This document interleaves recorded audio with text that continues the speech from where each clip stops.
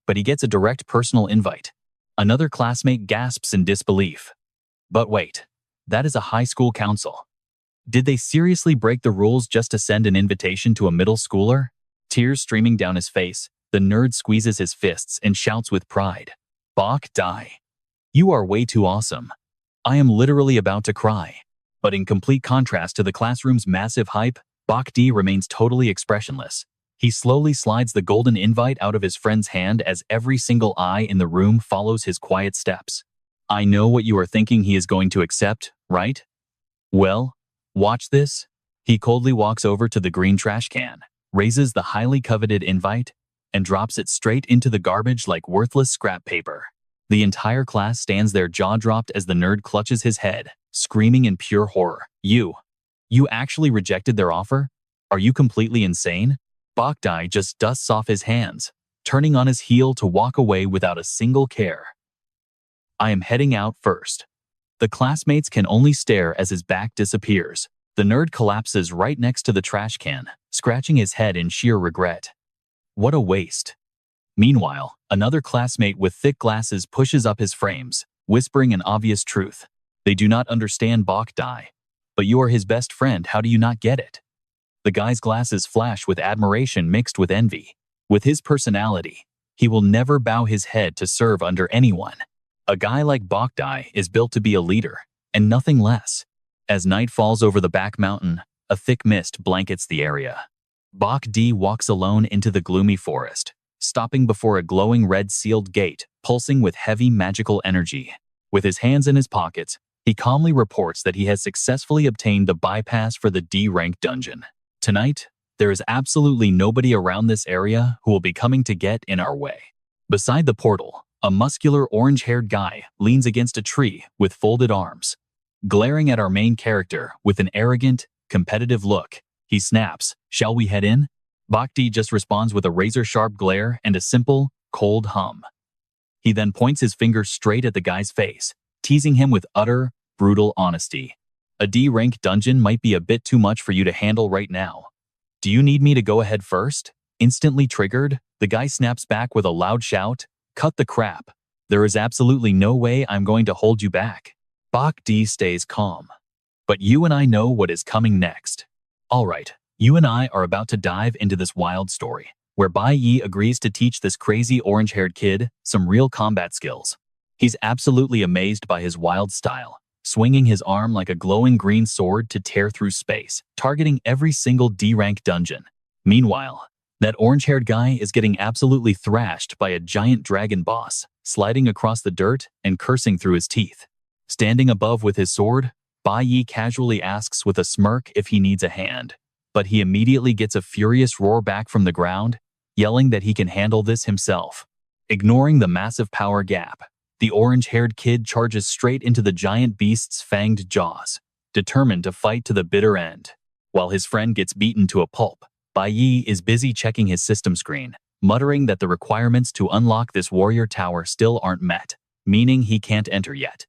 His cold, determined eyes show he has already calculated every single step of his massive grinding plan.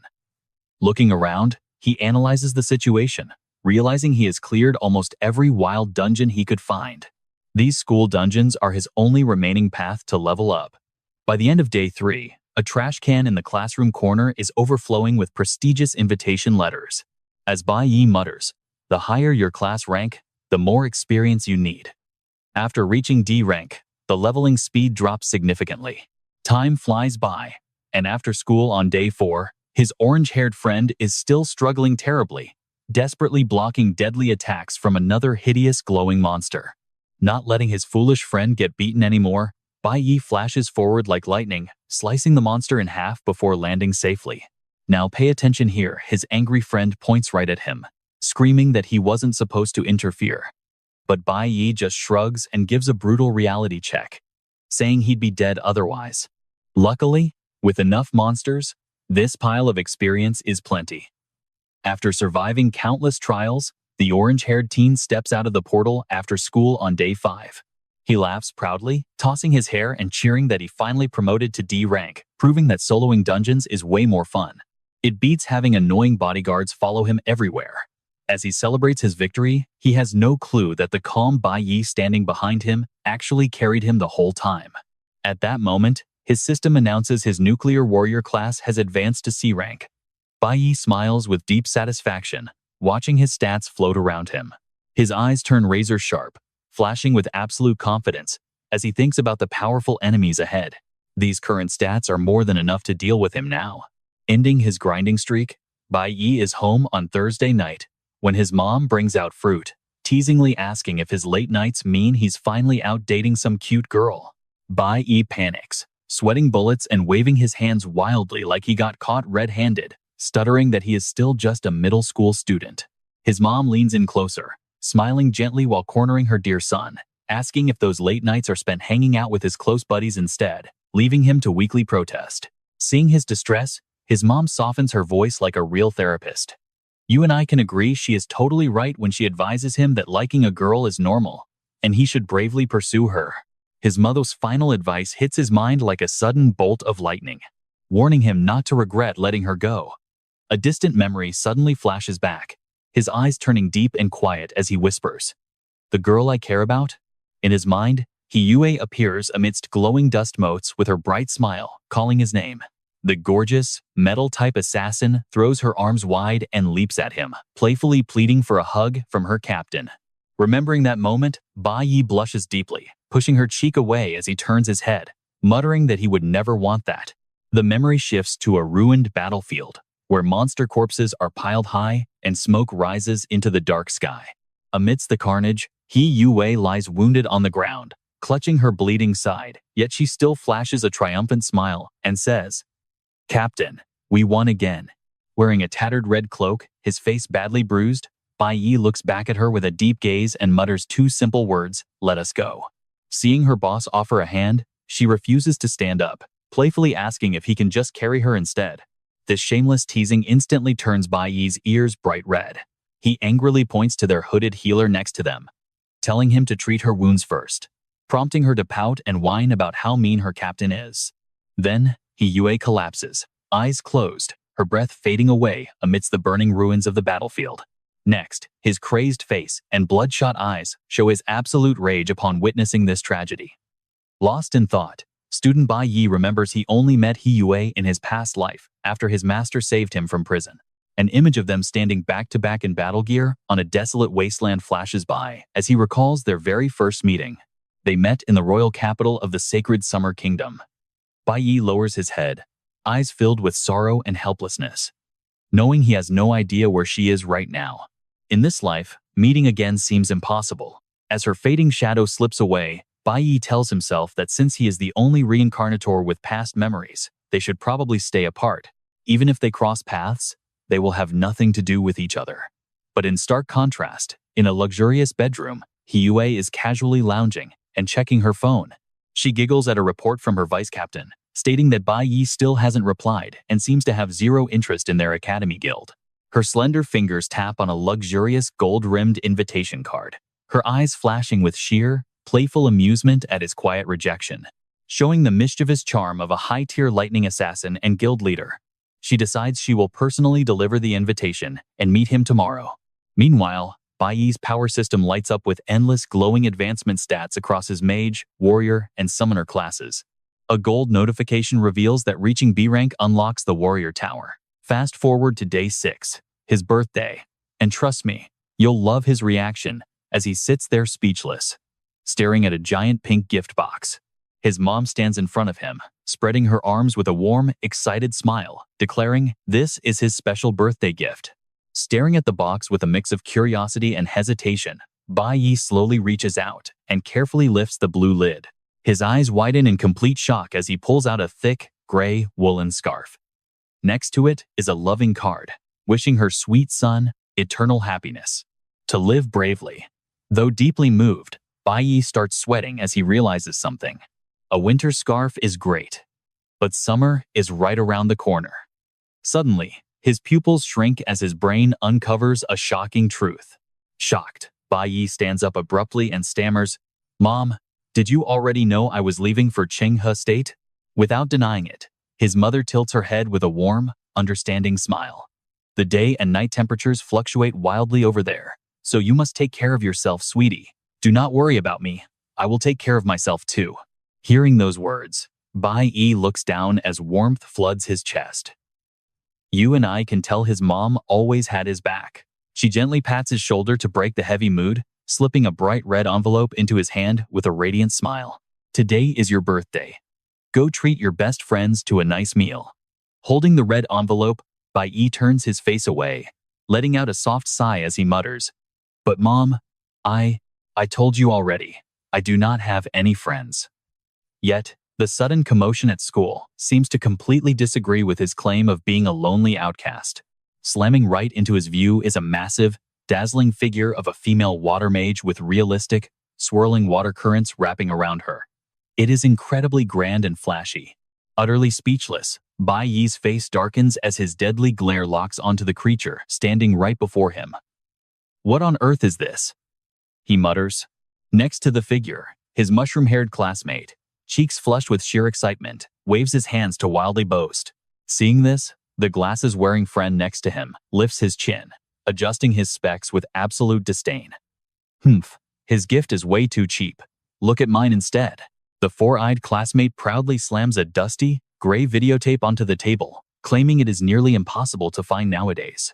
The moment Bai Yi lays eyes on it, his pupils dilate in shock as cold sweat begins to drip down his neck. Terrified, he grabs the videotape, his soul nearly leaving his body as he gasps.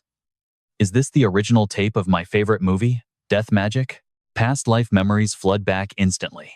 He vividly remembers the two of them huddled in a dark corner.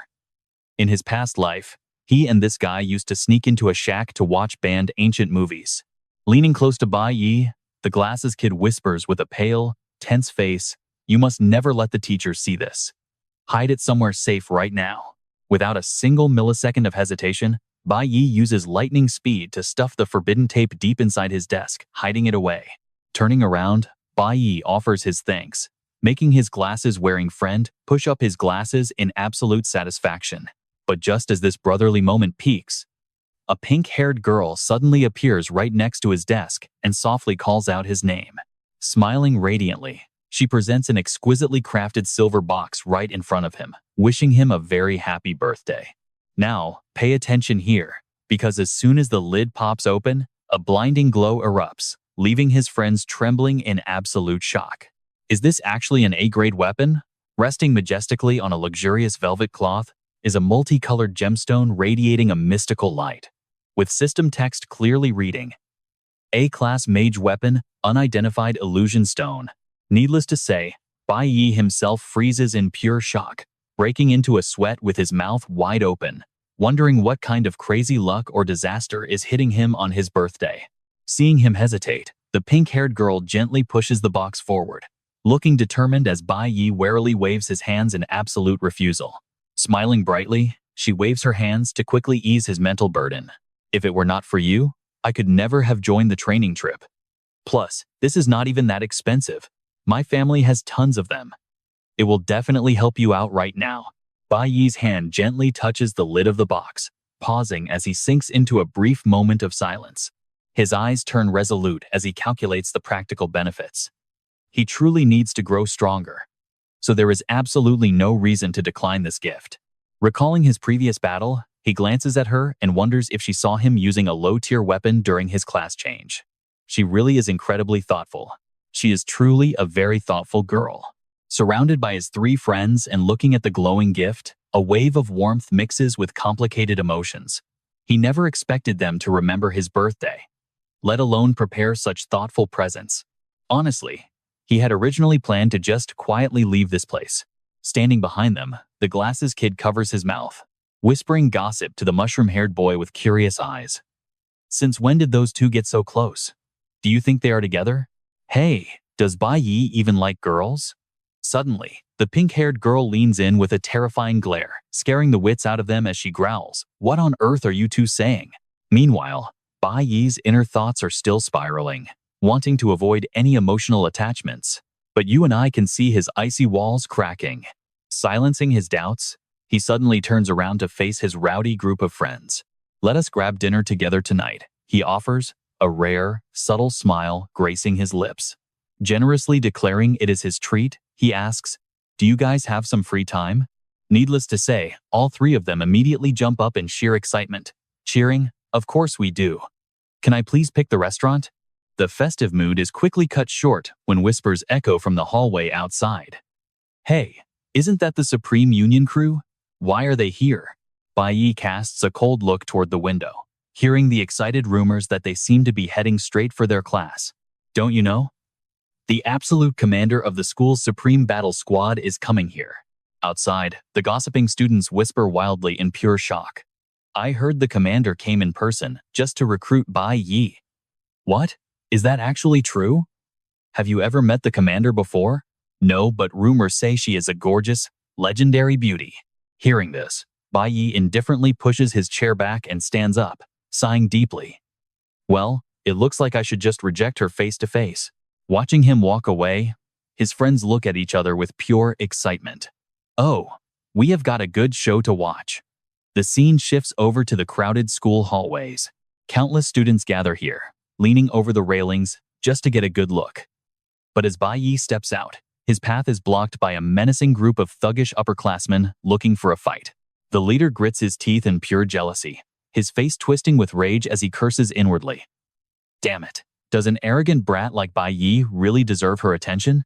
It makes me sick." Bai Yi stands silent with his hands in his pockets, facing the mob. He decisively strides forward, completely ignoring them with absolute confidence. Suddenly, brilliant magical circles erupt in midair, forcing the bullies to look up in shock as they shout, "Hey, what is going on here?" Bai Yi's eyes flash with a deadly gaze as blinding golden electricity begins crackling violently around his body, signaling immense danger.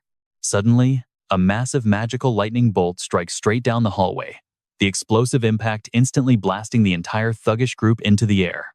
The giant lightning bolt tears through space, lighting up the entire hallway, while Bai Yi stands completely unfazed amidst the chaos. As the brilliant light fades, Bai Yi flips his coat with his hair blowing in the wind, completely unbothered. The massive seniors are violently pushed back by the energy, some shielding their faces while others grit their teeth in helpless defeat. Tilting his head calmly amidst the dancing sparks of golden electricity, Bai Yi casually drops a quiet, mocking remark. Faint. Right after, a green light explodes from the magic circle as a firm hand reaches out and tightly grasps the hilt of a sword. Swirling gold and green lights intertwine as Bai Yi swings his arm, drawing his powerful energy blade. Ready for battle, his razor-sharp gaze radiates absolute dominance that leaves everyone breathless. A giant golden lightning bolt crashes down instantly. He spins, slicing the roaring light completely in half. Blown back by the pressure, the watching students scream in panic. "What just happened?" "Trust me, you and I are about to see things get even wilder." "All right, you and I are diving right into this wild moment." From a blinding flash of light, an electric goddess appears, her lips curling into a wicked smile. At that sight, Bai Yi's pupils shrink as absolute shock washes over him, instantly recognizing this hauntingly familiar, overwhelming energy. A massive lightning bolt tears through the sky, crashing straight down into the corridor right in front of Bai Yi, making the entire ground tremble.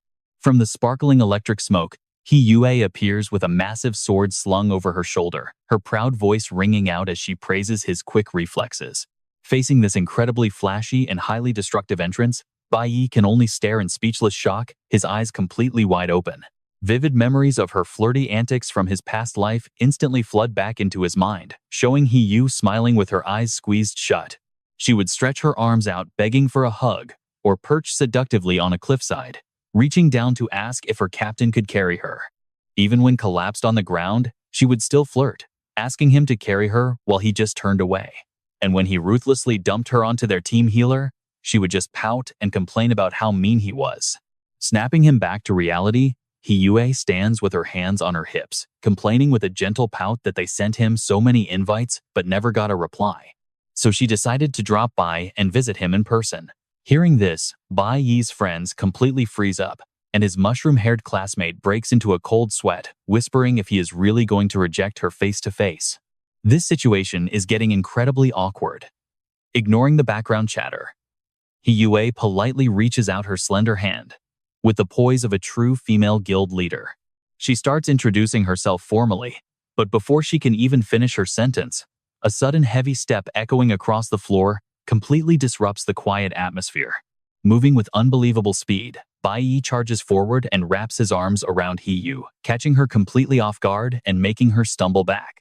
From afar, the pink-haired girl and the rest of the guys stare in utter disbelief, while that annoying bully's face twists with sheer rage, veins popping on his forehead.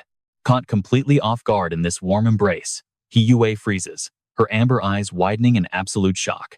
Her ears ring with his deep, gentle voice calling her name. Watch this, because Bai Yi flashes a heart-melting smile, full of pure nostalgia, whispering that it has been a long time. This school hallway suddenly turns into a romantic stage as they embrace amidst the fading sparks of lightning. The proud, untouchable female guild leader is left completely frozen, her cheeks flushing bright red. The onlookers behind them instantly erupt in chaos, with the mushroom-haired kid holding his head and screaming in disbelief. He cannot believe they are hugging in public, wondering if this is some legendary, forbidden romance. Sweating profusely, the glasses-wearing friend quickly adjusts his frames to correct the rumors, explaining that He-yu was actually in their original grade. But because she awakened her powers early in middle school, she immediately skipped multiple grades while everyone else watched. Meanwhile, Chi-yin stands frozen like a stone statue, her entire body stiff and her face completely blank with shock. But their romantic moment is cut short as a fist covered in blinding electric sparks suddenly rips through the air, aiming straight for them. With his survival instincts kicking in, Bai Yi quickly tilts his body and dodges backward. A split second later, He-yu gently rests her slender hand on his shoulder, magic sparks still crackling and dancing around her fingertips. She flashes a captivating smile, her amber eyes gleaming with mischief as she leans in close to ask him a question. She asks if his hug means he is accepting her offer. Now, pay attention as she steps back and proudly pitches her supreme guild, boasting about their school funding and top-tier resources. There are plenty of ways to run school dungeons after class to level up fast. We share the same goal of getting stronger, so we might even fight side by side. Even when faced with her breathtaking beauty and this amazing offer, he calmly raises his hand and delivers a flat rejection. He states that he will not join her guild or stay here long, as school clubs are completely meaningless to him. As he speaks, his open hand suddenly clenches into a fist of absolute determination. Reaching forward, he grabs her hand as his eyes flare with passion, declaring that he will soon establish his very own guild. With a confident, proud smile, he looks straight into her eyes, promising that they will definitely have their chance to fight side by side. Before He-yu can even process his incredibly bold declaration, a green-haired boy suddenly rushes over, completely out of breath and looking pale, asking why she ran off here. He urgently tells her that the vice principal is back, and the principal wants their entire guild to gather immediately. Hearing that, He-yu turns to leave with a radiant smile. But she suddenly looks back, giving him a playful, teasing parting shot, saying they can talk properly when that day comes. Bai Yi is left standing in a daze as her cool voice echoes from afar, asking why he said they had not seen each other in a long time. Her silhouette fades away, leaving him to watch her in deep silence. The hallway falls dead silent, leaving those arrogant bullies from earlier standing wide-eyed and completely speechless as they look at one another. The brown-haired guy clutches his face in pure panic, sweating bullets as he screams about how Bai Yi just rejected a personal invitation from the Supreme Guild leader, even dare to ask her to join his non-existent guild. Starting his own guild? How is that even possible? The seniors immediately erupt in gossip, with some scoffing in disdain while others are utterly confused, muttering that he is still a minor and establishing a brand new guild requires an absolute fortune. But wait, did you hear he got the highest score in history during the middle school exam? Still, the craziest part of all is that he actually hugged their untouchable leader. Watching He-yu walk away, the boys can only swallow their spit in bitter jealousy, realizing their gorgeous leader did not even push him away. Ignoring the constant chatter, Bai Yi's gaze softens with tenderness as he realizes that meeting He-yu so suddenly like this was something he never could have anticipated. Memories of his cloaked comrades from his past life flash through his mind. Back then, the files of everyone in the Gods Guild were strictly classified, and they never once pried into each other's hidden history. Looking up at the sky, he smiles softly to himself. He never would have guessed that He-yu was actually attending the exact same high school as him, which almost caused him to miss her entirely. A warm, nostalgic smile spreads across the young man's face as he decides to treat this beautiful encounter as a surprise birthday gift. Now, the scene shifts to a bustling late afternoon, with the screen displaying June 5th after school at Old Wang's barbecue, where thick smoke rises into the lively, energetic atmosphere. Four friends gather around the table, and the glasses-wearing kid complains while chewing on a skewer, accusing his friend of picking this place, only to be immediately shut down by the mushroom-haired boy. He denies it, claiming Bai Yi was the one who wanted barbecue, while he only suggested the spot. As juicy red meat sizzles on the grill, the glasses-wearing friend suddenly adopts a serious tone. Taking a calm sip, Bai Yi casually confirms the shocking truth. He plans to stay in the Shanghai Kingdom, and trust me, you and I must see what happens next. All right, you and I are jumping into a wild new story. Hearing his words, his three friends freeze in shock, their jaws dropping. The one with glasses stammers, "Are you seriously skipping college to start a business after high school?" Bai Yi puts his glass down, looking straight ahead with a determined gaze. "No, I just want to go there to study." The pink-haired girl gulps, her voice trembling as she mentions the Divine Weapon Academy of the Sacred River Kingdom. At that very moment, darkness begins to blanket the city, revealing a dangerous and luxurious atmosphere lurking in the shadows. At the Kaishin Hotel, a sleek white sports car screeches to a halt in front of the brightly lit grand lobby. Standing guard is a long line of burly bodyguards wearing dark sunglasses, bowing deeply to welcome the high-profile figure who just stepped out. A man wearing a gray shirt steps forward with a polite, welcoming gesture, inviting Captain Hong inside the lavish venue. A massive man wearing a loose white coat grins, chewing a cigar with a fierce glare, and mutters a single word, "Go." The system immediately identifies him as Hong Bang, captain of the Guild of the Gods. The banquet doors swing open to reveal a highly luxurious hall, but it is packed with shady-looking characters. Loud whispers and tense murmurs instantly fill the air as they gather. Seeing Hong Bang enter, a bearded man in a gray shirt frowns, breaking into a cold sweat of sheer disbelief. Meanwhile, standing in a corner of the hall, Bai Yi's scruffy father lets out a sly, cunning smirk. The nearby deputy captain's mind immediately starts racing. Isn't Bai Lingsheng supposed to be locked up for 15 days? He stares at the arrogant back of Hong Bang walking into the center of the hall, feeling deep suspicion rising. What on earth is going on here? How did he get released so early? Now pay attention, because here is where the shady deal goes down. The red-haired guy steps up, gesturing for cash with a smug grin. He paid double bail, and everything was cleared by the captain.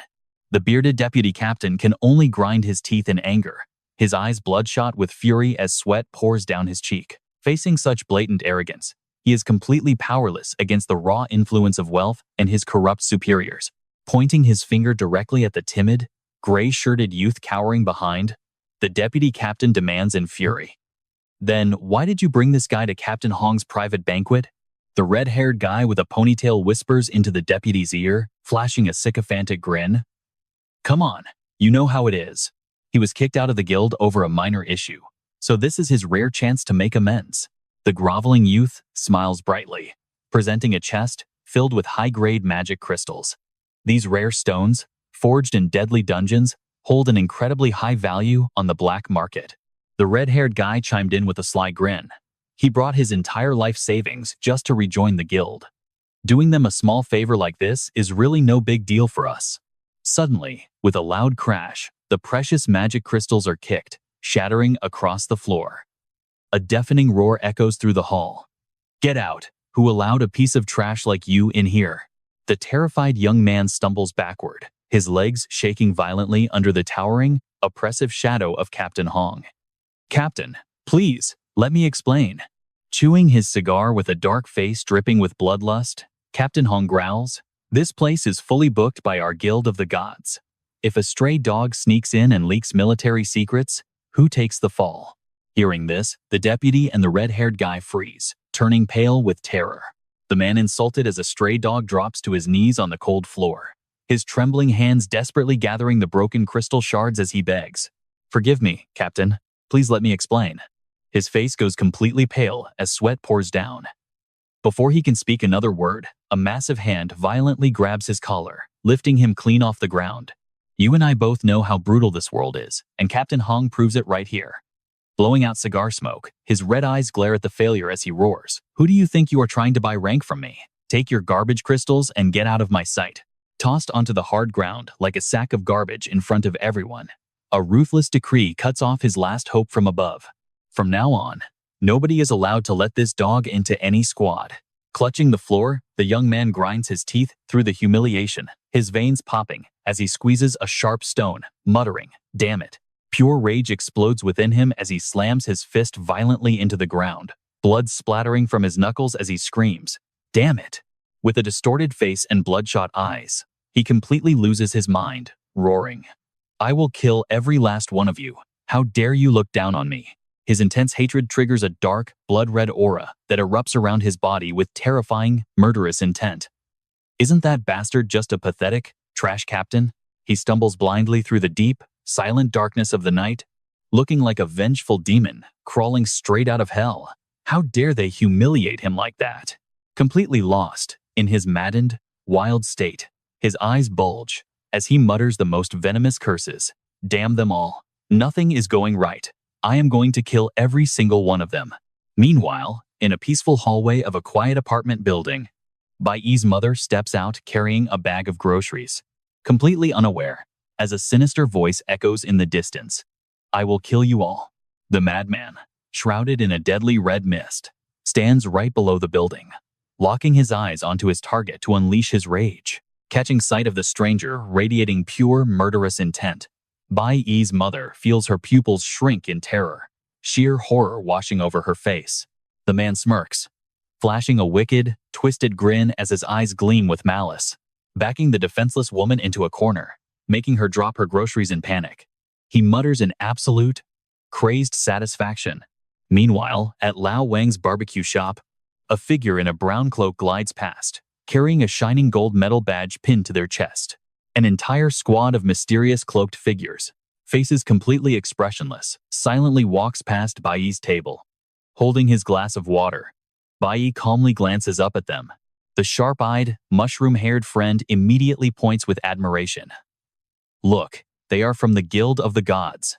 As the group fades into the distance, the friend with glasses adjusts his frame, excitedly painting a bright future for Bai.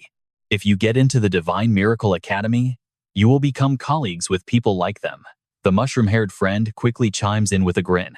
"Wait, actually, maybe you will even become their boss." Returning to the bittersweet reality of their upcoming parting, the mushroom-haired friend sighs heavily.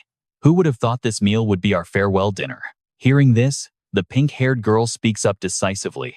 Clenching her fist with eyes burning with determination, she says, "Who says this is a farewell? I will work my hardest to pass the exam too." Watching the departing figures from the Guild of the Gods, Bai smiles slightly and turns away, thinking to himself that today went incredibly smoothly. The slightly melancholic farewell mood is instantly broken as the pink-haired girl claps her hands excitedly. "Hey, let us talk about other things later. Today is actually Bai's birthday." The mushroom-haired friend immediately raises his hand in agreement. "Exactly. We have to celebrate his birthday to the fullest." But holding his glass, Bai blinks quietly. For a seasoned warrior, this peaceful moment feels too calm, leaving him with an unsettling gut feeling that something is very wrong. Brushing aside his slight suspicion, 4 glasses clink together in midair as the group cheers in unison to celebrate his special day. So, let us raise a glass to Bai. Under the warm restaurant lights, his red jade pendant gently glows, reflecting the calm before the storm. "Trust me, you and I are not going to want to miss what happens next. All right, let us dive into a story where a single quiet moment suddenly shatters." He gently touches a familiar keepsake, cherishing this rare instant of pure peace. But that warm peace instantly shatters. Her pupils shrink in absolute terror as a chilling, venomous voice rings out. "Hey, you lowlife." A crazed man, shrouded in a blood-red aura, slowly edges closer, cornering his prey. He growls, threatening the defenseless woman collapsed on the floor. "Hiding from me and living such a comfortable life, are we? I guess you completely forgot where your real home is, huh?" Scrambling backward in sheer panic, his mother is forced to endure the villainous trash talk spitting from his mouth, mocking her about whichever useless man she is relying on now. His bloodshot eyes lock onto his prey with deadly intent, his murderous aura completely flaring up as he snarls. "Today, I am going to teach you a lesson. Cracking his knuckles with a twisted, sadistic grin, he prepares to unleash a brutal punishment to make her remember the past. But just as his bloodlust peaks, he freezes. His vicious eyes dart down to her wrist, and he mutters in utter confusion.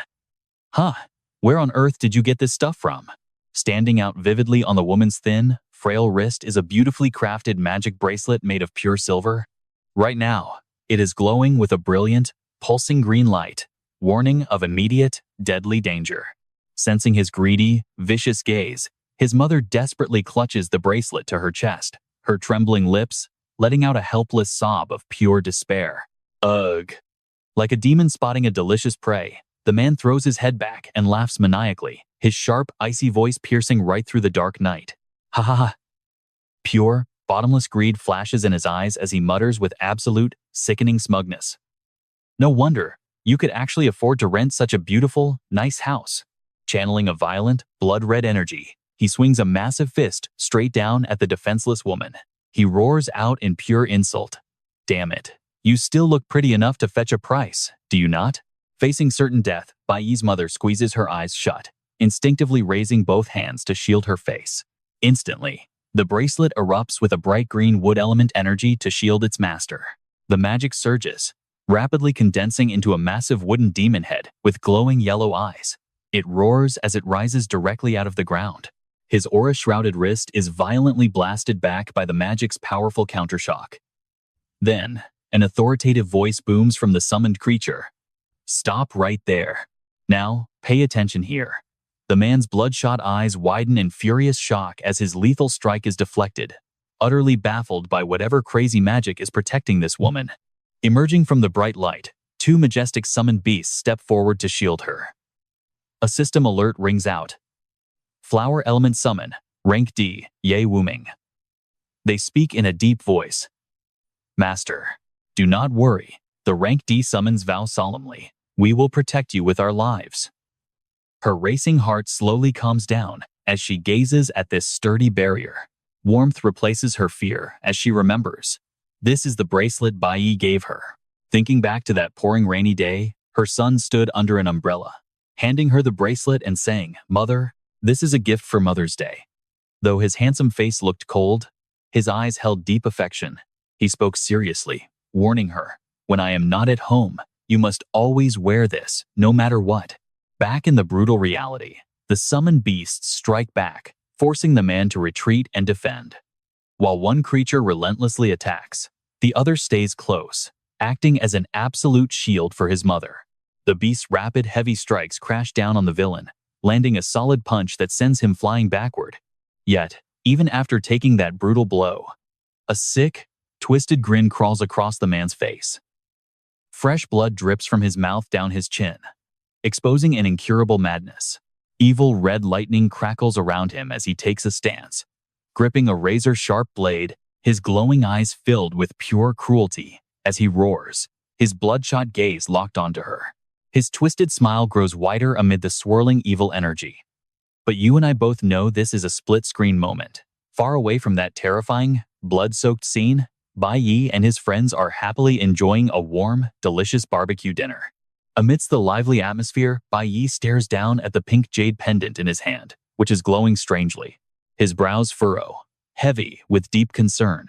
Sensing something, he suddenly stands up, leaving his bowl-cut friend staring in confusion with a mouth full of food. Without hesitation, Bai Yi rushes away from the table, calling out, "I need to step out for a minute. Be right back." His friend with glasses blinks in dazed confusion, shouting after him, "Wait, do you seriously digest food that fast?" Stepping into a quiet alley, Bai Yi leans against the wall. His expression turns icy as he presses the phone to his ear, getting straight to the point. "Qiangsheng, what did you find out about the thing I asked?" On the other end, Qiangsheng frowns and quickly reports the situation, sighing over the phone. "Apparently, that guy even tried to crash my father's party today, but he was immediately kicked out." Hearing the urgent news, Bai Yi learns that after leaving the Kaishan Hotel, the target completely vanished. His pupils contract as a wave of intense anxiety washes over him. Meanwhile, back in a quiet, dark corner of the house, a phone sits on the table, vibrating continuously. with desperate, unanswered calls that nobody is there to pick up. Standing in the dark alley, Bai Yi's mind races. He grits his teeth, whispering, "The video call to my mom is not connecting. Did she leave her phone behind? That hotel is right next to our apartment complex." Fearing the absolute worst, Bai Yi's face turns pale. A gut-wrenching dread burns inside him as if they are linked. He grips his bicycle handlebars so tightly his veins pop out, whispering, "My mother is definitely in danger." Without wasting a single second, channeling his full strength, Bai Yi pedals into the dark night like a speeding arrow, whispering, "I have to get back right now." Rushing through the streets, Bai Yi tries to reassure himself. "Even though I left the Wuming brothers there to guard her." But his bad feeling is completely spot on. Back at the scene, the man stomps on the defeated summon's body, sneering, "And here I thought you actually had some real power." Seeing this, the remaining Ye Wuming summon spreads its arms wide to shield the terrified woman. As the villain slowly approaches, it yells loyally, "Master, stay behind me." But that loyalty only meets a cold, arrogant smirk filled with pure, murderous malice. Suddenly, the summon strikes with lightning speed, grazing the man's cheek and drawing a trickle of blood. Seizing the chance, Wuming lunges forward and grabs the man's leg, roaring, "Do not even think about passing." But with such a massive power gap, the man just sighs in annoyance. What a total nuisance. Without uttering another word, he ruthlessly wraps his lightning-charged hand around the summon's neck, squeezing with terrifying, crushing strength. A brutal slaughter follows as he repeatedly slashes the summoned beast. Witnessing this bloody violence, Bai Yi's mother is terrified to her core, her eyes wide with horror as she covers her mouth while blood splatters everywhere. With the obstacle cleared, the man slowly turns around. Clutching his blood-stained dagger, he glares at her, threatening, "Now, it is your turn, you worthless trash." A suffocating silence fills the room as his blood-red aura flares. "Trust me, you and I are holding our breath right now." In that final, hopeless moment, the fallen Ye Wuming's glowing green eyes suddenly flash with life. Summoning a final burst of desperate willpower, it lunges forward to grab the enemy, screaming with its last breath, "Master, run. You and I are about to dive into one of the wildest rescues ever." It starts with this loyal beast pinned down, screaming for the mother to run. Tears stream down her face as she bites her lip, watching her protector sacrifice its life. Holding on to those desperate words, she immediately turns and runs for her life down the empty, dark path. Behind her, the loyal beast tried to make a stand, but there was no miracle. With a single, massive flex, the monster's blazing red lightning completely shredded through its defenses. His massive hands grabbed the thick vines, effortlessly tearing them apart in an instant. Without a shred of mercy, the beastly man rips the loyal creature in half, ending all resistance. Before the mother can even get very far, the terrifying red shadow of death drops right behind her with a spine-chilling sneer, asking her where she thinks she is going. Terrified, she backs up against the wall as his crackling red lightning seals off the exit, cornering his prey. The wicked man stands towering over her, his bloodshot eyes filled with animalistic rage as he asks in a bone-chilling tone if she truly thought she could escape. Pure despair washes over the woman's face as the villain presses closer, demanding to know where else she could possibly run. Suddenly, he swings his arm with blinding speed, violently ripping the pink pendant necklace right off her neck. Clutching the jade pendant tightly, his voice drips with jealous rage as he demands to know if that wedding gift of a man gave it to her. Without waiting for an answer, he ruthlessly crushes the keepsake into tiny fragments that scatter everywhere, screaming a vicious curse. A sharp fragment grazes her cheek, drawing blood, but the physical pain is nothing compared to her heartbreak. Tears stream down her face in sheer devastation as she watches her son's precious gift get completely destroyed. The final moment of life or death has arrived as the villain raises his blade high, roaring with pure hatred to die. Just seconds before this critical instant, the son's past advice echoes clearly in the mother's mind, telling her to crush the jade piece whenever she is in danger. Now, watch closely, because here is the moment everything flips. With her remaining strength, she crushes the pendant just as that deadly blade begins to fall, trusting her son's promise that he will appear. And just like that, the ultimate bodyguard service arrives. Bai Yi instantly teleports right in front of his mother, catching the villain's armed hand with his bare fist. Saved in the blink of an eye, the mother stares with tearful, wide eyes, utterly shocked that her savior is her own son. As for the villain, His cruel grin instantly freezes, twisting into a look of absolute rage and annoyance at having his fun ruined. Bai Yi's hand grips the man's wrist like an unbreakable iron vice, his eyes turning cold. In this very moment of contact, his mind is dragged back to a dark memory of his past life, where a helpless young version of himself screamed in tears for the beating to stop. The traumatic flashback shows the vile stepfather brutally swinging a club down onto his helpless mother, cursing her out. He vents his toxic rage, screaming about how hard he has to work outside, while they just lived in luxury.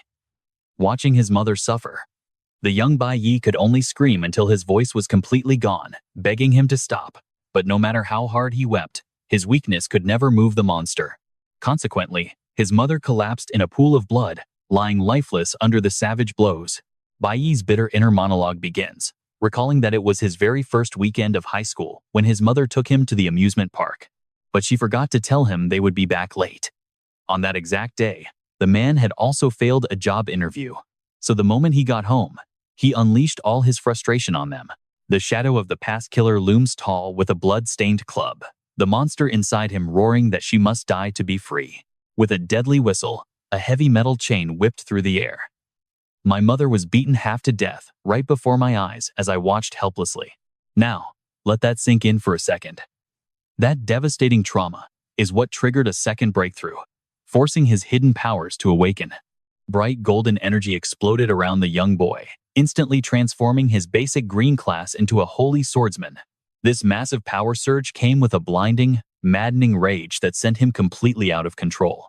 The young Bai Yi of back then rushed forward, wrapping his flame-covered hands around the heavy metal chain to strangle the beast.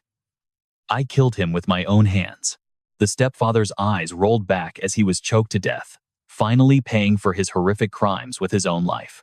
But sadly, even that brutal revenge could not change the tragic reality, because his beloved mother was already gone forever. The young boy collapsed to his knees, clutching the bloodied chain as he wept in deepest regret and absolute loneliness. Snapping back to the present, Bai Yi's eyes ignite with a sharp golden fire, carrying all the wrath of his past life into this new vow. With a single grip as powerful as a massive hydraulic press, the villain's steel blade completely shatters into tiny fragments flying everywhere. He vows that, in this life, he will never be a second too late again. A heavy silence falls as the shocked man stares at his broken hilt. He stands there utterly dazed, looking at the young man protecting the mother with a blank expression as his bloodshot eyes begin to twitch. A cruel smirk forms as he finally recognizes the boy, muttering that he wondered who was foolish enough to interfere. Raising his broken hilt, the man madly charges forward like a feral beast cornered at the end of its rope. He roars that he will take down both mother and son together. Without saying a single word, Bai Yi draws a massive greatsword, radiating a brilliant green light. Instantly, a system notification flashes a parry skill. With a single casual swing of his sword, the teenager easily deflects the attack, sending a powerful shockwave that blasts the man backward, sliding him far across the ground. As a result, he coughs violently, spitting up a mouthful of blood, his face a mix of shock and utter humiliation. His eyes widen as he recognizes the weapon as his own Kunwu blade, grinding his teeth in pure rage as he yells that the brat was the one who stole it. Completely ignoring the man's furious ranting, Bai Yi turns to his terrified mother. The protagonist calmly looks at his two summons, asking the unnamed brothers to take care of his mother and move her to a safe place far in the back. Seeing this, the stepfather strokes his chin with a mocking chuckle, muttering that it is quite interesting that these two plant-type beasts are his summons. He points at the boy, confidently analyzing him like an expert, realizing he is a rare dual-class user who is both a physical warrior and a plant-type summoner. With that thought, he laughs hysterically, as if hitting the jackpot, saying it is amazing to awaken a dual class at his age, fitting for the son of Bai Ling. Faced with this shameless attempt to take credit, Bai Yi only stares back with a silent, ice-cold gaze. Ignoring his son's cold reaction, the arrogant man steps closer to continue lecturing him, claiming that inheriting his genius talent alone is not enough to win. He clenches his fists, red lightning surging. You and I know he is done for, but he still rages on about his broken safe and being thrown in prison. Stick around to see his doom. Alright, let's jump right into this story, where this hateful villain glares down with blood-red eyes, spitting unforgivable poison. A twisted grin deforms his face as he smugly snaps. I get it. You think you are all grown up now? Got a fancy class and think you can talk back to me? With a massive stomp, he transforms into a red streak, tearing the ground apart as he charges forward. Seeing the enemy rush in, Bai Yi's mother panics and screams, "Xiao Yi, watch out!" while his two magic beasts quickly jump in to block the incoming blow. But our main character does not even flinch. He calmly raises his hand, releasing a cold blue magical glow as his epic system interface rapidly flashes. Class change to Ice Mage. Bai Yi's powerful gaze flares up, sending the surrounding temperature plummeting way below zero. Boom! A massive, jagged ice pillar erupts from the ground, instantly freezing his charging stepfather solid. Trapped inside the ice, the old man freezes in pure panic and screams, "What? What is this? Where did this ice block come from?" His mind races in utter confusion. A second class? No, that is impossible. Meanwhile, Bai Yi casually enjoys his own ice sculpture masterpiece. The young man takes a step back, hands in his pockets, calmly looking up at his trapped enemy. With a cold, sharp voice, Bai Yi shatters his abuser's delusions. "How many classes I can awaken is none of your damn business." Close up on the stepfather's furious face as Bai Yi adds, "And as for you, you are not worth a single penny in my eyes." Naturally, this drives the man absolutely insane inside his icy prison, roaring, "Damn you, what did you just say?" Fueled by sheer rage, he channels his energy to shatter the ice. Shards fly everywhere as he sneers. "Ha, I praise you once and you think you are a genius? You just awakened, kid. I am a C-rank mercenary who is killed on real battlefields." He stretches as a fierce red electrical aura explodes around him, shattering the remaining frost on his body as he lets out a feral roar. "Seems you forgot who holds all the power in this house." Unlike his loud, showboating opponent, Bai Yi just narrows his eyes, calmly raising his sword right in front of him. Now, pay attention here. This is where the fight completely changes. His eyes flash as he readies his blade, launching a massive slash wrapped in a crimson wave. The stepfather's eyes bulge, breaking into a cold sweat. This insane damage? It completely shatters his defense. No way. A clean slash tears across his chest, spraying blood. Grimacing, he clutches his wound and stumbles back in agonizing pain. Humiliated, he collapses to the ground, gasping for air in absolute disbelief. How is this possible? You just awakened. An E-rank hunter cannot have such terrifying attack power. Standing tall amid the wreckage, Bai Yi walks over, radiating an imposing aura as he looks down at the kneeling man. He makes a firm declaration, officially cutting all ties on this very day. "We are no longer father and son. My mother has absolutely nothing to do with you anymore." His cold golden eyes stare straight through the defeated villain. "From now on, you, Bai Linsheng, are nothing to me." Despite taking a devastating slash, the wretched stepfather suddenly clutches his chest and coughs violently before bursting into a crazed, maniacal laugh like a lunatic. He hangs his head, laughing maniacally into the night, desperately trying to salvage whatever tiny shred of his shattered pride is left. Ha ha ha. Stopping his laughter, he vents all his bitter resentment, screaming, "Do you have any idea who worked to bring money home? Who exhausted themselves to raise you two?" He glares with bloodshot eyes at the young man, shouting about his fatherly rights. "No matter what you become, you are my son, and that will never change." In a peak of delusion, he roars and lunges at Bai Yi again, cursing, "You ungrateful, disobedient brat." But with a dodge as light as a feather, Bai Yi easily avoids the strike. He spins, launching a lightning-fast counterattack that knocks his stepfather down. The kick sends him rolling across the shattered tiles. But Bai Yi is not done yet. He charges straight ahead to unleash another blow, sparking utter panic. I know what you're thinking, but his cheap sneak attack never stood a chance. Before his fist can even connect, an invisible shield completely blocks it, leaving him screaming in bitter despair. Why? Quick as lightning, Bai Yi spins and delivers a devastating uppercut to his stomach, launching his heavy body high into the air. Defense shattered, the stepfather floats mid-air, spitting up blood while still trying to salvage his pride. "But I am a C-rank hunter." Before he can even hit the ground, Bai Yi grabs him by his messy hair, whispering coldly, "Did you not hear what I said?" His eyes burn with pure rage as he grinds down the abuser's remaining pride. "You are simply no match for me."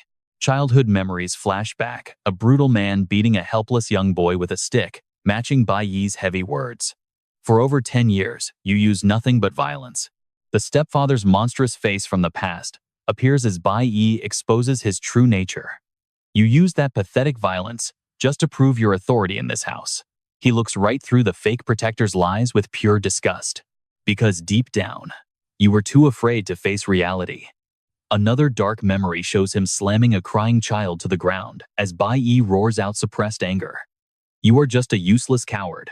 Back in reality, Bai Yi holds the scumbag by his hair, blood dripping down his pathetic, beaten face.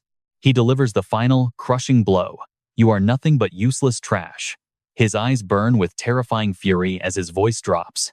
You do not deserve to be called a man. Watching her son explode with years of built-up hatred, the mother, protected by the two beasts, covers her mouth in fear and whispers, "Xiao Yi." Sprawled on the bloody ground, the stepfather pathetically begs for his life. Wait, stop, Xiao Yi. As the young man crouches down, the villain desperately tries playing the family card to escape. After all, I still raised you. We share the same blood, right? You have to show some mercy. Hearing those words, Bai Yi's pupils shrink as a cold rage runs down his spine. Instantly, he grabs the man's collar, yanking him up to glare into his hypocritical face. Blood ties? His face contorts with pain and hatred as he screams at the man who ruined his childhood. When you beat my mother and me, did you ever care about blood ties? A vivid memory of a massive hand violently twisting a sobbing child's ear flashes back. Bai Yi bitterly recalls. When I was 5 to 7, you twisted my ears. He remembers the brutal image of his stepfather grabbing his hair and slamming him against the wall. In the haunting flashback, young Xiao Yi cries out in agony, "Dad, I am sorry," while his panicked mother begs desperately, "Please stop, do not hit my child anymore." And as we leave them here, remember, no matter how much he begged back then, the monster never showed mercy. All right, you and I are jumping right into a brutal clash. A ruthless man grips the boy's arm until it tears. But Bai Yi's long-suppressed rage finally explodes. His blood-red eyes exposing years of horrific abuse. Even with my arm torn open, you won't stop. How many times have you beaten my mother since the day I was born? Not a month goes by without her ending up in the hospital. You beat her for everything. Unable to hold back anymore, our main character slams his hand down, shattering the ground into a massive crater. As long as you're here, we never had one peaceful day.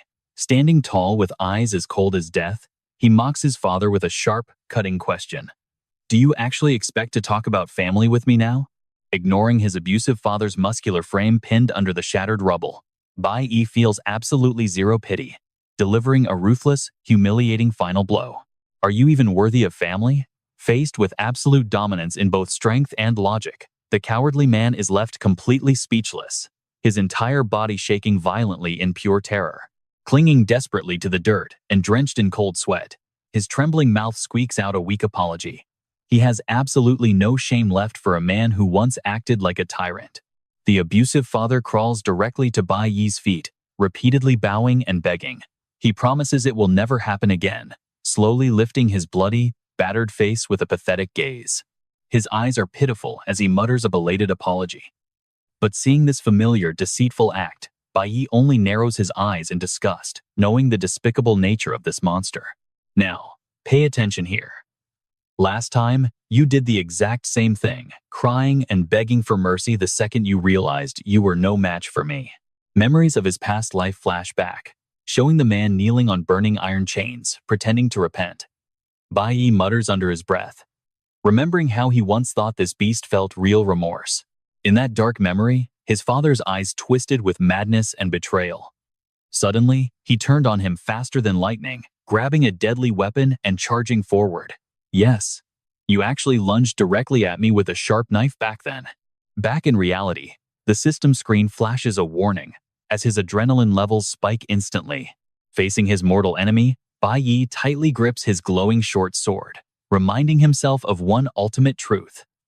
Once someone takes up the executioner's blade, there is no turning back. Our main character's eyes grow pitch black as his murderous aura flares up. He has completely lost all patience, refusing to ever lower his blade. The camera zooms in on his father's bloodshot, demonic eyes as he charges forward in a desperate bid to survive. The epic system screen quickly switches his active skill from first domain, Pure Land, to second domain, Judgment. Bai Yi decisively raises his sword high, a brilliant golden light signaling a brutal, crushing punishment. Watching this tense standoff from afar, his panicked mother reaches out her hand, calling out in deep worry, Xiao Yi. But the blade of judgment is already swinging down, drawing a beautiful yet deadly golden crescent moon. It carries his blood-soaked resolve to make this sinner finally pay for his sins. An earth-shattering strike crashes straight down, tearing through the fabric of space. Bai Yi coldly delivers his final sentence. I might as well make sure he never has another chance to hurt anyone. Immediately after, his father throws his head back and screams in agony, taking the full force of that devastating critical blow. Slashed to pieces, the villain collapses to the floor. Meanwhile, Bai Yi stands tall, holding his flaming golden sword with absolute dominance over his abusive father, who is now just a pathetic, broken mess against the cold wall. With blood streaming down his face, the monster weeps and begs for his life. Calm down, Xiao Yi. Please, don't do this. Don't kill me. You and I both saw this coming. Desperate to live, he plays his final, shameless card. We are father and son. But his reply is only Bai Yi's burning golden glare. Completely done. Listening to his garbage, our main character slowly extends his hand. His ice magic instantly activates, radiating a freezing blue light across the room. In an instant, a sharp icicle erupts right beneath his father's chin, completely sealing his lying mouth shut. His eyes roll back, as his face freezes in absolute shock. Raising his sword and aiming straight at his neck, Bai Yi stands like a god of death, coldly muttering, "In my past life, you died by my hand. What difference does it make if we do it again?" Just as the blade is about to fall, Bai Yi's pupils shrink. Cold sweat drips as he freezes, a mysterious voice suddenly echoing in his mind. Xiao Yi, that's enough, Xiao Yi. His bloodlust vanishes instantly. Our main character turns his head around in total confusion, wondering whose soft female voice is echoing inside his head. Suddenly, he realizes the source of this mysterious sound is actually Ye Wuming's unique telepathic power. Is he transmitting my mother's voice into my mind? Protected by a green summoning barrier, his gentle mother sheds hot tears as she desperately begs her son. Xiao Yi, please, do not become a monster like him. Her soft words act like cold water, extinguishing his burning hatred. He looks back at her as she gently continues. He has already lost everything he was once proud of. She looks at the broken man sprawled on the ground, making a firm declaration. Every single day from now on, he will live in regret and despair. This is the ultimate punishment for him. Hearing his mother's words, Bai Yi's eyes tremble as he hesitates like a guilty child. Mother. But I. His mother's eyes brim with deep sorrow as she chokes back tears. I just do not want to see. An image of our bloody main character flashes, contrasting with his future self. Her voice echoes with pain. I don't want you turning into a monster like him. And I definitely do not want to see your future. The screen turns dark with prison bars reflecting across his shocked face. A grim future appears where the young boy sits curled up in a freezing cell, staring at a faint ray of light shining through the barred window. His face sinks into the dark as a suffocating silence takes over. But quickly, our main character snaps out of it, determination returning to his eyes as he softly replies, I understand, mother. Standing tall over his dying enemy on the ground, he radiates a majestic aura and declares, I will not kill him, mother. But he will absolutely never have the chance to get anywhere near us again. With that, Bai Yi lightly spins his sword, which is burning with golden energy, as his inner monologue rings out. This was my ultimate skill in my past life. In an instant, his swing creates a blinding cross-shaped slash. The system screen flashes his overpowered skill. Second domain, Judgment, which is capable of completely stripping away all magic from his enemy. That destructive golden light reflects clearly in his father's wide, terrified eyes. A wave of energy crashes down, burning his father's entire body as he screams in agony. The system screen cruelly announces, Awakened power lost. Gripping his sword with total confidence, Bai Yi looks directly down at him, coldly delivering his final judgment. Bai Lingsheng, I have officially stripped you of your awakened power. From this day on, you are no longer an awakened class user. He turns his back on the pathetic man. A low-angle shot highlights his absolute dominance as our main character slams his heel down, delivering a chilling threat. I will have Ye Wuming memorize your scent. If you ever dare to step within 3 kilometers of my mother, his razor-sharp glare stabs into him, even if it means prison. And that's where we leave it. You and I both know he will protect her at all costs. All right, you and I are jumping right back into the action, where a pathetic, broken father lies, collapsed in a heap of his own blood and spit, muttering lifeless whimpers of surrender. The camera pans up to the silent night sky as his cowardly surrender echoes away.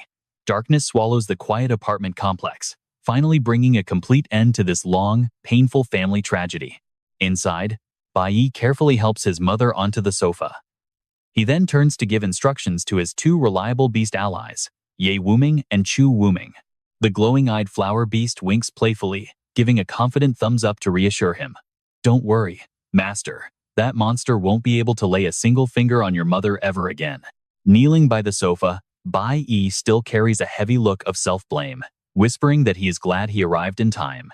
But before he can finish, his mother gently turns his head with a loving scold. Her face lights up with a warm, radiant smile that chases away all the gloom, assuring him she is perfectly fine. Hearing her comfort, Bai looks away shyly, muttering that it is still not enough. He knows he needs to find some protective jade for her later, but as he mutters this, the main character suddenly flinches, his eyes widening in pure shock like he just witnessed the impossible. Confused by his sudden reaction, his mother blinks and asks what is wrong.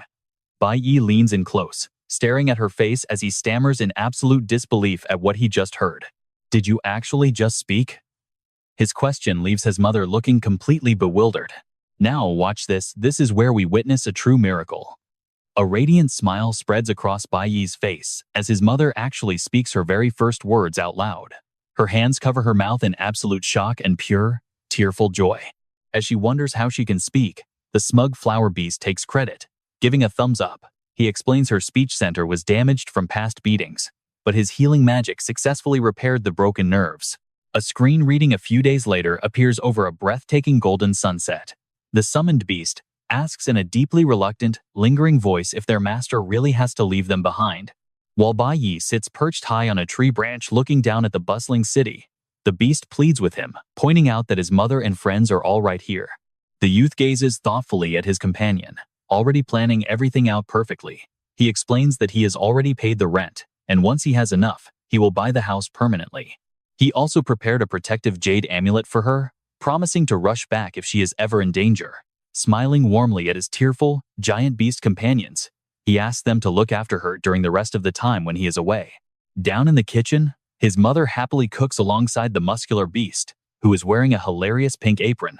Watching this warm family scene, complex emotions swell inside Bai's heart. He silently realizes that he is no longer the innocent child his mother remembers from the past. A bloody flashback appears, showing Bai standing coldly among a mountain of corpses. He closes the chapter with a chilling vow that he carries deep blood feuds he must face alone. Snapping back to the present, Bai sits at the dining table with a grim expression, carefully plotting his next massive move. Let's pause right here. Look at the absolute terror of his true enemy emerging from the shadows. A chilling villain wearing a skull mask, with blood-red energy radiating all around him. Staring at the letter in his hands, he declares he can reach the sacred river country much earlier than his past life. A close-up shows the invitation to the cultivation journey from the Divine Guild headquarters. Standing alone in the bustling night crowd, a heavy sense of danger hangs over him. He wonders if he will succeed, or if he will even survive to make it back home alive. The bright moon watches over the silent night, bearing witness to his unyielding resolve. This might be a one-way ticket into the unknown, but it is a train he absolutely must board. The heavy, dramatic atmosphere suddenly breaks when his mother gasps in panic, realizing she almost completely forgot the time. Her confused son blinks, asking her what special occasion she is talking about. A calendar displays the date as June 25th, 2100. His mother's face completely lights up with excitement as she smiles warmly, telling him it is time for the annual blessing, when the Grand Mage of the Flower Deity Temple visits. Seeing her so enthusiastic, Bai scratches his head nervously. He sweat drops as he realizes he completely forgot his mother is a deeply devout believer of the Flower Deity sect. She never asks about his plans, and he chooses not to tell her that tomorrow is his departure day. With his hands in his pockets, he stands quietly behind his praying mother, watching her happy smile. He decides to slip away in silence tomorrow. From high above, looking down at the peaceful street, he reflects on his own weakness. Ultimately, the one thing he is worst at is saying goodbyes face to face. The scene shifts to a hospital room, where a bespectacled young man lies in bed. The doctor reassures the family that the minimally invasive surgery went perfectly, and he just needs a few days of rest. He adds that they are lucky they caught the issue early. The young man's mother repeatedly thanks the doctor in relief. But a second later, she whips around, pointing a finger and scolding her son to lie completely still and stop moving around, getting lectured by his mom. The bespectacled guy turns away with a sigh, grumbling that the doctor literally just said it was a minor procedure. His mother immediately grabs his cheek, gently but firmly telling him that surgery is surgery, big or small, and he must not move. Stuck in bed, the young man mutters with deep regret about missing such a critical moment. She just had to force him to get surgery today of all days, leaving him with absolutely no way to see his friend off.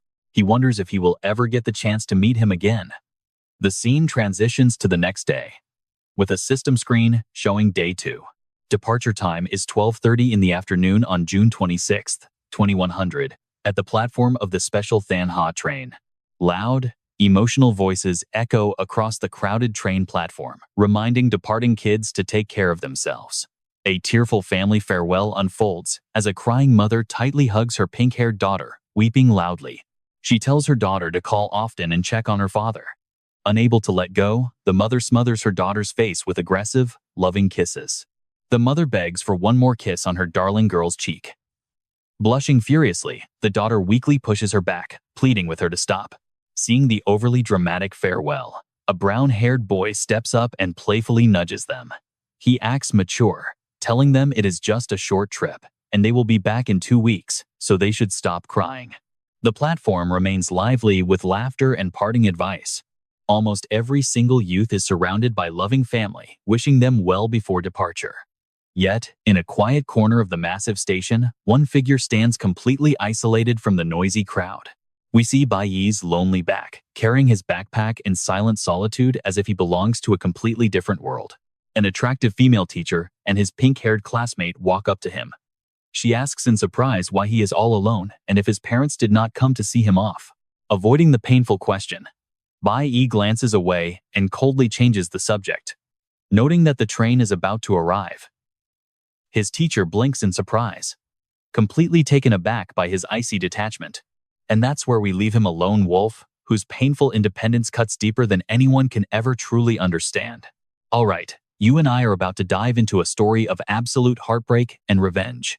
Our main character, Bach, stares into the distance as his train arrives, muttering a bitter truth under his breath. Yes, he is truly all alone now. Watching the train leave, Bach looks completely isolated. His lonely figure speaks volumes as he whispers to himself that he has long since gotten used to being entirely on his own. His eyes, half hidden by his hair, flicker with a dangerous mix of loneliness and unspoken hatred. Suddenly, the darkest, most agonizing memories from his past life hit him like a physical blow, completely shattering his fragile peace.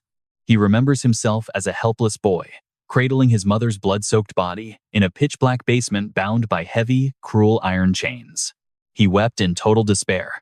His past life flashes by like a tragic movie, complete with the devastating voice of a messenger. Did you hear Lam Lo has lung cancer? They rushed him to surgery, but it was already too late. Bach stands completely frozen, his soul hollow. Then came the next tragedy involving his friends. Another shocking piece of news shattered his world. Hurry back. Dong Duong is gone. He is never coming home. The boy's eyes widen in sheer, absolute panic. Even his beloved master was not spared. He remembers being tightly bound by countless tree roots, screaming until his throat bled in pure helplessness. Lowering his head, his dark eyes are filled with heavy resignation as he mutters, I am used to it. One by one, everyone leaves me behind. My entire existence has been nothing but a series of painful goodbyes. Standing before the bloody, dark landscape of those who had fallen, Bach lets out a bitter sigh, whispering that he has long since learned to indifferently accept losing everything. But wait, before his dark thoughts can spiral any further, his gorgeous, curves for days teacher completely breaks the tension. The train is here, everyone get ready to board. Snapped back to reality, Bach glances down, his striking side profile still carrying a deep, lingering trace of sorrow. The young man steps onto the train, leaving the bustling crowd behind to face a dangerous journey of life and death. But just as he sinks into the quiet darkness of his thoughts, a loud, clear voice suddenly shouts his name, shocking him completely and making him freeze. Whipping his head around in sheer disbelief, Bach D thinks to himself, maybe that is why I am still not used to the feeling of having things to lose again. Down on the platform, a chaotic but heartwarming group is waving and calling his name. His best friend, Lam Lo, is there in a wheelchair, pushed by their green-shirted buddy, while his mother waves frantically beside them, running up to him out of breath. The green-shirted friend immediately starts complaining. You have no idea how strict Lam Lo's parents are. If this stubborn guy had not practically forced me to sneak him out, he would still be locked inside. Our main character is speechless, watching his friend in the wheelchair grin like an idiot. Seeing this guy sneak out right after a major surgery, Bhakti scolds him with deep worry. Lam Lo, you idiot. Your body needs serious rest. What are you doing here? But the glasses-wearing teen just slaps his chest confidently, boasting. Do not worry. I am feeling absolutely great right now. Adjusting his glasses, he flashes a warm, mature smile and says, actually, it is you I am worried about. Once you get over there, make sure you take good care of yourself. Suddenly, the friend pushing the wheelchair cuts in, shoving a massive bag of gifts straight into Bach D's hands. Feeling awkward, our main character tries to push it back, saying, no, I cannot. You guys already gave me birthday gifts. But before he can protest, their loud, pink-haired female friend steps in to force the gift on him with a bright grin. Stop talking and just take it. Once the noisy group finally calms down, his mother gently steps forward, lifting her son's hand to wrap a string of prayer beads around his wrist. These are blessed beads I got for you. The prayer beads from the Flower God Temple are incredibly powerful. Her rough hands, filled with endless maternal love, carefully place the green beads on his wrist. Glowing under the warm sunlight, she reaches out to pat her young son's head with a gentle smile full of hope, wishing that this token will keep him safe. Clenching the prayer beads tightly, Bach D stares down in shock as the pieces click together. So, she went all the way to the Flower God Temple just for me. She wanted to pray for my safety. Did she somehow know I would be gone for a very long time? Suddenly, their teacher's urgent voice cuts the goodbye short. Students, hurry up and board. The train is leaving. Now look closely at his face here. He turns back to his loved ones one last time, promising to return in a month. As the train starts moving, Bach D looks out the window, realizing he has changed so much. Their loving parting words still echo in his mind. Make sure to eat well, take care, and send me plenty of photos when you arrive. Smiling softly, Bach D remembers his friends, Ha Min, Lam Lo, and his mother. He waves back to them, his eyes glowing with a rare gentleness. No longer a lonely soul filled with hatred, he realizes he finally has true friends and family beside him. Their lives have changed forever, and back home, he finally has people waiting for his return. Clenching his fist, the prayer beads fuel his burning resolve. Once he settles everything, he will return. But of course, things will not be that simple. As the scene cuts to a mysterious figure lurking on a rooftop, a green-haired man in a long coat stands with crossed arms, watching the speeding train. He whispers into a communicator, the boy has safely boarded. Everything is going according to plan. He will arrive in the Thanha Nation shortly, and the item has successfully been delivered. Suddenly, a system screen pops up, revealing his true identity. Lu Chung Rang, Temple Master of the Flower God Temple, a Level 5 fusion expert. On the other end of the line, a voice asks if there are any final instructions, but he coldly replies that there is nothing left to say. The frame shifts back to Bach D carefully studying a map on the train. While the Temple Master delivers an ominous warning of the incoming storm, we can only rely on him now. Meanwhile, sitting next to him, the pink-haired girl excitedly updates Bach Dai, explaining that the Supreme Headmaster and the medical team departed ahead of them to handle the border customs first. Soon we will arrive at the border, and right across from it lies the holy land of Thanha. Just then, their stunningly attractive teacher walks down the train aisle, clapping her hands loudly to grab everyone's attention before cheerfully announcing that their spiritual training expedition has officially begun. Pointing to the map, she explains that entering Thanha takes a full day, so they will stay at the border tonight to undergo a field training session first. Looking quite anxious, the pink-haired girl turns to glance at the silent Bach die. Meanwhile, in the row behind them, a guy with spiky hair is giving them a nasty look, smirking to himself. He is plotting a dark scheme, muttering that tonight's border training will turn into a very interesting show. As the white bullet train speeds down the tracks, the teacher's sweet voice echoes again, announcing that they are approaching Manhwa. She starts lecturing them on basic history like they are primary school kids, reminding everyone that the gods created their world and have always protected humanity. Hearing about the gods' families, Bach D's face darkens, while the teacher continues her endless speech, explaining that 2 gods and their clans currently reside in Manhwa. Once they enter, everyone must strictly follow the divine laws, as offending the gods will bring absolute ruin down upon them. Using a simple diagram, she explains that traveling from Jian to Manhwa requires passing through 3 major checkpoints. As the students gather their things to disembark, she points to the platform, noting they have already cleared the first one. Holding up their invitation, she warns that boarding was hard enough. Trust me, things are about to get wild. All right, you and I are about to join a massive line at a strict security checkpoint, where the teacher announces that the second stage of their trial is waiting right below us. The station below is packed with security guards and high-tech scanners, where everyone must register and undergo a thorough safety check. As the students squeeze through the security gate in a single file line, the teacher explains that processing all their data usually takes about a whole day. We cannot officially enter until tomorrow.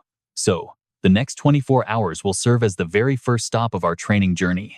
The map zooms in on a desolate island situated right between 2 nations, signaling that a chaotic, rough journey is about to kick off.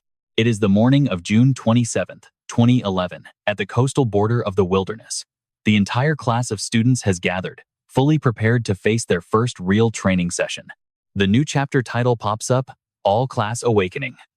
Bai Yi has just changed into his brand new combat uniform, letting out a soft sigh while looking incredibly cool.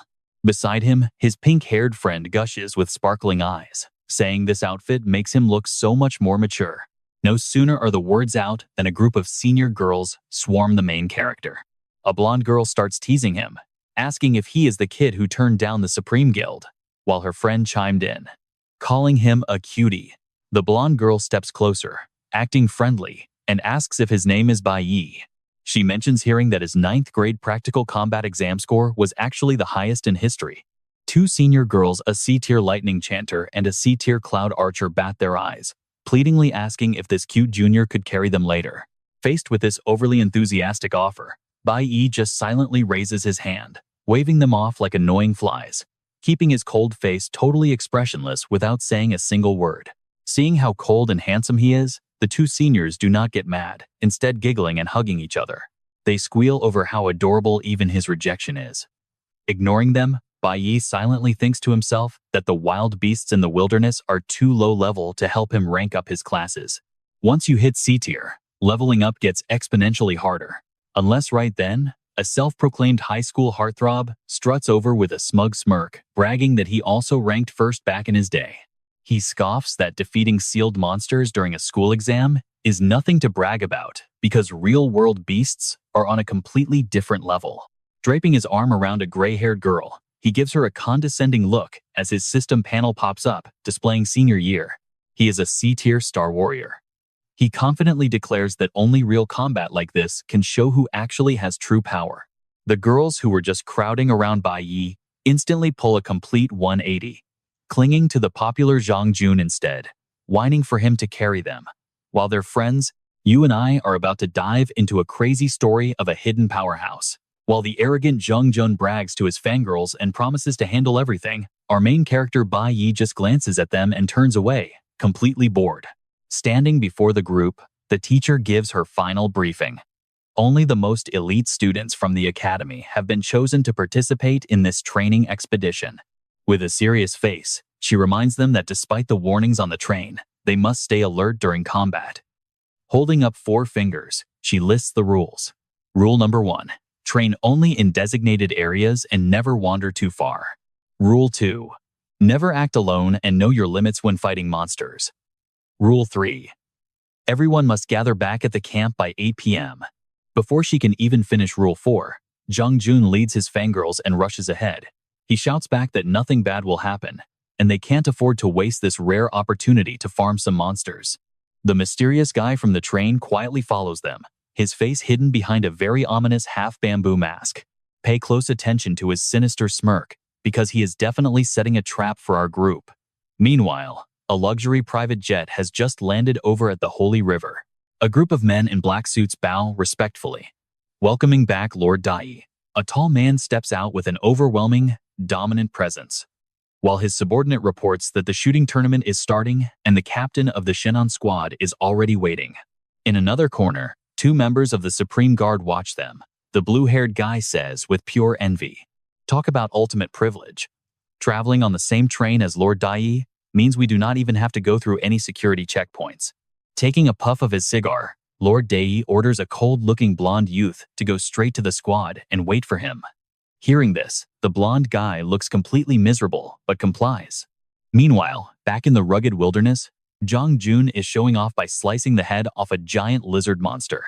Standing proudly on its corpse like a superhero, the fangirls behind him cheer loudly, praising the handsome C-rank warrior. The system announces the successful defeat of an E-rank lizard, in stark contrast to all that noise. But check this out while they celebrate. Bai Yi stands quietly in a corner, checking his system and rating the fight as totally average. His screen displays a wall of text as he confidently thinks to himself that all three of his unique classes have successfully reached C-rank. Meanwhile, Zhang Jun is still bragging in the background, acting like his own average performance was something legendary. Amidst the chaotic crowd, Bai Yi quietly opens his personal status window, revealing a massive list of stats that prove his absolute, overwhelming strength. He is a level 21 Cloud Mage, a level 22 Core Warrior, and a level 21 Flower Summoner.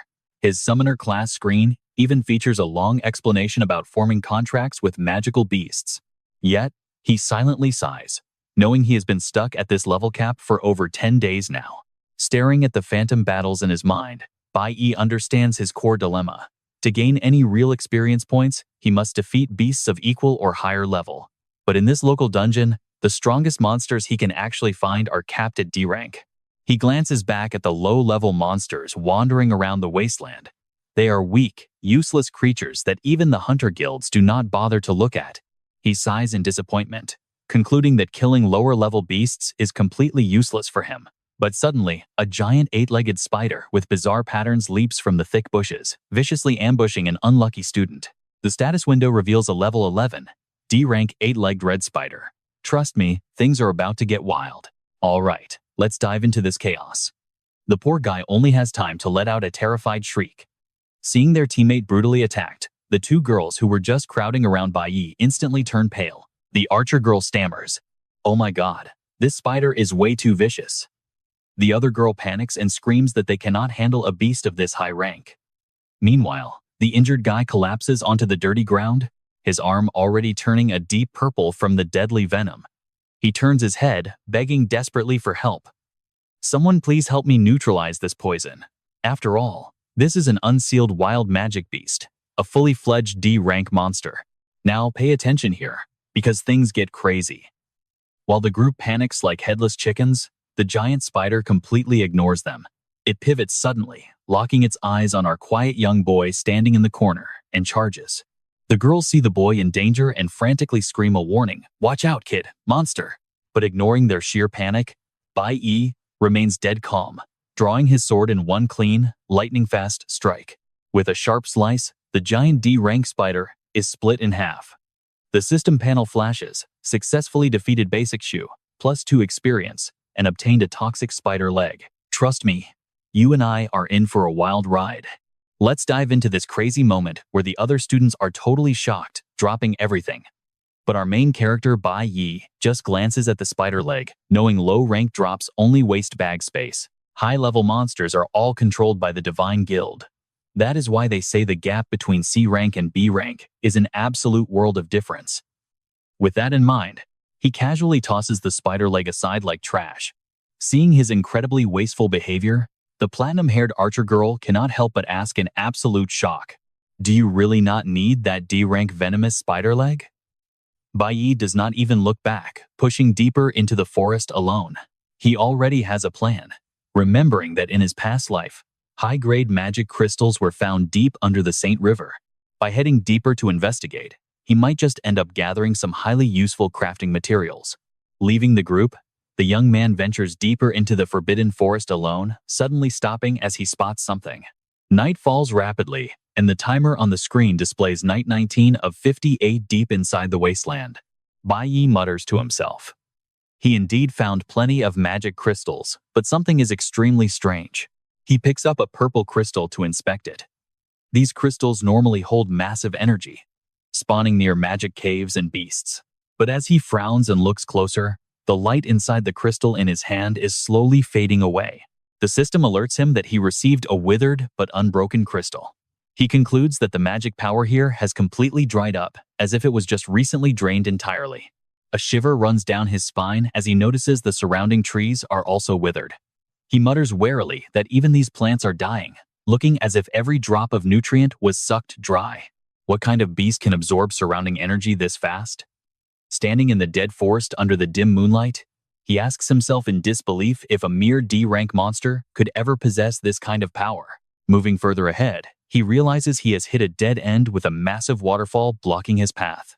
Now, pay attention here, because as Bai Yi scans this deathly quiet area, his sharp eyes spot something strange. It is the shattered remains of a broken test tube lying on the ground. He approaches and bends down for a closer look. His pupils shrink in pure horror as he recognizes the writing on the fragment Zifeng Industries. Meanwhile, back at the campsite, it is already 8 p.m. The students are gathered around the campfire, happily roasting the spider legs they harvested earlier. One boy marvels at how their teacher cleared so many D-rank monsters all by herself. She just smiles and says it is time for dinner. Flipping a skewer, she explains to a confused student that practical training is a wild survival simulation where finding food is crucial. Everyone was so busy fighting all day that almost nobody noticed this key detail. Holding a piece of grilled spider meat, a boy grimaces and asks if this is even edible. A brown-shirted kid nearby crosses his arms, questioning why this training trip did not prepare any proper food. How incredibly cheap. Meanwhile, the teacher and the pink-haired girl eat with great appetite, completely ignoring the complaints. Another boy notes that only Bai Yi and Zilong are missing. The teacher gently tells them to save extra portions for the two. Eating her food, the pink-haired girl compliments the teacher, saying she always thought Miss Huang only taught theory, not expecting her to be so skilled in real combat. The teacher chuckles, blowing on her hot skewer. She humbly replies that she is not that skilled. Actually, before teaching, her dream was to join the Divine Guild or even become a holy officer. Sighing, she looks away with clear regret. Her talent just was not enough, and she never even got the chance to take the test. Suddenly, the teacher leans close to the pink-haired girl and whispers that this is actually her very first time visiting the Saint River region, thanking them all sincerely. By the fire, she smiles gently, adding that thanks to her and Bai Yi, she finally got to visit her dream sanctuary. Hearing this, the pink-haired girl looks up, her eyes reflecting the dancing flames as she asks what the teacher intends to do next. Suddenly, two glowing red eyes shine like a demon from the darkness behind. Sensing pure killing intent, the teacher's face pales as she barely manages to shout a warning. In a split second, a green shadow strikes, but the teacher shoves her student aside. She takes the full force of the blow. Blood splatters everywhere as a sharp, green spike impales her chest, leaving both of them wide-eyed in absolute horror. Covered in blood, the terrified pink-haired girl screams her teacher's name in pure panic. Can you believe the sheer terror of this moment? The other students turn around pale-faced, completely frozen in shock by the horrific scene right before their eyes.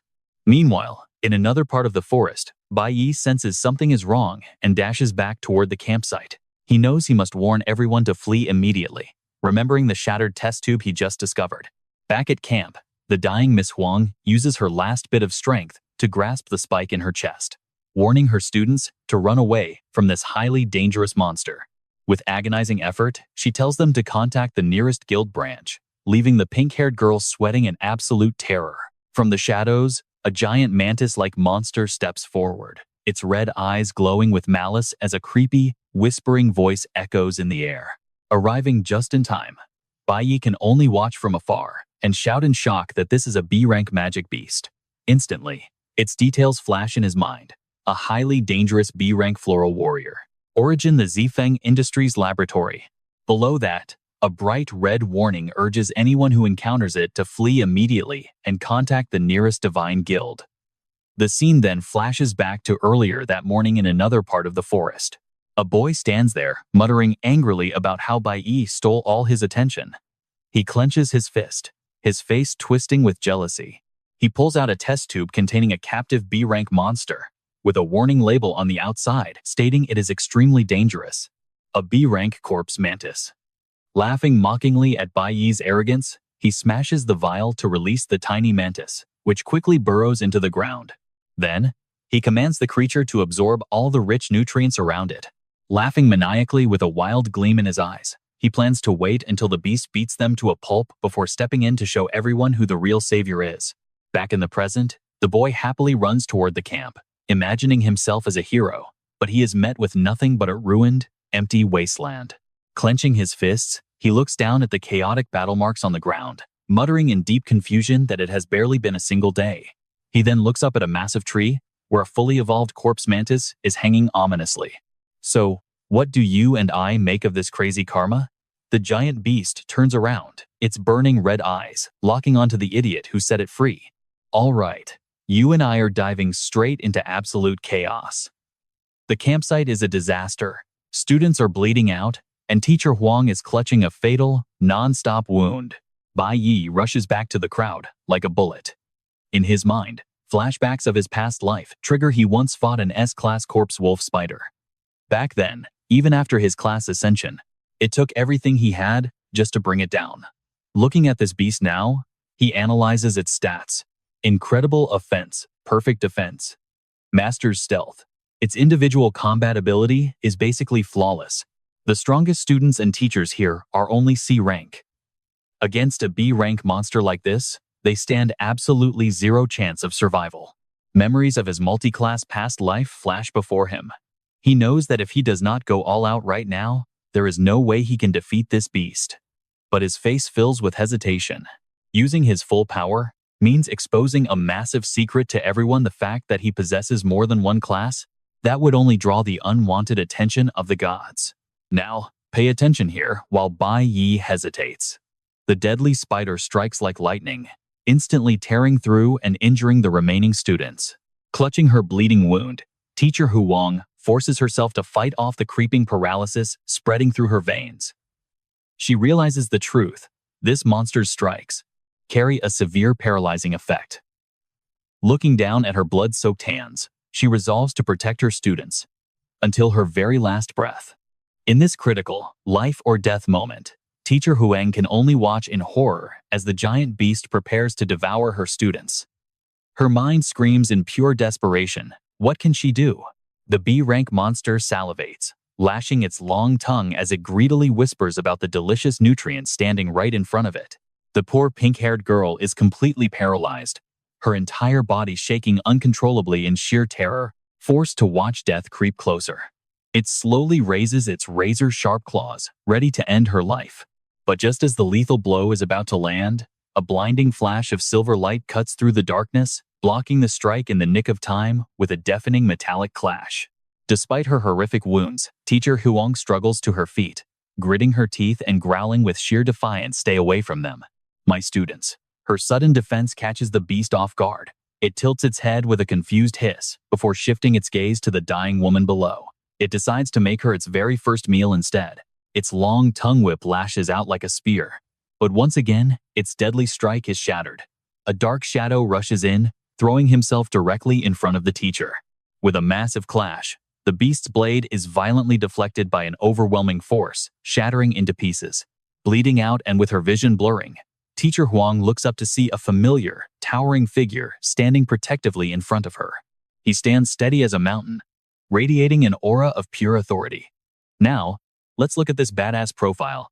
Bai Yi has arrived, and he is not playing around. He unleashes an explosive blast of raw energy to block the incoming strike. The pressure is so immense that the monster's sharp weapon instantly disintegrates into a million tiny pieces. The monster's crimson eyes widen in shock. For the first time in its hunting history, Someone has easily neutralized its maximum power attack. Enveloped in a glowing blue aura, Bai Yi stands tall in front of his teacher, glaring at the beast. He quickly runs the numbers in his head. A standard C-rank fighter's attack power is just not enough to pierce this thing's armor. Immediately, his system screen clicks, initiating a class swap. His eyes flash with cold determination. He needs to freeze it in place first. Leaping high into the air, Bai Yi raises his staff, channeling high-tier magic. A freezing, arctic blast erupts from the weapon, surging straight toward the colossal beast. His skill panel flashes. Frost Blizzard, C-rank. This mage-class control skill condenses moisture in the air to summon a massive glacier, instantly freezing everything in his line of sight. An enormous block of solid ice rains down, completely encasing the shocked monster in a frozen prison. The watching students stand frozen in disbelief, jaws dropping at the impossible sight playing out before them. Zhang Jin and those arrogant classmates who were bragging earlier are now completely stuttering in shock. The ranger girl screams, "Wait, aren't you supposed to be a warrior?" While the girl beside her gasps, "Did he seriously just freeze a B-rank monster?" Trembling with horror, Zhang Jin points a shaking finger at our main character. Stuttering. "Could it be you are a dual-class awakener?" Facing their collective shock, Bai Yi just grits his teeth. Knowing he has no choice, he could not just stand by and watch his classmates get slaughtered. Teacher Huang weakly calls out, struggling to sit up. "Bai Yi, are you okay?" But suddenly, a sharp cracking noise echoes. The massive ice block begins to fracture. From within the ice, the monster's hateful voice echoes, "You will pay for this." Before anyone can react, the glacier explodes into a million shards, revealing nothing. It is completely empty inside. The beast has vanished without a single trace. One student stammers, "Did it disappear?" While the girl next to him whispers in sheer panic, "Did it die?" Bai Yi warns them with a deadly serious expression. "It is not over yet. I only managed to wound it, meaning it is just hiding and waiting to ambush us again." Looking at the injured group, he makes a quick, executive call. "My current level is not enough to kill it. We need to retreat from this area immediately." Supported by a student, Teacher Huang slowly stands up and resolutely shakes her head. "You kids go first. I have to stay behind." The pink-haired girl frowns. Looking toward the dark forest, Bai Yi suddenly remembers that Zi Lang is still missing. Clutching her wound, the teacher's eyes remain absolutely resolute as she explains, "I brought every single one of you out here, and I will bring everyone back safe." Staring at the dying campfire, her heart fills with dread. "We agreed to gather here at 8 o'clock. If he comes back and finds no one." Before she can finish, Bai Yi coldly cuts her off.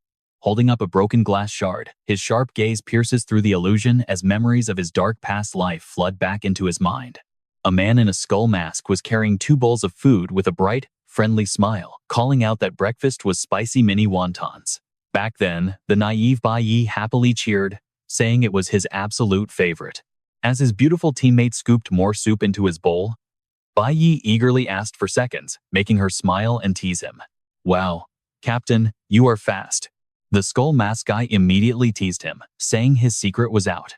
Han Yue blushed furiously, puffing her cheeks to deny it, which made Bai Yi feel incredibly awkward while the rest of the team burst into laughter.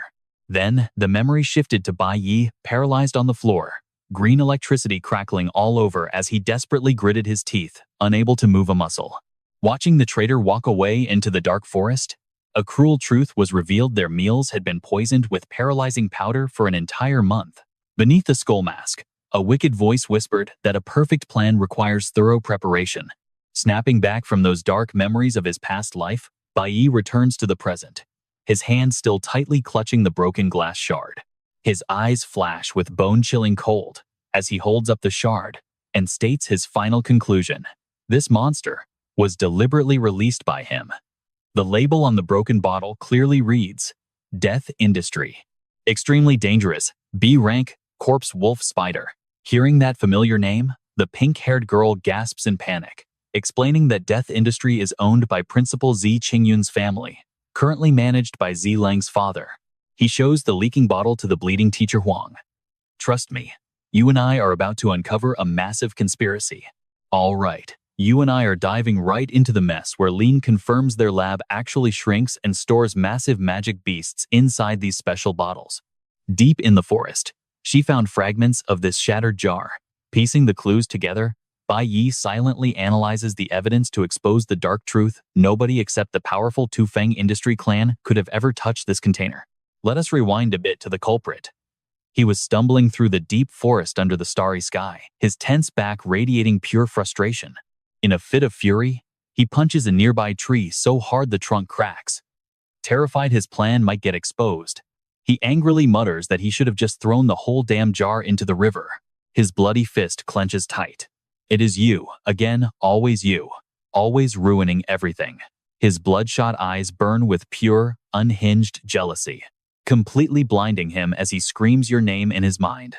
Back at the campsite, a furious student cannot hide his anger anymore.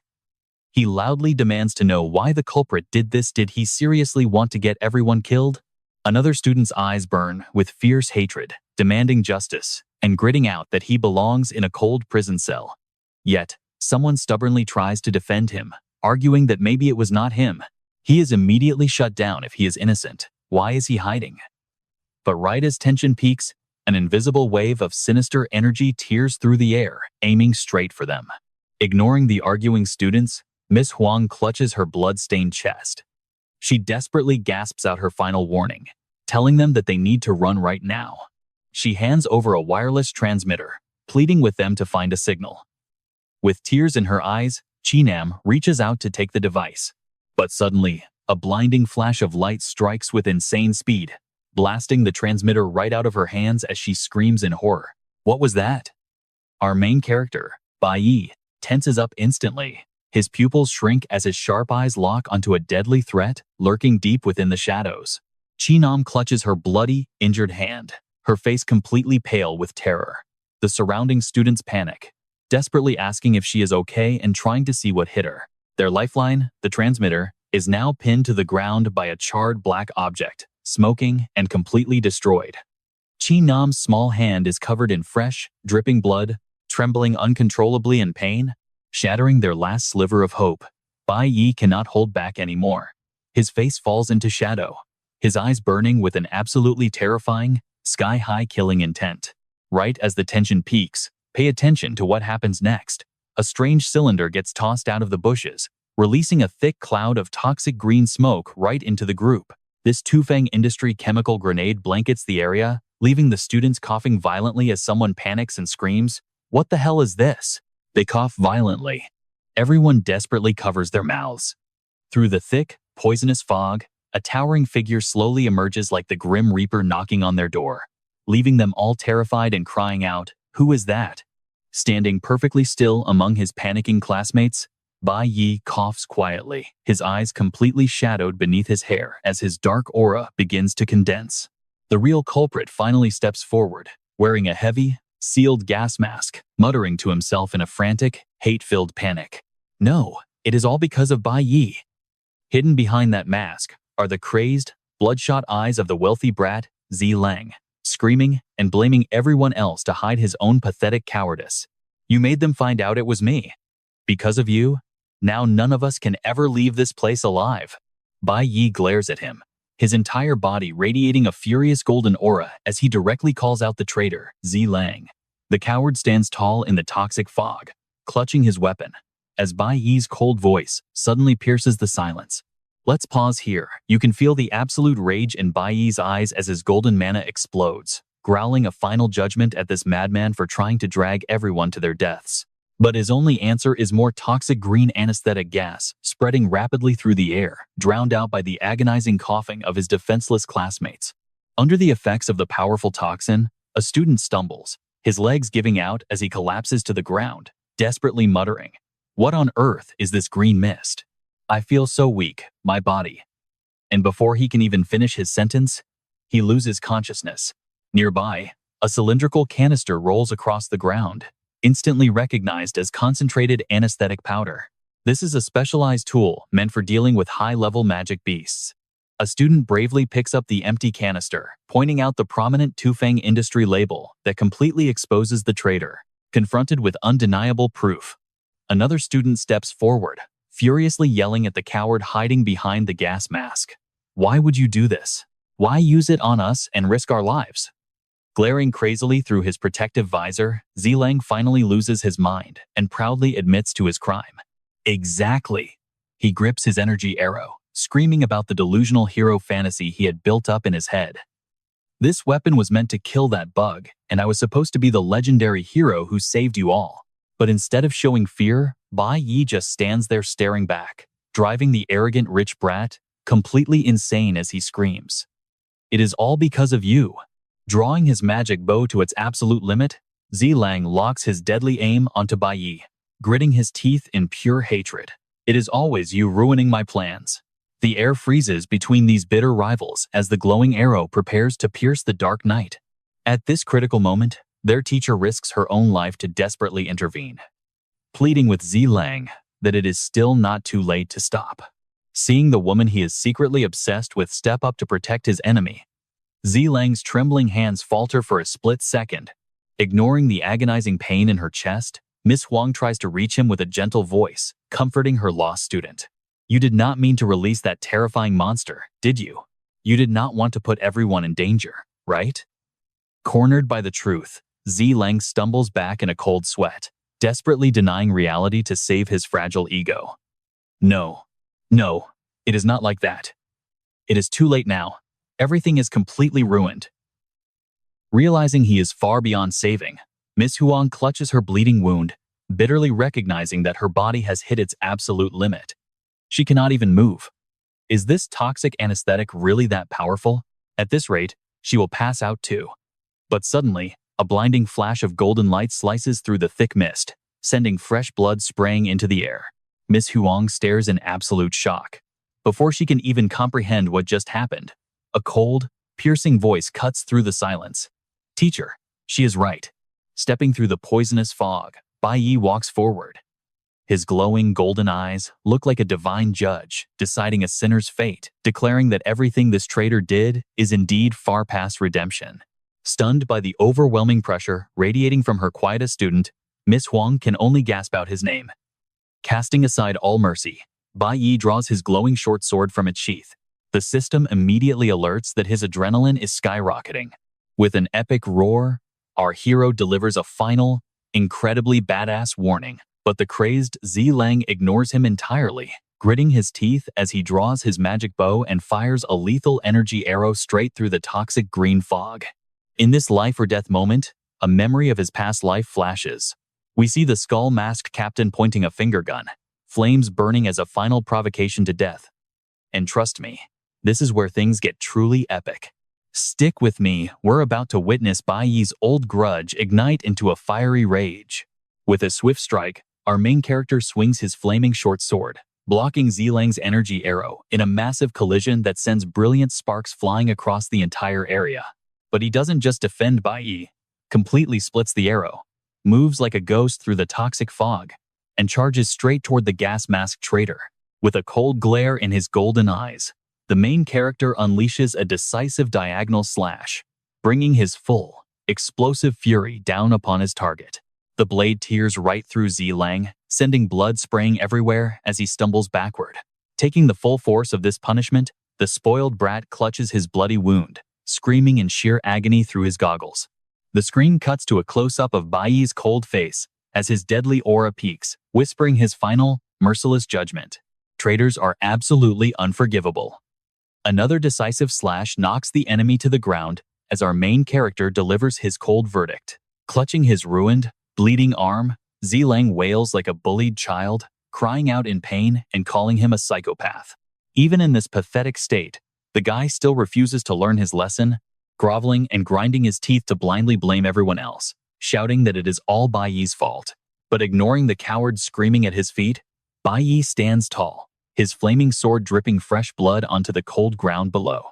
Narrowing his golden eyes, our main character completely exposes his enemy's pathetic nature with one sharp question: so you've been hiding here all along? Pay close attention here as Zilang flinches in terror, cold sweat pouring down his face as Bai Yi psychologically drives the knife deeper. Bai Yi's sheer aura forces the coward to crawl backward in panic, as the main character continues to call out his utter spinelessness for letting the disaster he caused spin completely out of control, step by painful step. The spoiled heir looks absolutely pathetic now, his face pale as a ghost, staring up in terror at the very person he despised, who now stands before him as his ultimate judge. But right in the middle of this retribution, the shadow of death descends once again. A massive corpse wolf spider has silently crept up behind the students without anyone noticing. Catching sight of the monster, Zilang's eyes roll back and his pupils contract in pure terror as he finally tastes genuine, spine-chilling fear. Under the eerie glow, the giant mantis monster raises its blood-red scythes, aiming straight at the helpless girl below. With tears mixing with blood, a trembling Zilang stammers out a useless, late apology, barely able to speak. His cowardice is completely exposed as he begs Bai Yi to listen to his explanation. Refusing to hear another word of garbage, our main character pivots, swings his flaming sword, and charges forward, leaving the coward screaming behind. Left behind, Zilang desperately covers his bloody mouth, choking back tears of regret as he curses his own stupid mouth. Our main character charges into battle like a blazing golden torch, leaving behind a harsh lesson: once you make a decision, you must face the consequences. Pathetically abandoned, Zilang can only watch him go with a tear-stained, contorted face, finally forced to acknowledge his absolute dominance, muttering that Bai Yi is the real madman here. Panic completely consumes his mind as he clutches his face in despair, suddenly realizing the terrifying gravity of that previous killing intent. He was actually going to kill me. But the judgment is far from over, as the screen cuts to Bai Yi raising his glowing sword high. The system screen flashes, unleashing the ultimate skill, Mana Deprivation, Dual Judgment, wrapping our main character in destructive energy. A golden lightning bolt strikes straight down on Zilang, leaving him writhing on the ground in agonizing pain. He screams out in pure agony, while our main character maintains his ice-cold golden glare, showing absolutely no pity for the punished traitor. With the system declaring him crippled and stripped of his awakened powers, Zilang collapses into a pool of blood, desperately gasping for help. His eyes are wide with despair, tears mixing with fresh blood, as he whimpers his final, pathetic plea for survival. And just like that, we watch him sever his ties with the traitor as Bai Yi dashes toward the main battlefield, shouting out Shichnangam's name. But the moment he arrives, a sound makes Bai Yi's pupils contract in sheer horror. It is his teacher's voice. A horrifying sight greets him. The giant corpse wolf spider is bloating and radiating a toxic green mist, and terrifyingly, his teacher's familiar shoes are hanging limply from the beast's own body. Gritting his teeth, Bai Yi breaks out in a cold sweat, muttering in extreme tension about this monstrous beast. It is on the move again, and turning around, he sees the hideous monster standing proudly right above his endangered friend. Bai Yi stumbles slightly, gritting his teeth in frustration. Under the heavy effects of the paralyzing powder, his mobility has dropped significantly. The harsh reality hits our main character. Even if he uses his full power right now, he might not be able to defeat this monster. Though completely exhausted by the paralyzing poison, Bai Yi stares ahead with burning determination, realizing there is no other choice, because he is the only one left with a chance to save them. But just as darkness is about to swallow everything, brilliant golden lightning bolts suddenly strike, tearing through the quiet space. The sudden blinding flash startles Bai Yi, his eyes widening in complete shock at this unexpected turn of events. Amazingly, those golden lightning bolts gently wrap around our main character's body, completely purifying and stripping away the toxic green paralyzing mist from his system. A slender figure descends from the sky, fast as lightning, delivering a massive, powerful kick, crackling with thunder that blasts the giant mantis monster far away from the terrified schoolgirl below. The raw power of the golden lightning slices right through the beast's grip, delivering a fatal shock that forces the monster to retreat in pain. It turns out this stylish savior is a familiar face.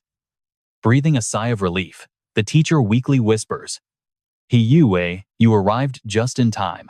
Turning around, the stunning golden assassin He Yue crackles with powerful electric current, teasing our main character. "Looks like handling this giant beast all on your own is a bit too much for you, isn't it?" With a highly confident and arrogant smirk, she raises her chin and asks him, "So, are you still able to fight?" Reunited with his comrade in arms from his past life in this exact moment, Bai Yi's eyes widen in sheer shock, completely lost for words. Across from them, the massive corpse wolf spider roars in fury at having its prey snatched away, setting up a breathtaking standoff between man and beast deep in the forest. Close up on the monster's hideous face, its glowing red eyes glaring at the two who dare to stand in its path, as it snarls in warning. But in the blink of an eye, the massive creature suddenly blurs, fading into thin air and completely disappearing without leaving a single trace.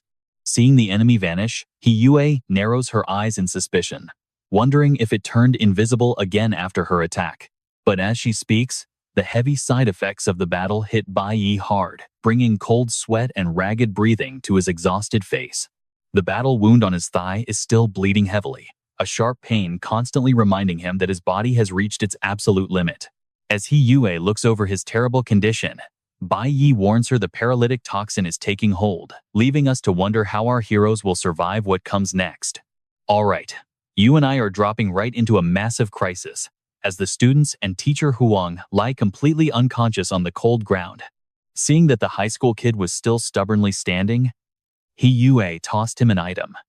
She was incredibly shocked that he could survive such a deadly poison for this long. As he caught the vial, she kindly warned him that she only brought one recovery potion, so he must use it first. Without a moment of hesitation, Bai Yi chugged down the antidote. Meanwhile, the lightning attribute Hiyue clicked her tongue in annoyance and complained. The guild members are being way too slow, and who knows when they will finally show up. As the cleansing potion instantly washes away his numbness, Bai Yi wipes his mouth, his gaze sharpening as he senses a dangerous variable. The monster is still lurking nearby. As it greedily absorbs energy, the surrounding air begins to distort. Before his words even finish, the beast suddenly materializes from the thick mist. It swings its razor-sharp claws to slash through the air, lunging straight at our main character with a bloodthirsty roar for nourishment. But in a flash, his system triggers the block skill. Bai Yi swings his sword to parry the devastating strike, creating a blinding flash of white light upon impact. Even though he used his damage reduction skill, the massive power of the B-rank monster still forces Bai Yi to slide backward. But in that exact moment, Hiyue transforms into a blinding flash of golden lightning. Moving at breakneck speed, the deadly assassin swings her sharp daggers wrapped in electricity, slashing directly at the giant monster's face. Now, watch closely. The giant mantis recoils in shock, its glowing red eyes widening as it realizes this tiny human possesses a truly terrifying reaction speed. Her lightning-infused slash creates a powerful shockwave, blasting the beast's massive body backward, tearing up the ground and sending shattered rocks flying everywhere in the chaos. Standing firmly beside Bai Yi, who is burning with intense battle spirit, Hiyue speaks with pride. I did not expect it to recover so fast. Besides, you still haven't answered me. What do you say? Want to fight a real battle with me? Flashing a confident half-smile, Bai Yi does not hesitate to answer his teammate. Of course. Let's show them some real teamwork. Instantly, two powerful auras of jade green and golden yellow explode, as the duo stands side by side, ready for action, proudly confronting the giant magic beast, taking their stances for the ultimate clash. Bai Yi glances over at Hiyue, praising her but offering a quick warning.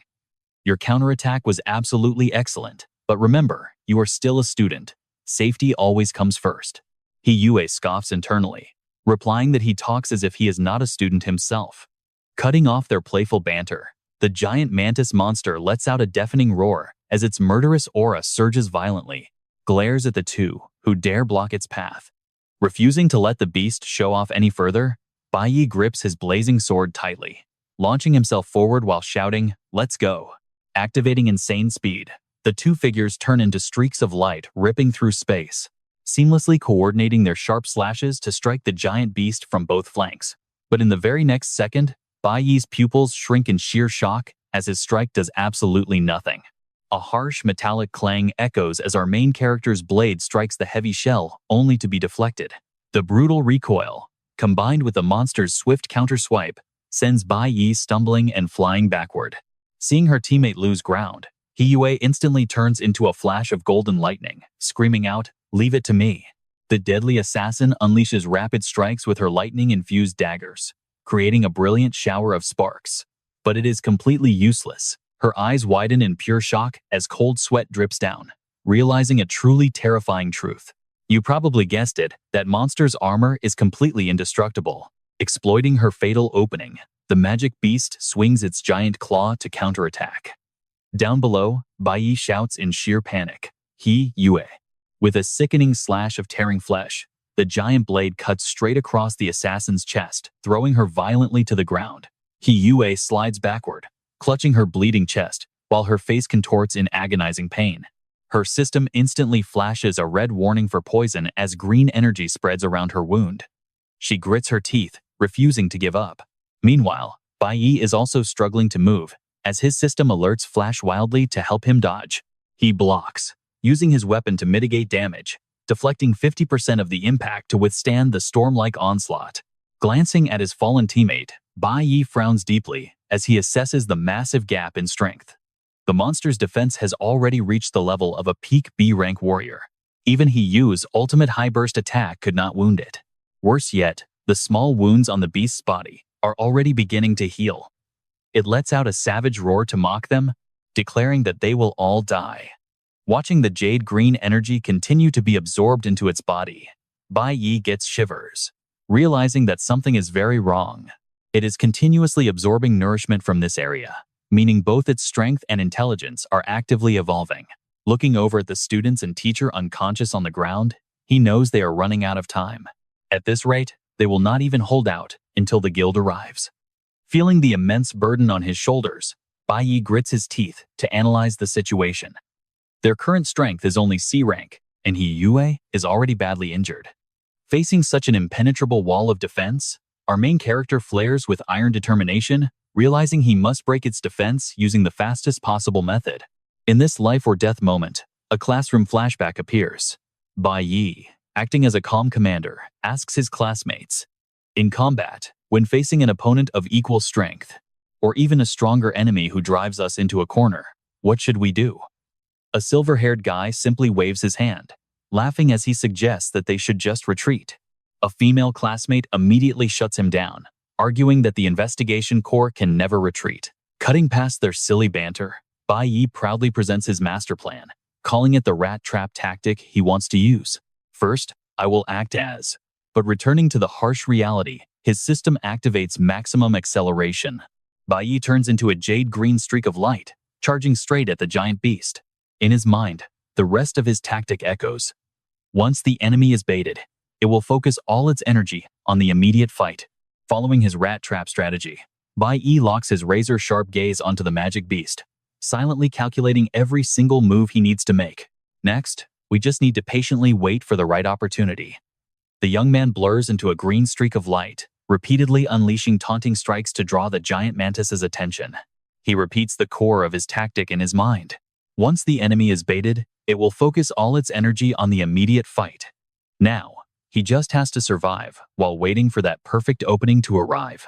Seeing Bai Yi charge in all alone, the assassin Yu quickly gathers her golden lightning power to support him. Realizing she might ruin his plan, the main character spins around and yells, "Don't attack, Yue!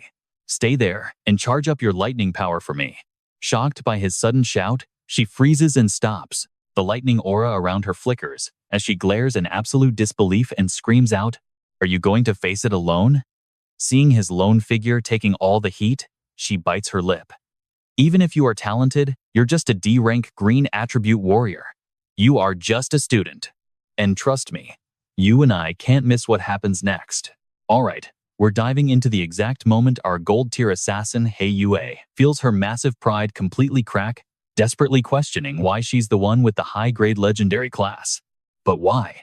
Her eyes lock onto Bai Yi's retreating back. And deep down, she can't shake the feeling that he's the real monster here.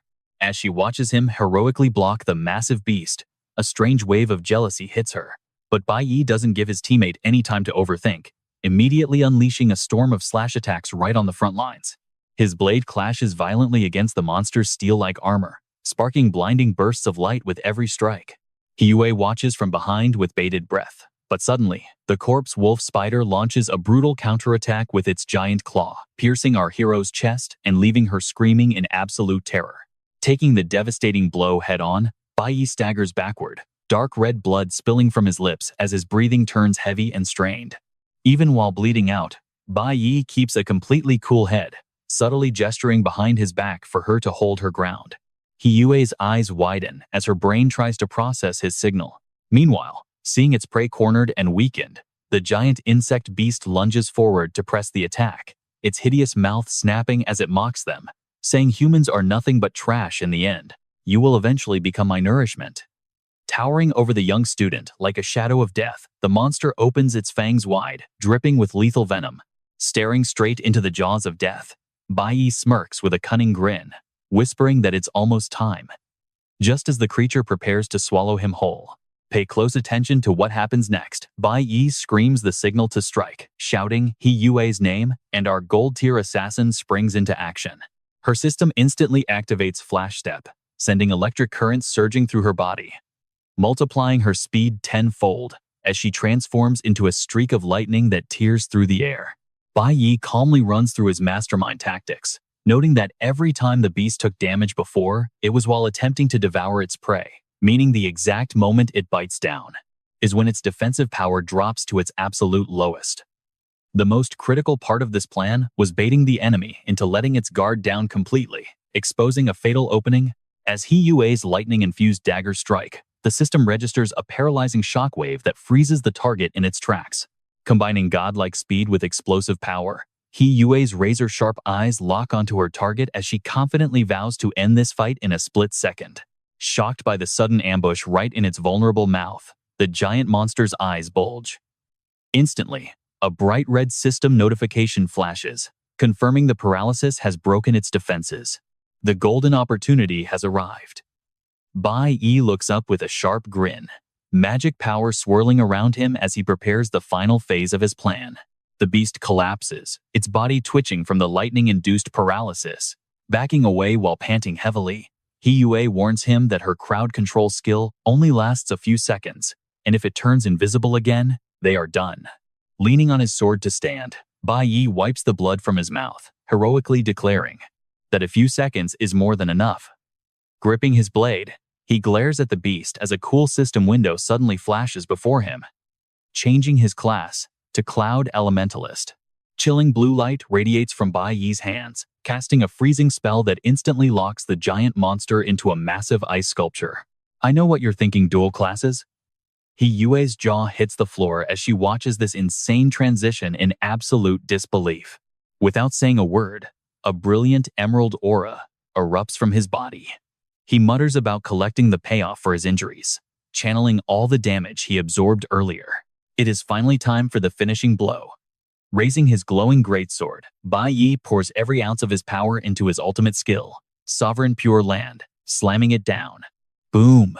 An emerald explosion shatters the sky, and the system chime rings out with a victorious announcement, confirming the defeat of the corpse wolf spider and granting 10 points. Along with 100 experience points and 300 bonus points, a shower of rewards rains down, leveling his Cloud Elementalist class up to level 22. He also acquires a Grade B material, a wolf spider claw. Talk about a high-risk, high-reward hunt. Standing amidst the battle's fading light, Bai Yi enjoys the soothing, healing magic flowing through his body, proving the age-old rule once again. Risking your life against high-level monsters is the only way to farm massive amounts of experience. Looking up at him in sheer awe, He Yue mutters that while only a tiny handful of geniuses can wield dual elements, someone as young as him unlocking dual classes is practically unheard of. Ignoring the praise, Bai Yi raises his hand as his interface shifts yet again. Switching his class to Flower Summoner, a vibrant green magical energy erupts, swirling wildly around his palm, wiping the remaining blood from his lip. The boy's sharp gaze shows the calculative mind of a pro gamer, noting his summoner rank has upgraded, allowing him to contract 6 beasts, with 4 slots left. A skill screen pops up, confirming the Floral Soul contract, allowing him to bind defeated floral beasts. He has now filled 2 out of 6 contract slots. Aiming his glowing palm at the massive corpse of the spider, Bai Yi coldly commands it to submit. Intense green light envelops the giant remains, absorbing its vital essence. The system chimes with a successful notification, confirming the contract of a Grade E floral warrior, the corpse wolf spider. Just like that, he has got himself a powerful new minion. But Bai Yi immediately scoffs at the name Corpse Wolf Spider, calling it way too complicated. Looking down at the now miniature and obedient beast, he gives it a hilariously basic name, saying from now on, "You are Qiangzi."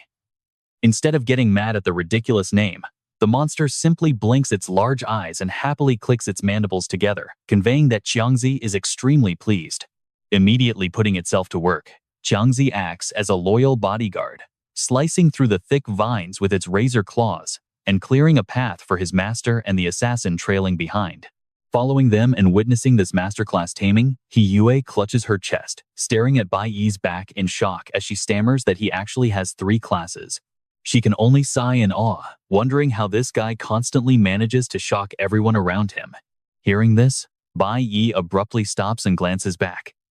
His face is shrouded in shadow as his golden eye gleams with warning, his tone turning cold as he asks if she will keep quiet about what she saw today.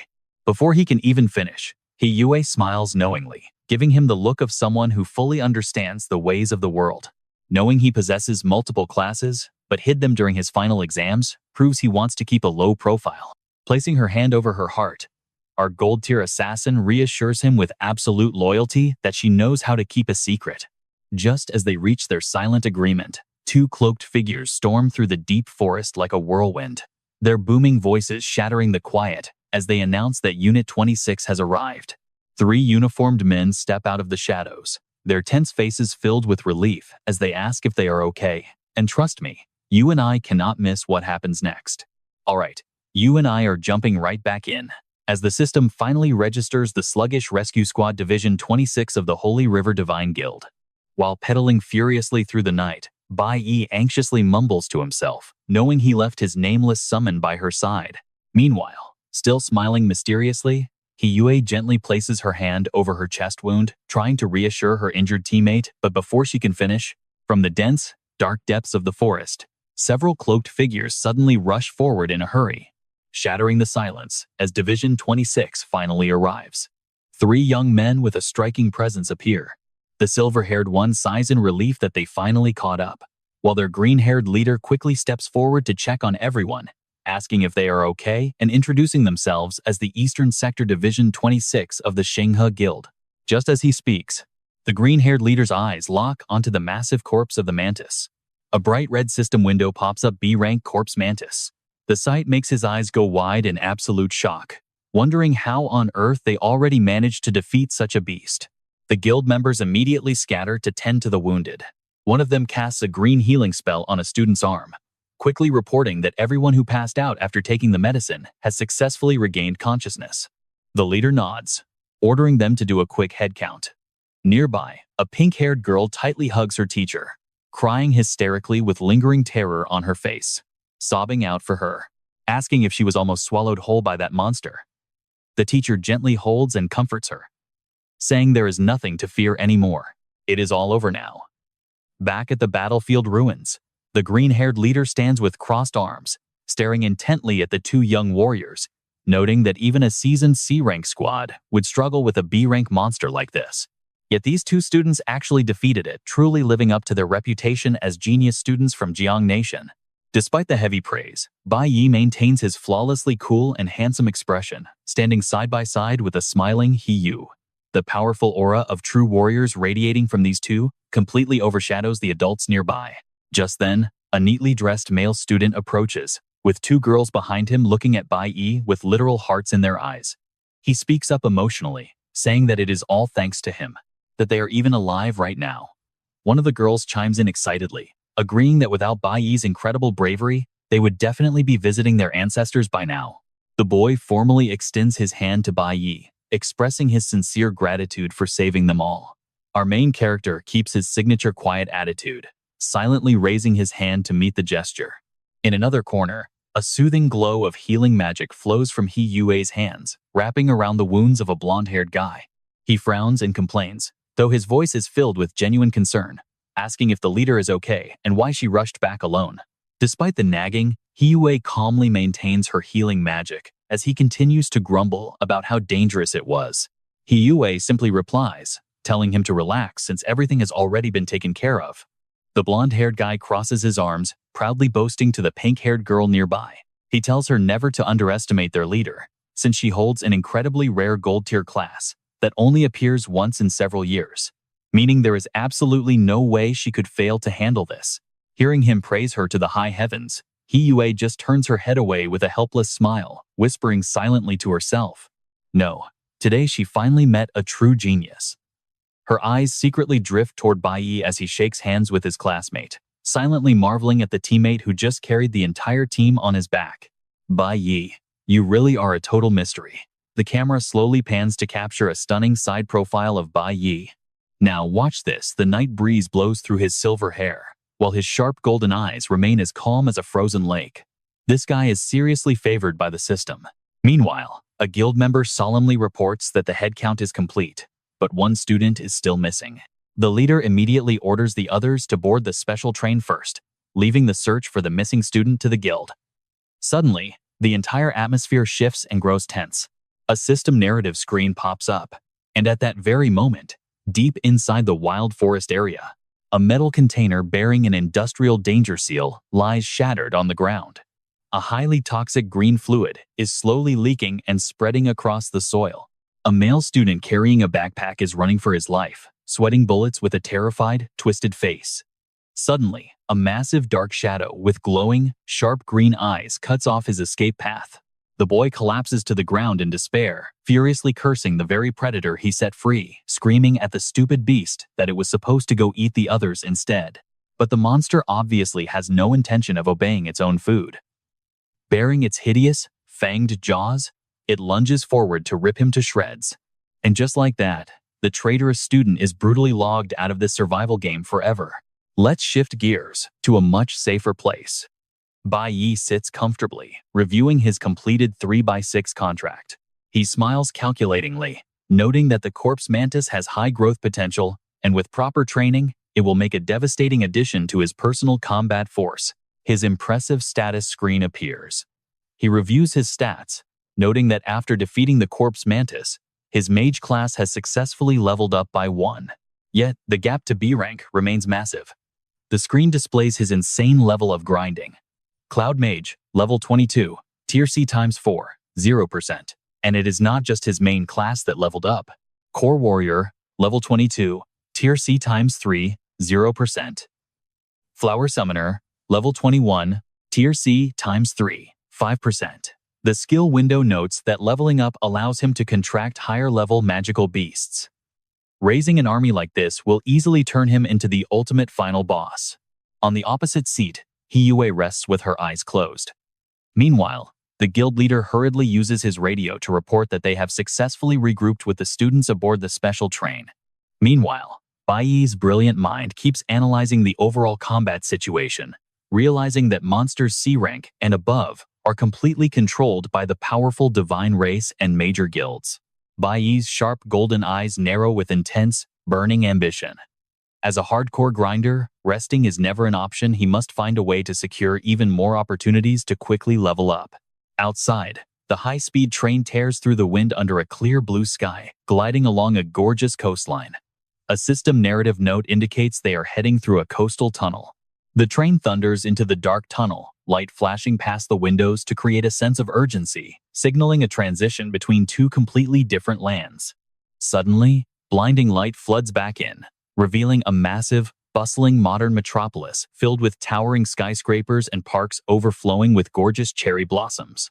The narrative box enthusiastically announces, "This is the long-awaited Shenghe Kingdom."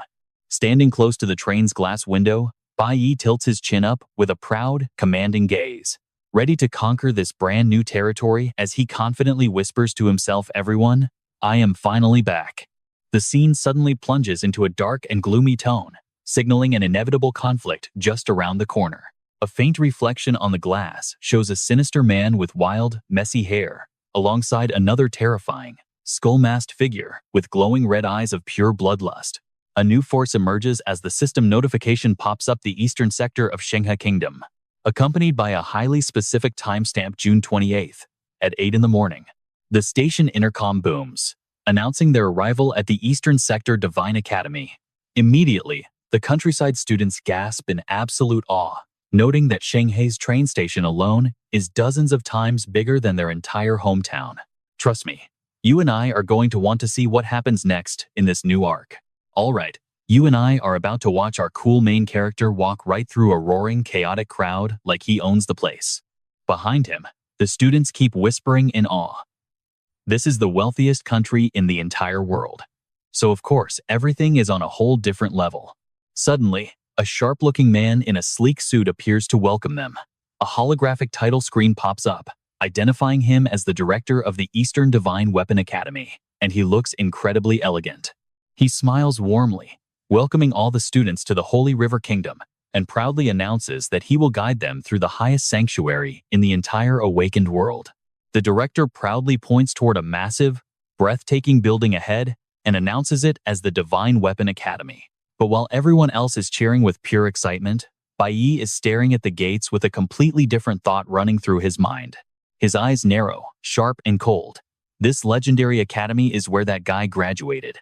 Suddenly, the memory of that creepy masked villain with dreadlocks flashes back, along with his calculated whisper. According to the timeline, he should be studying right here, right now. Snap back to reality. Bai Yi's golden eyes burn with a fierce mix of determination and pure hatred. Chris, it's finally time for us to meet. Right after that, the guide leads the group to a colossal warrior statue holding a massive sword high in the air. With deep respect, he introduces the giant as one of their 5 legendary creation gods, Kazma Zubs. The camera pans up to the majestic face of the statue, radiating the sheer pressure of a true god and making everyone look up in absolute awe. Instantly, the students turn into total fanboys and fangirls. One girl even holds up an idol sign and screams with joy. She yells that she can finally see her idol in person. Nearby, another student daydreams about the Zubs clan being the most powerful family, wishing they could have the honor of meeting them.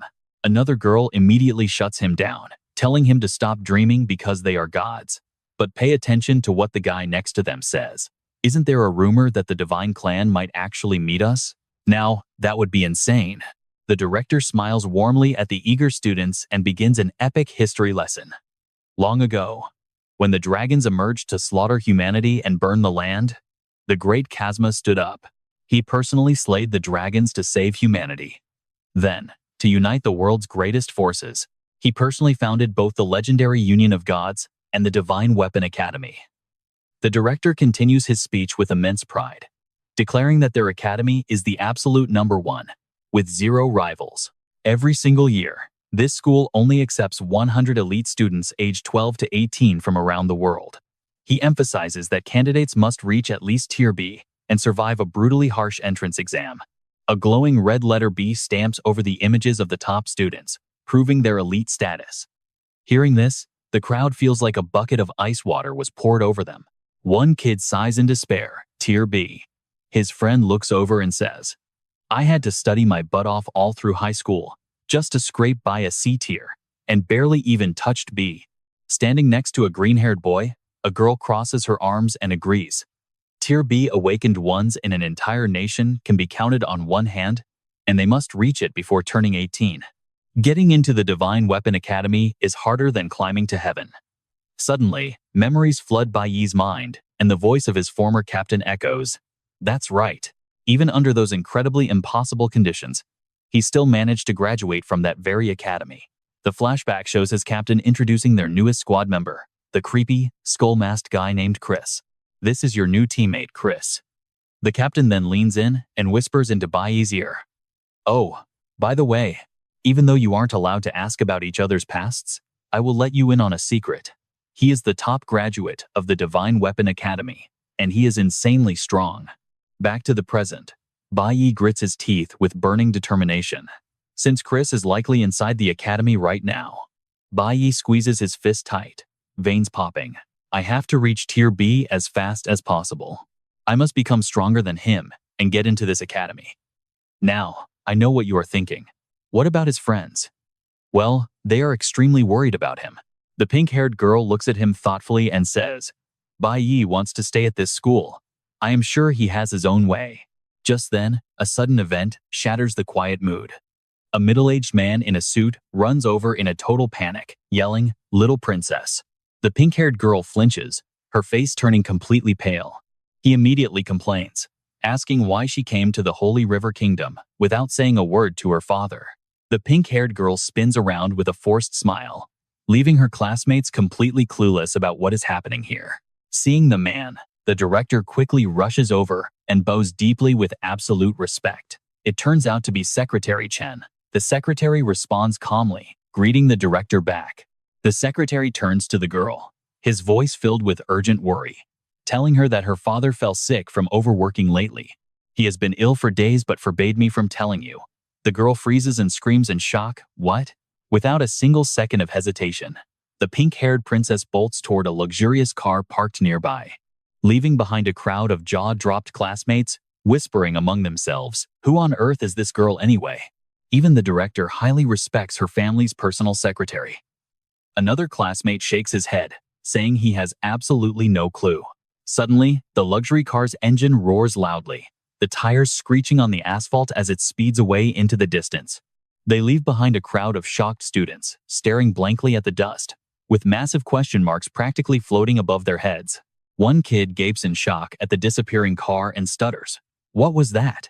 His friend is equally stunned, eyes wide as he wonders, are all the cars in the Holy River Kingdom this insanely luxurious? But the drama keeps piling up. Just then, another sleek black limousine slowly pulls up, and a man in a crisp white suit steps out to open the door. The camera zooms in on a pair of expensive, stylish sneakers stepping out of the limo, signaling a grand entrance.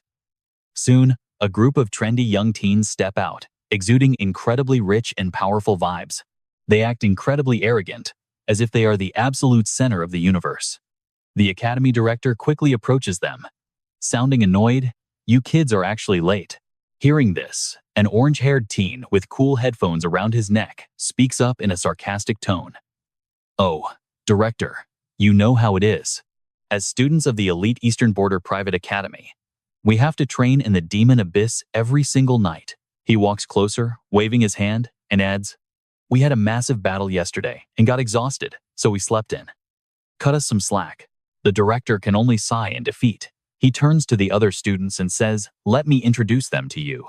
This joint training session includes 2 schools from 2 different countries. These are the local students of the Holy River Kingdom, and they come from the elite Eastern Border Private Academy." The students from Jiang Kingdom immediately start whispering, "Wow, so those are the locals of the Holy River Kingdom. They dress so stylishly." The director points toward Bai Yi's group to introduce them, and these are. But before he can even finish, the orange-haired guy rudely cuts him off. "Stop right there. No need for introductions. We already know who they are." He smirks with total contempt. "They are from a vassal state, so they must be commoners, right? Trust me, you and I are going to love seeing him get put in his place. Let's dive into a world where rich snobs rule."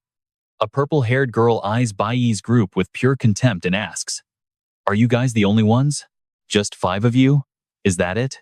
The rich kids burst into obnoxious laughter, and this orange-haired guy points at Bai Yi's group like he is telling a comedy routine, saying he already warned everyone that these country bumpkins would have absolutely no clue about private academies. To make himself look even more superior, he puffs out his chest and confidently declares that they are from a noble family of the Xinghe Kingdom. He struts closer, pointing a finger at the public school students, boasting that the level of educational resources they enjoy is naturally on a completely different level. Holding up 5 fingers with an arrogant grin, he acts like he is granting them a massive favor. He brags that it is not that only 5 of them showed up, but that their entire school only has 5 students, and every single resource exists solely to serve them. That statement leaves the crowd of regular students completely speechless and anxious. To make matters worse, another guy in the rich group throws in a final insult, mocking them because public school country bumpkins could never possibly understand. Unable to take the disrespect any longer, the class leader of the public school group steps forward, his face red with anger as he raises his voice, demanding to know why they are being insulted and called country bumpkins. The orange-haired guy steps right into his face, sneering, "Looking down on you? Our future is at the Divine Weapon Academy. I am only in 11th grade, but I am already level 30, rank C10, just 1 level away from rank B." Pointing mockingly at the class leader, he laughs, saying they only came here to get familiar with the campus early, and asks, "What about you?" The class leader freezes, cold sweat dripping down as he stutters. But trying to save face, he points back at his classmates and loudly declares that their school team will absolutely compete against them and prove their worth. Hearing this, the orange-haired guy scoffs, waving a hand toward his own team as he mockingly tells him that he is seriously overestimating himself against the 5 of them. "We have reached peak coordination, and just yesterday, we successfully cleared a D-class dungeon with a perfect rating. That is a record-breaking achievement for high schools. Beside him, a blonde-haired girl giggles, covering her mouth. She whispers to her friend, "Why even bother talking to them so much?" Now, pay attention here, because this is where the real gap between them shows. How could ordinary workers ever comprehend the luxurious lifestyle of true nobility? Meanwhile, our class leader is literally turning purple with rage. The orange-haired guy delivers one final arrogant blow, stating their goal is to become divine blessed ones, while these guys are destined to live like country bumpkins forever. All this time, Bai Yi silently watches from the back. Amidst all the noisy chatter, Bai Yi remains quiet, but a massive storm is brewing inside his mind. He mutters that the divine blessed is the highest social status an ordinary person without God clan blood can achieve. It is the dream everyone chases, and it was the final peak he himself reached in his past life. Painful memories flood back, showing him kneeling helplessly in tattered armor, his body bound in chains. He chuckles bitterly to himself. An entire lifetime wasted just to end up as a loyal dog for the gods. He will absolutely never let that tragic history repeat itself. Just as the tension reaches a boiling point, a roaring engine echoes from the sky as a highly advanced, incredibly luxurious aircraft sweeps in. Every student, including the wealthy snobs, looks up at the sky in utter confusion. One of them stutters. "Wait, what on earth is that?" Someone in the crowd screams in absolute shock, pointing out that it is a specialized aircraft belonging to the God clan, wondering why it is appearing here. The aircraft lands, kicking up a massive gust of wind and dust that wraps everything in thick white smoke. As the haze begins to clear, a calm, steady voice resonates, stating it looks like all the students have arrived. The wealthy students are completely stunned, collectively staring in the direction of the voice.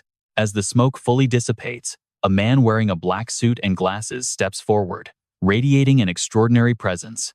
The crowd shouts in unison, identifying him as the divine blessed of the ZBS clan, Lin Feng.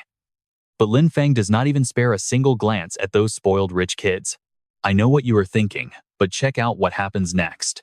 He calmly scans the crowd, thinking that student Bai Yi must be here somewhere. Meanwhile, the rich kids sweat in utter confusion, and the orange-haired guy asks, Who is Bai Yi?" His friend is equally bewildered, whispering, "Why on earth is Lin Feng looking for that guy?"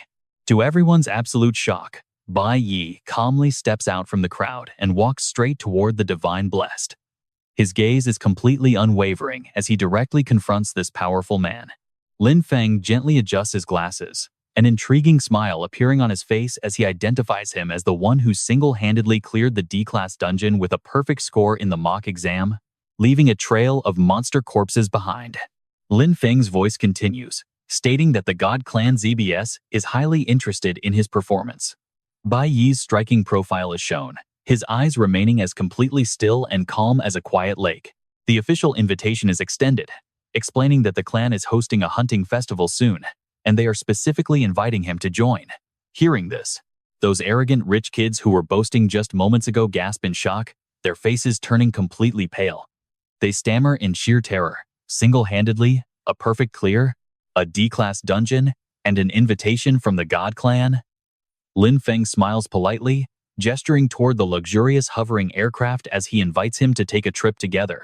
Bai Yi does not say a single word, quietly staring at the man in front of him with steady, unwavering eyes, as if he is deeply contemplating a highly profound decision. Meanwhile, a sudden memory of world history floods his mind. 100 years ago, the world was plunged into chaos, when countless monsters with overwhelming magical power descended, and humanity lacked the strength to fight back. Then, 5 great gods descended to Earth, protecting humanity and slaying the powerful monsters. A heroic scene shows one of the gods in silver armor, standing over the corpse of a giant dragon. Under the protection of the gods, human civilization was saved. From that moment on, humanity knelt in submission beneath the shadow of the gods, filled with pure reverence and worship. To safeguard humanity, the creators remained on Earth from that moment onward. They bestowed immense knowledge and power upon humans, building mighty armies and establishing entirely new laws to govern them. They even mingled with humans, producing offspring who carried sacred divine blood in their veins. These direct descendants, who walked with a brilliant, majestic aura, became known as the God Clan. Snapping back to reality, Bai Yi's eyes turn razor sharp. That is the history they are taught. But in truth, everyone in this world simply lives under the absolute rule of the gods. Hearing the golden invitation, the orange-haired teen's eyes light up immediately. He rushes forward eagerly, asking if they can come along as well. After all, the hunting festival is held in the sacred god clan territory, a place ordinary citizens could never visit in their entire lives, let alone see in person. There is still some time left before we tour the Guild of the Gods, so if you students are interested, the entire crowd, including the class leader, stands stunned, unable to believe their ears. Do they actually have a chance to step into God Clan territory? A blue-haired kid folds his arms, noting that is a place only nobility can enter, while a classmate beside him smirks suggestively, commenting that everyone is incredibly lucky. Lin Feng nods, officially inviting them all to come along. And that is where we leave things. Trust me, you and I are about to see some insane action in this massive, floating sky city of the ZBS clan. All right, you and I are diving into a world where a majestic city rises, overwhelming us with futuristic green architecture and silver highways snaking through massive skyscrapers. A deep narrator explains the lore. The clans of the 5 gods are scattered everywhere, with the Holy River Kingdom serving as the main home for the powerful Zubs clan. They're descendants of the elite Zubs lords who command the strongest military under the Union of Gods, while also running the prestigious Divine Weapon Academy. So, military recruitment falls entirely on the Zubs clan. Bai Di quietly realizes they are only interested in him because of his insane graduation exam scores. But narrowing his eyes, he wonders, why schedule their meeting at the massive hunting tournament? The scene shifts to a majestic hall, looking exactly like a royal palace, with stunning frescoes painted across the ceiling and massive crystal chandeliers hanging down. The country students look up in total awe, their mouths wide open as they gasp, "Wow, is this where gods actually live? It is so high." In the center, a Mona Lisa painting sits guarded by strict security. The screen reveals them as the Sebastian clan, chiefs of security. Stepping inside the majestic hall, Bai Di's eyes instantly turn icy as a dark, cold thought crosses his mind. God Clan, we finally meet again. Right before the famous portrait, a black-suited guard bows to a wealthy young man, standing with his back turned, reporting that they have arrived. The young man with light sandy hair calmly admires the painting, speaking with pure, arrogant, aristocratic grace. My grandfather once told me art is creation. Turning around elegantly, the system identifies him as Tan Gibbs, the top heir of the Gibbs clan, who coldly adds, "But my father says art is destruction." Narrowing his indifferent eyes, he delivers a chilling line dripping with pure villain energy. "But I believe creating destruction is the ultimate art." Now, pay attention here. As soon as they hear this weird philosophical speech about destruction, the country students immediately start gossiping. Seeing the clueless commoners standing around like statues, an orange-haired young master quickly bows 90 degrees and furiously snaps at his classmates, asking if they forgot how their parents raised them. "Hurry up and bow. How dare you look directly at the God Clan like uneducated peasants?" But unlike the panicking, groveling crowd, Bai Di remains completely stoic, his face frozen like ice. Inside his head, he identifies his target, Tan Gibbs, eldest son of the god who currently rules the entire Holy River Kingdom, the peak of power. To break the suffocating tension, the trusted assistant Lin Feng claps his hands to draw everyone's attention. Flashing a polite corporate smile, he politely asks everyone to follow him deeper inside. Leaving the brilliant lobby behind, they are guided into an area larger than they could ever imagine, where a massive dome-shaped energy barrier completely seals off a primeval forest, marked on the display screen as the downtown sky hunting ground. This hunting ground is insanely massive. Inside the glowing protective barrier, 2 giant monsters with razor-sharp fangs roar aggressively, forcing the terrified students to instantly shrink back in pure fear. They point with wide eyes at the terrifying magical beasts. Suddenly, floating chairs drift down from the sky, carrying elite VIP guests right past the crowd. Sitting arrogantly on their floating seats with legs crossed are the bored twins, Arthur Out and Eris Out, with Arthur immediately gossiping about the hunters participating this time. Wondering how many hunters are joining, Eris simply guesses the results will be announced very soon. Meanwhile, on a different VIP seat, a chubby rich kid named G. Gold arrogantly snaps his fingers to order his butler, demanding an iced coffee with exactly 3.2 parts sugar. Right next to him, the beautiful young lady Alice Gold gently waves her hand to decline a drink from the servant, saying she does not need it. As the camera zooms closely back onto Bai Di, he silently studies all the powerful figures who just arrived, noting every influential youngster from the ruling clans who hold massive, undeniable authority. His calm, analytical eyes carefully track every major player on screen, instantly assessing their raw power and identifying any potential threat he might soon face. Now, watch closely as Lin Feng steps up as the official host. He announces that the highly anticipated hunting tournament is finally starting, explaining the rules so you and I can follow the intense action easily. As a highly detailed, three-dimensional map of the arena appears, Lin Feng explains that the entire tournament takes place inside this massive, fully enclosed natural zone. The absolute core of this game is Awakeners versus the vicious magical beasts. On screen, a terrifying steel-scaled beast roars in absolute fury as Lin Feng continues his speech. These C-rank beasts were captured worldwide by the God Guild and kept in captivity. Meanwhile, the Awakeners are brave volunteers who registered from all over the globe. To keep the hunt highly challenging, no participant can be B rank or higher, meaning everyone fights at a similar tier, forming a single faction to hunt down the beasts. Successfully eliminating a single C-rank beast grants 10 points, with the final rankings determined entirely by their total accumulated score. Hearing these brutal life-or-death rules, the class president and his friends break into a cold sweat. C-rank beasts, but hunters cannot be B-rank? That means their strength is basically the same as ours. Two male students look at each other in sheer panic, with the brown-haired boy pointing out the massive gap in power. Since challenging equal-rank monsters usually requires an entire coordinated team, those registered hunters must be incredibly brave. But unlike the terrified boys, the quiet girl calmly crosses her arms, silently observing without saying a single word. Back at the arena center, Lin Feng stands solemnly as a mechanical pedestal slowly rises up from the ground. His voice grows incredibly excited, announcing that this year's tournament lands on a special anniversary. The pedestal lid slides open, revealing a high-tech chest that flashes a blinding, brilliant, golden light. Lin Feng loudly announces that the Zub's family has prepared an incredibly generous reward for the ultimate winner of the hunt. With a grand, sweeping gesture toward the massive tunnel gates, Lin Feng loudly declares the tournament officially open, welcoming this year's dangerous participants onto the field.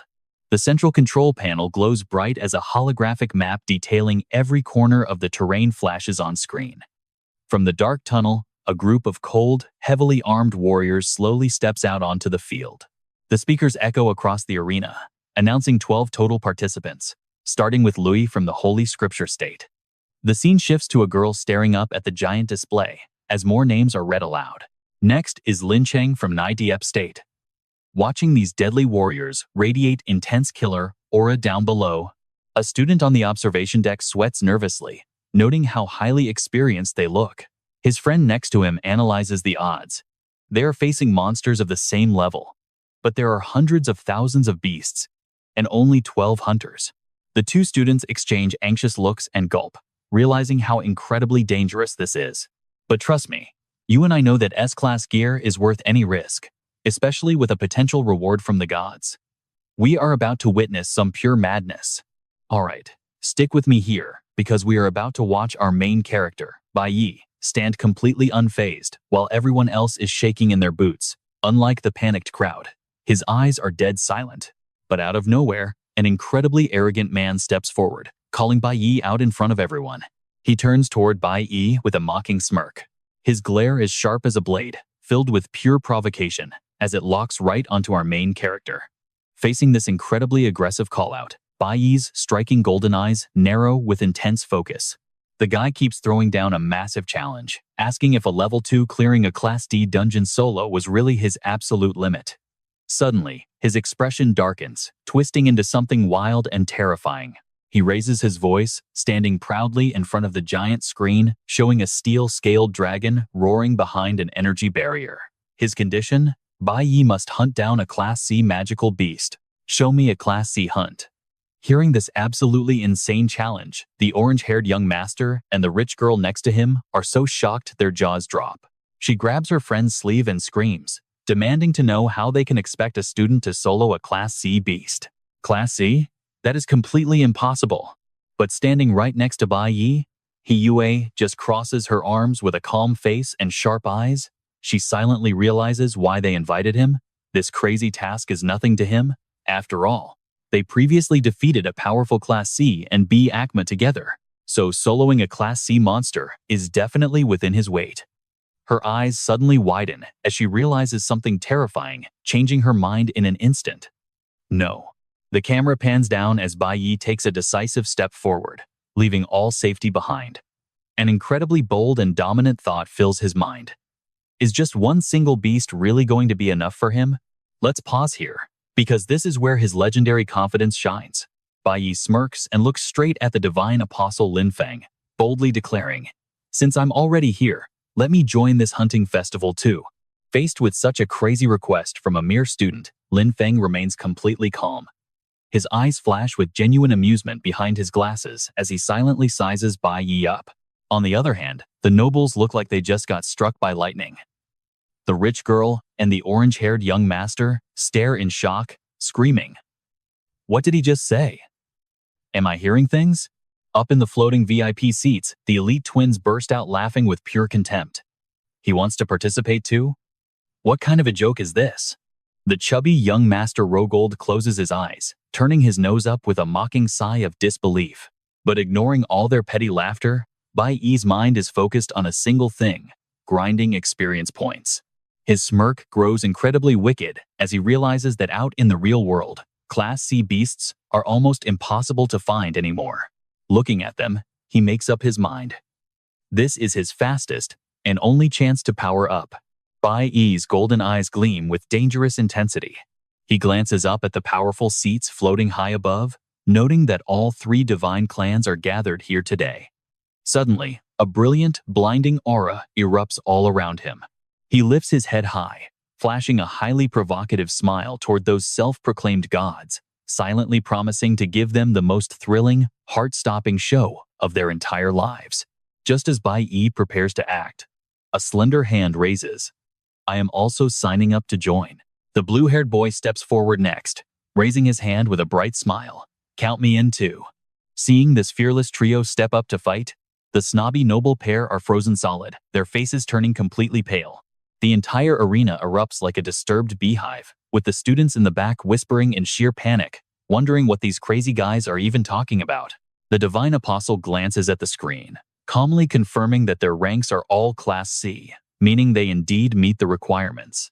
Let's look at his expression here. You can see his amusement. His lips curl into a curious smirk as he admits this is the very first time students have ever joined the hunt. "I approve your request." Seeing these commoners get favored by the apostle, a red-wearing rich kid grits his teeth in anger and turns to his group. These country bumpkins just want to show off in front of the divine clans. Hearing that, the orange-haired boy replies with sweat dripping down his face. There was a shocking precedent where outstanding candidates were handpicked by the gods, but these guys are rushing it. Not wanting to look like a coward, he sweats heavily while trying to act tough, giving a huge thumbs up and screaming, "I am joining too." Lin Feng glances coldly at the impulsive kid, reminding them of the brutal rules, asking if they have heard everything clearly. The hunt has no emergency teleportation devices, meaning if you face danger, absolutely nobody is coming to save you. The orange-haired kid sweats, forcing a fake smile. Of course, trying to save face, he looks over at Bai Yi's group and speaks in an arrogant tone, asking what is so special about a mere Class C monster. Then, he turns to glare at Bai Yi with open provocation, talking big. The camera suddenly shifts high, above the castle spires, as the announcer's booming voice echoes, declaring that the total participants have increased by 8. All 8 people, including the orange-haired kids team and Bai Yi's trio, stand in 2 distinct factions ready for war. Sitting in the floating VIP seats, the twins rest their chins, commenting on the team of 5 from Sacred River Academy versus the Jiang Nation trio. Now things are getting interesting. The chubby heir smirks slyly, inviting the nearby nobles to start a massive betting pool on the spot, asking who they want to place their bets on. The twins do not hesitate for a single second, laughing out loud. "Obviously, I bet 1 million on the Sacred River Academy students." "Me too, since they received an elite noble education, second only to us." There is no way they lose to some random trash who came out of nowhere. The scene begins with a firm, confident step forward as the camera zooms in on a man's polished black leather shoes. A voice dripping with absolute amusement calls out, "How interesting." Instantly, everyone's attention shifts back toward those floating VIP seats. A brown-haired young man speaks up, choosing to go completely against the crowd, declaring that he will bet on Bai Yi. His unexpected choice shocks the other two, making them jump in surprise. Hearing this, the twin sitting next to him bursts into hysterical laughter, throwing his head back in mockery, asking if he really means that country bumpkin with the white hair. The dark-haired young man simply smirks and glances back, flashing a highly confident smile as he calmly replies that they should get ready to throw their money out the window.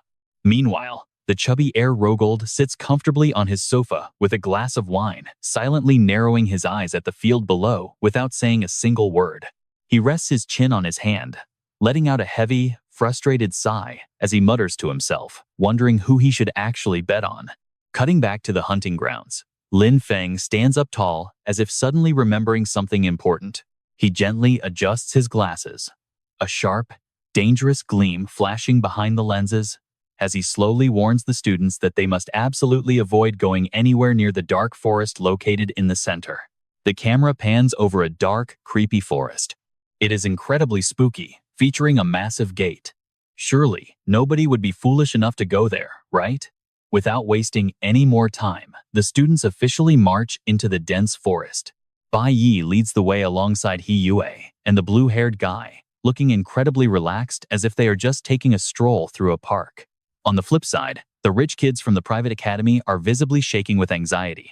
And trust me, you and I are going to want to see how this hunt unfolds, especially with the tournament's camera drones tracking their every move. You and I are starting today with a petrified blonde heiress clutching her staff, sweating bullets as she panics over a C-rank monster they've never faced. Seeing his ally freeze, the orange-haired noble snaps to calm the team, though he is sweating just as much. "What are you scared of? It is not like we haven't fought a D-rank boss before." He looks back, desperately trying to talk away their fear with sheer confidence. The strength of a C-rank monster is basically the same as a D-rank boss, so we just need to stick to our usual formation. His eyes narrow, filled with absolute arrogance and a burning desire to win as he growls, "Let us show those country bumpkins what real elites look like." Meanwhile, Bai Yi and his team have ventured deep into the forest. Unlike the panicked nobles, these three stand shoulder to shoulder, calm, resolute, and fully prepared to face whatever comes their way.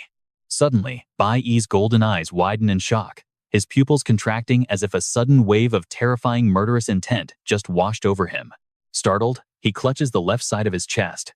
His heart is pounding wildly, leaving him completely shaken and confused by this sudden sensation.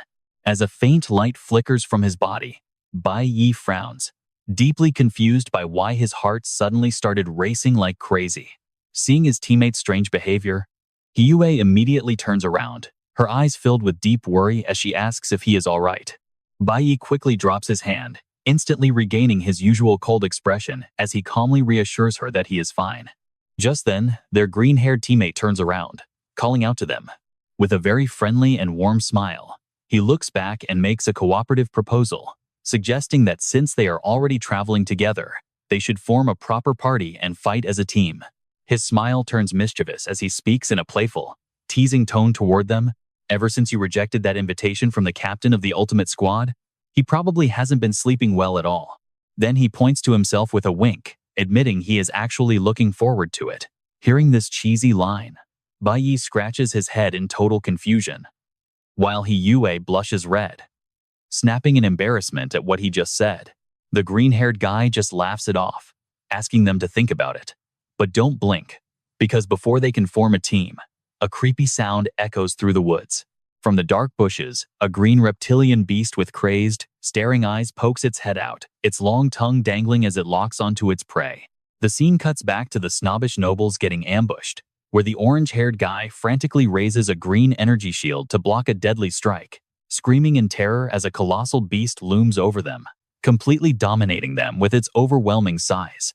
Enraged, the orange-haired guy curses at the beast, while the other members are knocked back, nearly collapsing to the ground in speechless terror. In this critical, life-or-death moment, As his battle interface pops up, the sweating orange-haired guy grits his teeth, screaming at the top of his lungs to ask if his teammates can keep up with his movements. But the massive beast completely ignores him, swinging its razor-sharp claws as it charges into battle. Back to the battle. A massive level 25C rank frost tyrant dragon covered in blue scales roars as it lunges at two students with its razor-sharp claws. Facing the terrifying pressure of the beast, the swordsman is paralyzed with fear. But in this critical second, the black-haired student grits his teeth and charges forward, swinging his greatsword coated in green energy right into the dragon's belly, risking everything as he activates his poison strike skill, which rips through the monster's tough hide and sprays fresh blood everywhere. Struck in its weak spot, the frost dragon roars in absolute agony, blood running down its blue scales in a highly gruesome display. Seizing this golden opportunity right away, the platinum blonde heiress quickly unleashes a freezing wave of magic directly at the wounded dragon. Activating her frost domain skill, an icy mist surrounds the beast as a thick layer of ice rapidly spreads, completely freezing the bottom half of the monster. Sighing with relief, the heiress confidently shouts that she has successfully locked it down. Immediately, the black-haired girl perched up high draws her bow, aiming a green energy arrow straight at the dragon's head as she smiles, praising them for a great job. Unleashing her poison arrow skill, the toxic shot pierces straight into the dragon's head while the green-haired boy rushes in to deliver a powerful energy slash. Working together with extreme precision, Gavin steps hard on the ice wall, using the momentum to launch himself high into the night sky. Floating in midair, Gavin raises a massive, blazing fireball that is rapidly gathering power, his lips curving into a ruthless smirk as he decides to finish it. He channels all his magic into the final strike, veins popping as he roars to boost his power. He screams for it to die, hurling down a giant, burning fireball that lights up the entire forest, carrying a wave of devastating destructive force aimed directly at the trapped monster. Facing the incoming inferno, the frost dragon can only stare in absolute terror, completely helpless because of the ice as his flame burst skill explodes with violent fury. You and I both know that monster is toast, as a massive fire pillar erupts, completely swallowing the poor beast in blinding light. The extreme thermal shock and the raw pressure of the explosion shatter the ice, tearing the dragon's body into tiny pieces that scatter everywhere. Gavin lands, drenched in sweat and panting heavily, but his face is filled with absolute excitement as he gasps that they actually succeeded. The system screen announces their loot, 2 frost dragon bones and 1 frost tail. He turns around, raising his fist to the sky, with a smug, arrogant smirk, as 10 points are added to his score. He boasts loudly, telling them he was right all along, and that they are the true elites of the elite. Witnessing this high-level performance, the young master of the Yudu family laughs and applauds from his floating VIP seat, cheering that Gavin got 10 points and that they actually managed to take down a wild C-rank monster. Gavin gets even cockier, pointing toward the dark forest where he thinks the commoner students are hiding, ready to lecture them. We did you a favor by taking this one out, leaving the rest of the kills for you to scavenge.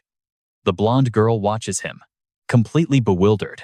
But when no one replies, she happens to glance up at the electronic leaderboard floating in the air, her face freezing instantly as she calls out in a trembling voice. Look, the board clearly shows He Yue at 150 points and Bai Yi with 120 points.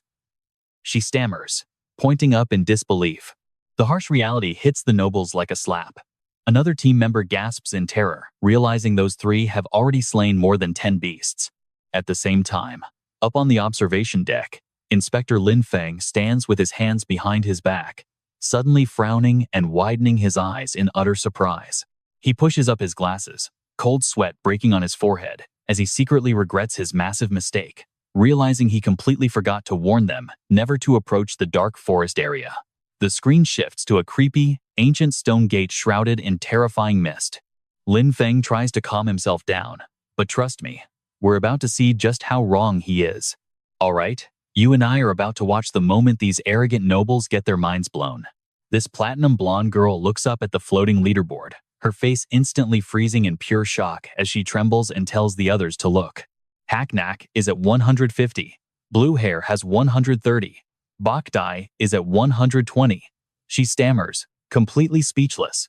The harsh reality slaps these snobbish nobles right in the face. One of them trembles, crying out, that those three have each defeated more than 10 beasts already. Her eyes shake, completely unable to accept this brutal and harsh reality. How is this even possible? Nearby, Ka Vien stands utterly speechless, sweating bullets with a face twisted in absolute, panicked disbelief. Up on the VIP observation deck, the glass in the fat rich kid Rocco's hand slips, shattering on the floor as red wine splashes everywhere. Shocked by the high scores of these commoners, he lets out an angry curse. Beside him on the sofa, the slick-backed blue-haired guy throws a fit, cursing at the sky in pure disappointment. What a joke of an elite education. They're all just a bunch of useless trash. Seeing his $1 million bet on Ka Vien about to vanish into thin air, he grimaces, sweating heavily. He grits his teeth, complaining that they are about to lose all their money. The twin brother next to him looks over. He complains that defeating a low-level monster still took way too much effort. Glaring at his friend, the other boy just huffs coldly, muttering that the kid got lucky. Meanwhile, the giant holographic screen displays the rankings clearly.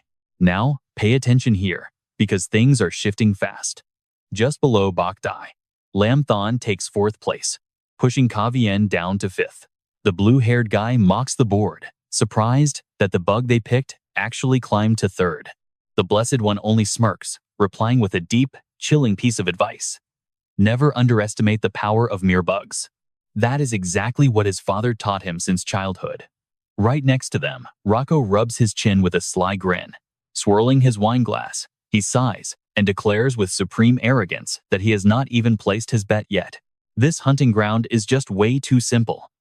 Looking down at the peaceful plains, Rocco sighs in pure boredom, complaining that a game like this is honestly boring him to death. Seeing the fat guy clearly plotting some chaos, the Blessed One turns around with highly suspicious eyes, asking what kind of evil scheme he is cooking up now. Rocco slowly sits up in his floating chair with a devious grin. His face suddenly turns dark and incredibly sinister as he makes a wild, arrogant declaration, saying he wants to register for the hunt and bet on himself. True to his word, Rocco reaches out with his massive hand, grabbing the ear of the black-suited butler behind him and violently pulling him down. The terrified butler can only break into a cold sweat, completely powerless to resist. Looking straight at his servant, Rocco issues a blatant, shameless command, declaring that his loyal dog will be going in his place instead. The Ah twins are so shocked they break into a sweat, quickly turning to stop him. He is a blessed one. The rules clearly state only C-tier awakened are allowed to join. Ignoring their protests, Rocco just sneers like a tyrant, his eyes flashing with a cold threat. The god race makes the rules here. Rocco turns to flash a wicked smile at his bowing butler. By the way, make sure to release that high-level magical beast we have locked up too. That icy decree casually seals his own servant's fate. If he does not get first place, then he can just die for all I care. The terrifying threat leaves the poor butler completely drenched in sweat. With that single order issued, the battlefield below changes instantly. A massive magical beast, the C-29C giant star beast, suddenly spawns in. It stomps on the earth, causing a terrified student to fall to the ground, screaming in panic. The giant mammoth lets out an earth-shattering roar, raising its colossal foot to stomp down. A teammate screams Louis' name in sheer panic, but only silence answers back. Seeing the situation spiral completely out of control, the orange-haired noble Ka Vien and his lackeys start sweating bullets, crying out in panic. Why are there suddenly so many high-level monsters here? The unlucky student Louis gets trapped right under the beast's claws. Tears streaming down his face, he desperately reaches out, begging anyone to help him. Realizing no one is coming to save him, Louis screams in despair, his spirit completely broken. He yells that he gives up, begging them to let him out. And yeah, I know what you are thinking. Is it really that brutal? Absolutely. A bright red cross flashes on the system, coldly announcing Louis is eliminated. Watching from afar, Ka Vien's teammate points in absolute panic at the leaderboard filling up with red crosses. Drenched in sweat, he shouts for the others to look. Another awakened has just been eliminated, clearly giving up on the exam entirely. How brutal. The noble girls are now completely pale, standing in trembling silence, too paralyzed by fear to even utter a word. Looking around, one girl feels panic rising as this crazy situation spirals out of hand. Her eyes drift to the screen, broadcasting the VIP seats, and she realizes something infuriating. Up there, They're completely unaffected by the life and death struggle happening below. Rocco stands there grinning, watching everything play out like a thrilling action movie. Even the twins beside him are thrilled. She bitterly mutters that they seem to be enjoying this. The Ao twins even pump their fists, laughing maniacally, saying a back-and-forth struggle is what makes it fun. One of them turns to urge the brown-haired guy, the best, asking if he has any hidden beasts left to unleash on them. The heir of the Zabez family remains completely calm. His eyes never waver as he looks down at the field, ignoring the madness of those around him. Across the central monitors, countless terrifying beasts are unleashed, sending the students scrambling for their lives. The scene quickly shifts over to Hacknack's exact location, where a level 28 C-tier stone ape giant star beast, made entirely of massive solid rock, lunges forward with claws out to attack them. The giant stone hand of the ape slams down hard, hit by the devastating shockwave of the attack. Ka Vien and his lackeys are blown backward, tumbling through the air. Scrambling to run, they scream in absolute terror that it still has this insane speed despite a broken leg. On this side, Hacknack looks up in total shock. His eyes widen as a brilliant, green leaf-shaped aura suddenly materializes right behind his head.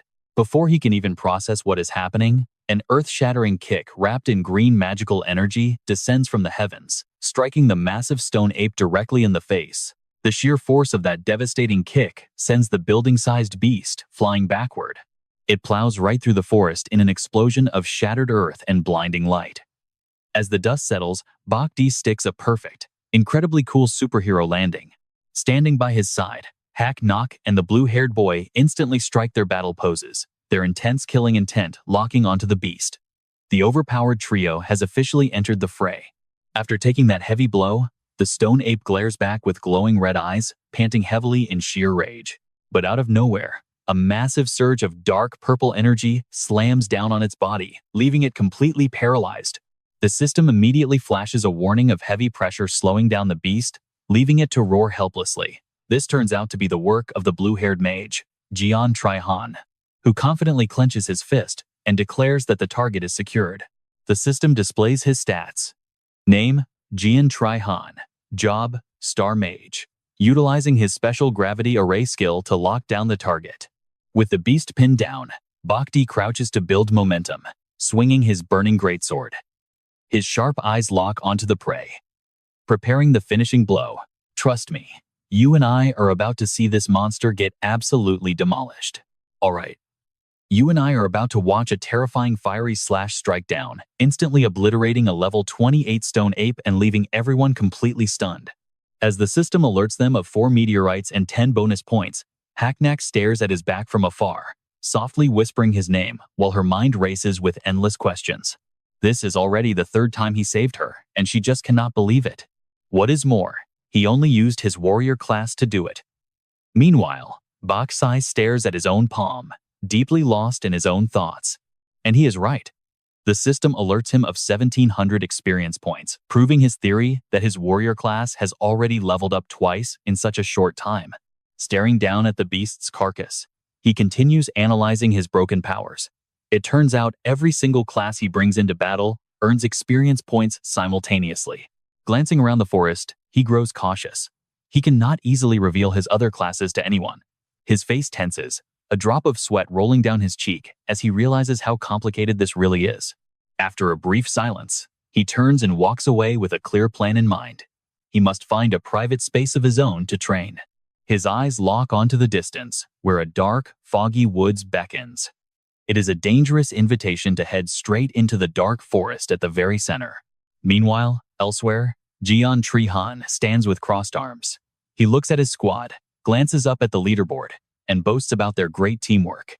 In a burst of pure arrogance, he proudly declares that first place is definitely going to one of them. He then turns to mock Hacknack with a smug grin, pointing out how far behind 4th place is, leaving her to glare at him in angry silence. His smug attitude makes Hacknack visibly annoyed, causing her to knit her brows and hamph. Now pay attention, because this is where the leaderboard suddenly goes wild. Hacknack points at the screen, screaming in panic as a mysterious player climbs the ranks at breakneck speed, leaving even Bach C staring in absolute shock at the name Gandhi Coast. Narrowing his eyes in deep disbelief, he wonders why this guy is even in the match. Meanwhile, In another part of the forest, a giant lord elephant lets out a final roar before collapsing into a pool of blood. The system rings out. Through the freezing mist, a figure emerges wearing glittering ice armor, radiating an incredibly oppressive aura. The system identifies him as the Blessed One, Gandhi Coast, a B-class cloud warrior. His ice-cold face shows zero emotion as he grips his sword, surrounded by a truly terrifying silence. Standing in the frozen wasteland of his own making, the massive beast's icy corpse serves as absolute proof of his overwhelming power. Immediately, the leaderboard shakes as Gandhi Coast steals third place, pushing Bach down to fourth. Back in the VIP lounge, the obese Noble Rock bursts into a hysterical, mocking laugh that shakes his entire frame. He points at the screen, smugly boasting to Zoobs, who stands completely still like a statue. He gloats, saying his rank has already surpassed Zoobs. Rock lets out a triumphant smirk, his eyes narrowing with pure contempt as he looks down at his rival. He mocks that Zoobs' pick is nothing special, claiming first place is already his. Meanwhile, the younger twin clicks his tongue, resting his chin with a sneer, muttering that sending a Blessed One to fight is just a dirty trick. He turns fully to look at Zoobs, who simply stands there with a mysterious smile and asks him directly. He points out that Zoobs has never lost a single bet before. While the twins eagerly watch for a reaction, Zoobs remains completely calm, listening as the older brother gloats about finally getting to see him taste defeat. They burst into laughter, but surprisingly, Zoobs just smirks and finally speaks up, addressing the room. Okay, I know what you are thinking, but Zoobs is about to make a move that will leave everyone speechless. He dares the crowd to raise the stakes, letting them freely change their bets, before boldly putting another 100 million on Bach's side. Are you brave enough to match it? The twins are completely speechless, their jaws dropping as they stammer in panic, asking if he has lost his mind over 100 million. That is an entire week of tribute. Feeling provoked, Fat Rock sneers, showing absolute confidence in his chosen fighter. He boasts that Gandhi Coast is his most loyal dog, telling Zoobs to throw his money away if he wants. Zoobs merely smiles, a dangerous glint flashing in his eyes. Accepting the challenge, he stands up and turns his back to the leaderboard, his voice echoing through the lounge to give them extra motivation for first place. He immediately signals his assistant to add some spice to the game, and the man bows in obedience. Suddenly, a powerful, commanding voice booms from the heavens across the entire hunting ground, announcing to the contestants that the finals have officially begun. The voice continues announcing brand new rules, causing all the contestants, including Bach's group, to listen in shock. They look up in sheer terror as they learn that stronger monsters will be released. Everyone is given the choice to stay or withdraw immediately, prompting a terrified noble lady to pale and stammer her retreat. She begs to withdraw. But the most important detail of the announcement is yet to come. In addition, the Zoobs family has added a special grand prize to the treasure hoard. The ultimate first-place winner will receive a mystical gold ring embedded with a glowing purple gem, solemnly introduced by the announcer as the divine decree. Hearing this, Bach's face completely tenses up as sweat breaks out, his eyes flashing with deep concern. The system begins to explain that this priceless treasure can only be bestowed once in a lifetime by a member of the God clan. An illustration appears of a mortal holding the ring high under a brilliant light, because receiving the divine decree is essentially a guaranteed get-out-of-death-free card for any crime. In other words, even if someone commits a capital crime, they get a one-time absolute pardon. A sudden flashback hit him as Boxy remembers his past life, where his own master used this exact ring to break him out of prison. He looks up at Zoobs on the screen, his eyes narrowing as his mind races. He never expected the Zoobs family to play this big. With burning determination, he realizes that the competition is about to become incredibly brutal. He simply does not have much time left to level up his classes. Just then, Jian Trihan speaks up from behind, breaking his thoughts. He spreads his arms, making a calculated suggestion that while team combat is safe, earning points this way is far too slow. Since the monsters in the outer ring are running thin, why don't we just split up and hunt solo? Jian Trihan points at the leaderboard, mockingly warning them that the newcomer is about to push them down even further, prompting everyone to instantly look up at the screen. After a tense silence, Boxai turns to his two teammates and seriously asks if they are capable of protecting themselves. Hearing his genuine concern, Hacknack smiles to herself, realizing he only joined their group because he was worried about their safety. She confidently flashes a thumbs up, her fighting spirit boiling as she warns him not to underestimate the Mid-Pole sect. challenging everyone to a race for first place. And that is where we leave things, as a black-haired fighter leaps high, preparing to launch a thunderous strike against a giant beetle. Trust me, you and I do not want to miss what happens next. Alright, you and I are diving straight into this madness as the fat guy, Rock, watches his hunting beast go berserk, screaming in his head to rip those monsters to shreds. Rock's brutal order echoes in Gannikos' ears, forcing him to plunge into the wave of monsters, slashing relentlessly because if he loses first place, his master will leave him to die. Up in the VIP room, Rock bursts into a nasty laugh, pointing at the massive screen to brag to Zoobs. Ha ha. See that? That is the elite hound I raised. He turns to the best, who keeps a completely emotionless face, mocking him by saying, "You are definitely going to lose. Just look at that pathetic Bai Yi you chose." Suddenly, Bai Yi's screen begins to glitch and flicker like it is about to die, making the fat guy laugh even louder. Even his teammates abandoned him. What a useless loser. But the static only gets worse until a blinding flash of light suddenly covers the entire monitor. In the next second, the screen goes completely black, leaving everyone in absolute shock. The best slightly narrows his eyes and lets out a soft, intrigued sigh. This sudden glitch throws the VIP room into utter chaos, and one rich guy jumps up, asking what happened to his livestream feed. Only the best remains completely calm amidst the confusion. Staring at the pitch-black screen, he secretly thinks to himself, "So you are finally ready to show your true strength?" He was right. Deep in the central forest, Bai Yi just destroyed his own tracker. The system coldly announces that the live stream camera has been destroyed. Bai Yi smiles, knowing he deliberately came to this central zone where others dare not tread. Standing amidst a pile of monster corpses, a brilliant blue magical aura wraps around his body as he activates a brand new class, the Nebula Mage mode. Looking ahead with absolute confidence, he recalls exactly what his master taught him about where these forest beasts love to hide. Instantly, a massive group of juicy targets appears right before his eyes, a flock of level 29 Thunderbirds. He smirks, realizing that finding these walking bags of experience points is way too easy. As his blue aura erupts violently, Bai Yi grips his staff tightly with fire in his eyes, ready to level up his classes properly. Meanwhile, out in the spectator stands, the crowd is buzzing with confusion over his blacked-out screen. A gray-haired girl panics, holding her cheeks in worry, wondering if that boy's screen going completely blank means he is in some kind of mortal danger. The purple-haired girl next to her cannot hide her anxiety either, clenching her hands and whispering his name. But suddenly, another spectator screams while pointing directly at the leaderboard, telling everyone to look at Bai Yi's score. Get ready, because the crowd is about to freeze in shock. His score just jumped 30 points, launching him straight to second place. Before anyone can even process this, his points leap yet again to everyone's absolute horror, adding another 20 points and putting him right behind first place. Up on the control vessel, a shocked technician screams, asking if the system is totally glitched. The fat guy, Rock, stares at the leaderboard with his jaw dropped, screaming in pure rage. How is his score skyrocketing like this after his stream cut out? Behind him, Zoobs' assistant calmly explains that the scoring system is flawless because they implanted tracking chips directly into every single monster. Points are only awarded when the beasts are completely destroyed. But Rock is too blinded by fury to listen, throwing his coffee cup straight into the assistant's face. He points aggressively at Zoobs, roaring like a wild animal. "Damn it, I do not need your explanation. You think I do not know that?" He then spins around and yells at the best.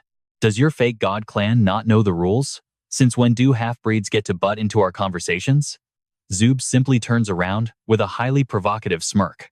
"Rock, are you really that terrified of losing?" This makes the fat guy boil with rage. Zoobs turns back to the leaderboard, where Bai Yi's name now sits proudly at the absolute top. He mutters, "You are far more interesting than I thought." Meanwhile, back on the battlefield, Hiyue stands over a slain monster, looking up at the ranks. She cannot believe her eyes. She knew he would catch up once he started fighting solo, but never expected it to be this incredibly fast. Looking at his massive score, she realizes that if he keeps this up, first place is easily his. Meanwhile, Qiao An is panting heavily, staring at the leaderboard with a pale face. His soul practically leaves his body as he stammers out, "How?" And honestly, You and I are probably wondering the exact same thing right now. Staring at that massive 750 score, his pride is completely shattered, realizing Bai was holding back his true power this entire time. Instantly, a fierce fighting spirit ignites inside him. This is his ultimate rare chance to show off his real strength right in front of the gods. The central zone is dangerous, but it is bound to have way more monsters. Turning around, he fixes his eyes on the dark forest, resolving to head there. As he runs, he reassures himself that as long as he stays away from the Blackwood Forest, he will be fine. There shouldn't be any danger, right? But he has absolutely no clue that the very place he is desperately trying to avoid is the exact spot Bai Yi chose as his primary farming ground. Standing among bizarre monsters, Bai Yi mutters that he has finally arrived in the dark forest. Facing a horde of freakish monsters, from giant rats to one-eyed octopuses, Bai Yi's eyes flash with a golden light. He calmly notes that after scouting around, almost all the beasts here are registered as 3 system screens pop up. They display the boosted stats of his Nebula Mage class, now level 25, with a 400% power boost. Speed 20.4, Endurance 39.4, Opportunity 31, and Elemental Power 62. Mental Power 40.8. And his level 27 Atom Warrior class gets a 300% boost. With Speed 41, Endurance 61, and Solar Elemental Power at 141.3. Mental Power 11, and his level 24 Lotus Summoner class receives a 350% durability buff. Speed 10.3, Strength 50.3, Opportunity 30, and Elemental Power 20.3, and Mental Power at 276. Looking at his stats with satisfaction, he sees his classes have leveled up nicely and wonders if he can push his warrior class straight to B tier today. Checking the newly updated system screen, Bai Yi mutters with satisfaction that he has successfully contracted 2 more summoned beasts. He gently pats his green falcon, Shaolin, on the shoulder, then glances at his spiked ape, Kong Kong. Formulating his strategy, he decides Xiaolin will scout the area, while Kong Kong will fight right alongside him. With the plan set, he looks up and commands the majestic falcon to soar into the sky. But before the command can even leave his mouth, Bai Yi's pupils suddenly contract as he gasps in absolute shock. A sudden, excruciating pain shoots through his chest. Dropping heavily to one knee on the freezing cold ground, he clutches his wildly beating chest like it is about to explode. Sweat pours down his grimacing face as panic fills his eyes. It is definitely that sensation again. He forces his head up, glaring into the dark, and growls. "You are in here, aren't you? Trust me, you and I will see what happens next. All right, let's dive into this." As an eerie, dark voice echoes from the silence, calling his name. "Are you the one summoning me, Belphegor?" An evil shadow slowly materializes with glowing eyes and a creepy ear-to-ear grin. It whispers in a chilling, hypnotic tone, "Let me lend you a helping hand here." The demon's pale hand holds out a bizarre heart enveloped in dark energy. "Think of this as a little welcoming gift I am giving you." Even while accepting this massive power, Bai Shi remains highly defensive, his sharp, dagger-like gaze scanning for danger. "So, why do you want to make a deal with me? And what is the price?" The demon doesn't answer directly. Half hidden in shadows, he simply smirks with a mysterious chuckle. His pale lips curl, delivering a chilling line that sends shivers down the spine. "Wait until you return to the past." Hearing this, Bai Shi's face completely hardens, his narrow eyes filled with suspicion. The demon's grin stretches even wider, looking satisfied as if his prey has walked right into a perfect trap. In the blink of an eye, the demonic illusion vanishes. Bai Shi snaps back to reality with a sweat-drenched forehead, his face still showing a trace of lingering shock. Taking a deep breath, he slowly stands straight in the quiet forest, muttering thoughtfully, "It seems." His eyes suddenly flash with cold, absolute determination. "It is time to fulfill my promise to you." Meanwhile, at that very moment, at the monitoring area, a spectator stares at the leaderboard, showing Bai Shi's dominant score of 750, gasping in shock. Nearby, his purple-haired teacher beams with absolute pride, her proud tone impossible to hide. In the top 4, 3 are actually students from our Jiang nation. The male students cross their arms and gossip, clicking their tongues in sheer admiration. Bai Shi is seriously on another level. But here is the catch: we need to watch. There is no live stream for him, leaving everyone clueless about how he farmed such insane points. Hearing this, the pink-haired girl from the central cult chimes in to explain. Perhaps he has already headed to the central zone. Before this training trip, our cult thoroughly studied everything about this grand hunt. Recalling the battles, she passionately explains further. Actually, the entire hunting ground of this tournament is absolutely massive. We cannot view the whole area directly, so we must rely on the livestream drones following them closely. A virtual screen projects a map with 3 concentric circles as she points to it, explaining that the entire hunting ground is split into 3 zones. The basic hunting zone is on the outside, the high difficulty zone is in the middle, and the core is in the center. Pointing to the safe grassy areas on screen, she continues. What we see right now is the basic hunting zone, where the magic beasts are low tier and their numbers are relatively small. As the screen shifts to contestants entering a darker, eerie area, she analyzes sharply. And once they go deeper inside, the beast levels will get higher and higher, and their numbers will naturally increase as well. Hearing this, the male student has a sudden realization, nodding along in agreement. So Bai Shi scored points so quickly because he went deep into the inner zone. That explains everything. However, the pink-haired girl's expression suddenly turns serious, her voice dropping low. But the central core, the Black Mist Forest. Rumor has it that place is cursed, and once you enter, you can never return. Hearing this, the male student breaks into a cold sweat, muttering in deep worry. Then why did our vice commander head straight into that creepy place?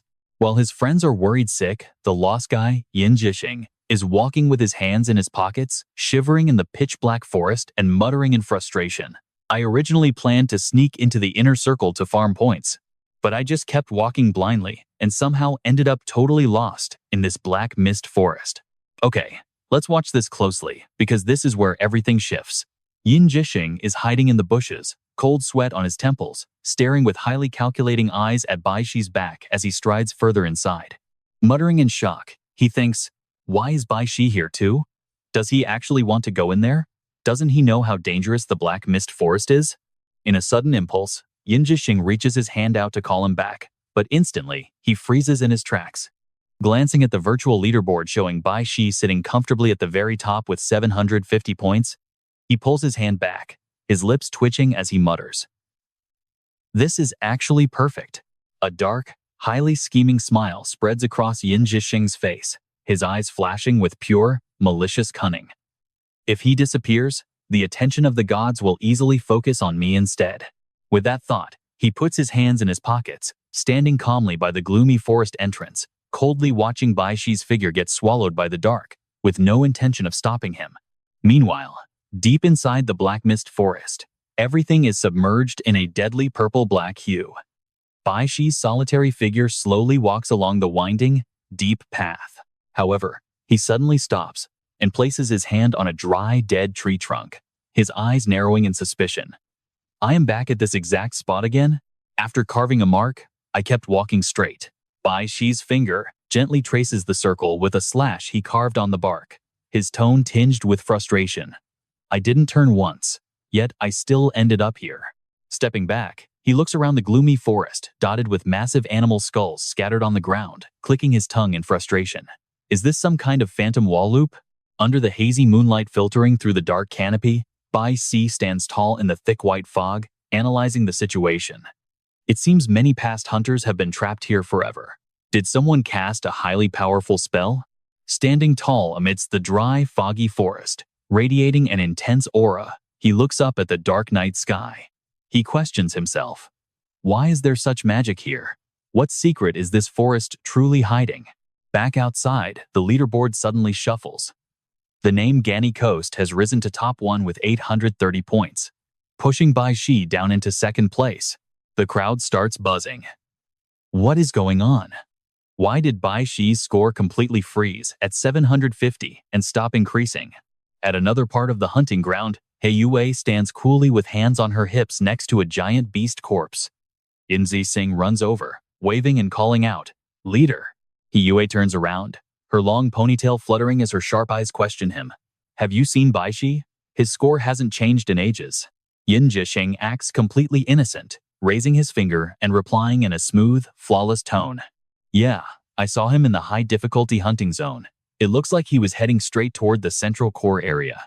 Hearing this, Yue's face completely turns pale, her eyes widening in absolute horror. He couldn't have wandered into the black mist forest, right? Right then. On Baixi's personal screen, the feed begins to glitch violently, with red and green static lines cutting across his face. The screen scrambles and goes completely black, replaced by a bright red border, a massive X, and a chilling notification. Connection lost. Even his name on the overall leaderboard flickers, distorts, and fades away, leaving everyone, including you and me, absolutely stunned. In the monitoring room, the male student stares with wide, horrified eyes, stammering at the screen. Baixi's score suddenly vanished. Does this mean he has? The purple-haired teacher is so terrified she covers her mouth, praying in silence, "Please, you must return safe and sound." All right. While the rest of the world is completely panicking, you and I see Baishi standing still as a statue in the silent darkness of the black fog forest. Calming his mind, surges of blue and purple magical energy begin to erupt violently around him. Baishi furrows his brows with determination, reminding himself to close his eyes and ignore his own vision. Placing a hand on his chest, he closes his eyes and relaxes completely, despite the wild energy swirling around. He must trust his instincts. Suddenly, a massive heartbeat monitor flashes like lightning inside his mind, and Baishi starts following this invisible guiding sound, moving in perfect sync with his own heartbeat. Lightning crackles and magic roars all around him, but his face remains completely calm. With eyes closed, he mutters that it is getting closer. Suddenly, a massive surge of energy erupts, blowing away the dark fog. Baishi snaps his eyes open and majestically declares that this is the spot as the surroundings shift completely. Standing before him now is no longer the hazy demonic illusion he saw earlier. Instead, a massive black stone monument towers into the sky, radiating a suffocating pressure as if waiting to welcome a brave challenger. Staring into the deep chasm, Baishi mutters in surprise. He never expected to find a giant abyss in this hunting ground, something completely missing from any of his research documents. Looking down into the dark abyss that resembles a giant monster's maw, he realizes the floating city is definitely hiding a secret. Instantly, a system panel appears. Switching to his summoner class, Baishi summons a colorful, vibrant bird, calmly giving his order, "Watch closely now." As his coat flutters, he is determined to uncover whatever secrets are waiting at the bottom of this deep abyss. In a flash, Baishi lands perfectly on the rocky floor of the abyss. Beside him, his summoned bird, loyal to its master, hovers closely. Walking through the messy ruins of massive stone pillars, he wonders what this dark place could be. Baishi's gaze suddenly sharpens. His seasoned hunter instincts immediately tell him that a massive war must have taken place here. Suddenly, from the eerie purple smoke behind him, a massive dark shadow holding a terrifying weapon slowly emerges, speaking in a rumbling voice that sounds like it comes from the underworld. Baishi is slightly startled, a cold sweat breaking out on his forehead as he glances backward defensively, feeling the sudden, immense pressure. Looking around, he realizes he is completely surrounded by armored demonic knights. Burning with deadly purple flames, their stats display clearly as levels 28, 29, and 27. These are tough, C-class monsters. Their leader, a beast highlighted in bright red as a galactic warrior, glares at the intruder and roars. Who dares trespass into this forbidden territory? The Lord's face is just a cold blue glow behind his iron helmet as he screams his command to kill. His voice shakes the earth, accompanied by a warning panel. High intelligence, wind abilities, extremely dangerous, and of mysterious origin. Meanwhile, elsewhere in the hunting ground, Yue is crouching to examine a giant beast carcass. She touches the strange wound and concludes, "These wounds were definitely made by Baishi." Looking at the gloomy trail leading deeper into the forest, she calmly says, "I already checked the surrounding area. Baishi's tracks only go down this path." Confidently analyzing his situation, she adds, "The beasts around here cannot possibly pose a threat to him, so he must have gone inside." Pale and sweating, Yan Ziheng waves his hands to stop her, suggesting they just leave. But before he can even finish, Yue turns her back and firmly says, "No." Her ponytail flutters in the wind. "You and I both know she won't back down. Looking ahead with absolute determination, she heads straight into the dark forest to find him, leaving Yan Ziheng staring in shock as she blames herself for not warning him of the dangers. Seeing her walk straight into the trap, Yan Ziheng pretends to be worried, calling out, "This is the Black Fog Forest. Are you really just going in?" Once she disappears from sight, he lowers his hand, a sinister, cunning smile spreading across his lips. He thinks to himself that another competitor has been eliminated. The monitor displays her figure entering the forest, accompanied by his wicked, gloating laughter. Over in the VIP lounge, a wealthy fat man points at the darkened screen, laughing mockingly at her foolish decision to run into the dangerous forest alone. Lounging in his luxurious chair, the man in the suit chuckles smugly, muttering that he actually expected a competition that would be worth watching. Smirking self-righteously, he confidently claims that first place will easily go to his own fighter now. Nearby, two elite guests are enjoying wine. One of them curiously asks what that forbidden forest really is and why nobody who enters ever returns. The other shrugs it off, eager for the grand finale. The screens flicker between different candidates as an excited announcer shouts that only minutes remain until midnight. The camera zooms in on the cold, calm face of a student, waiting silently for the final moments without saying a single word. A system notification pops up, showing it is June 29th at 11:58 p.m. Inside the floating city, a group of exhausted candidates is shown hiding in a shabby stone cave. Under the dim light, a girl grits her teeth as her teammate bandages a bloody wound on her leg, urging her to endure the pain just a little longer.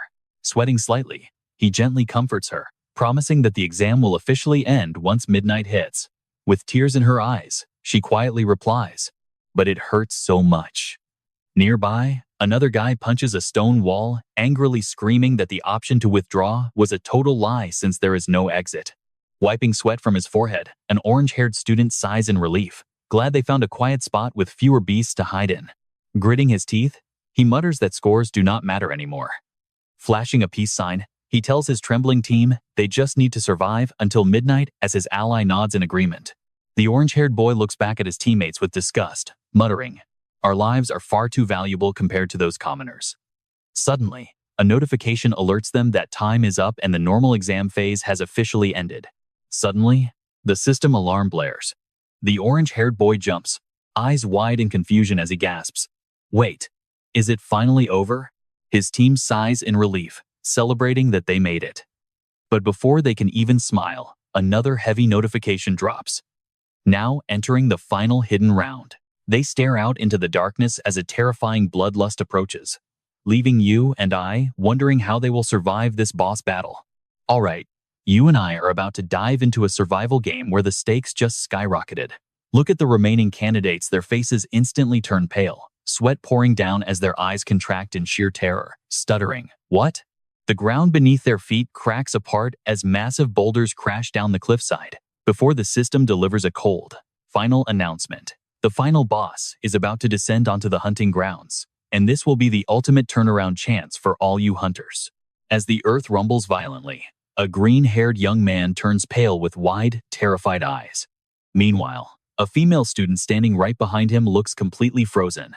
Her face is a mask of pure despair as she whispers through tears, "Why is it still not over?" Right then, a glowing screen pops up, declaring that whoever defeats the boss will immediately receive a grand prize of 1,000 points. Breaking the tense silence, an orange-haired guy wearing headphones points angrily into the empty air, shouting in absolute fury, "Are you kidding me? What kind of sick joke is this? What boss battle? Just let me out. Didn't you say the hunting festival would end at 12? Staring straight at an invisible barrier, he screams out in helpless frustration, "Let us out.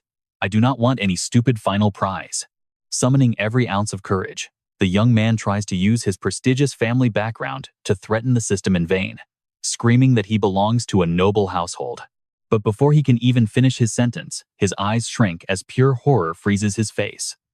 A razor-sharp blade, glowing in the darkness, silently slices right through the cowardly noble. In the blink of an eye, his body shrivels up like a dried, soulless corpse with his eyes bulging out. His mouth gapes open in excruciating pain before a final strike pierces straight through his heart. As his shriveled corpse crashes to the ground, a massive monster with razor-sharp claws and a deadly aura slowly emerges from behind.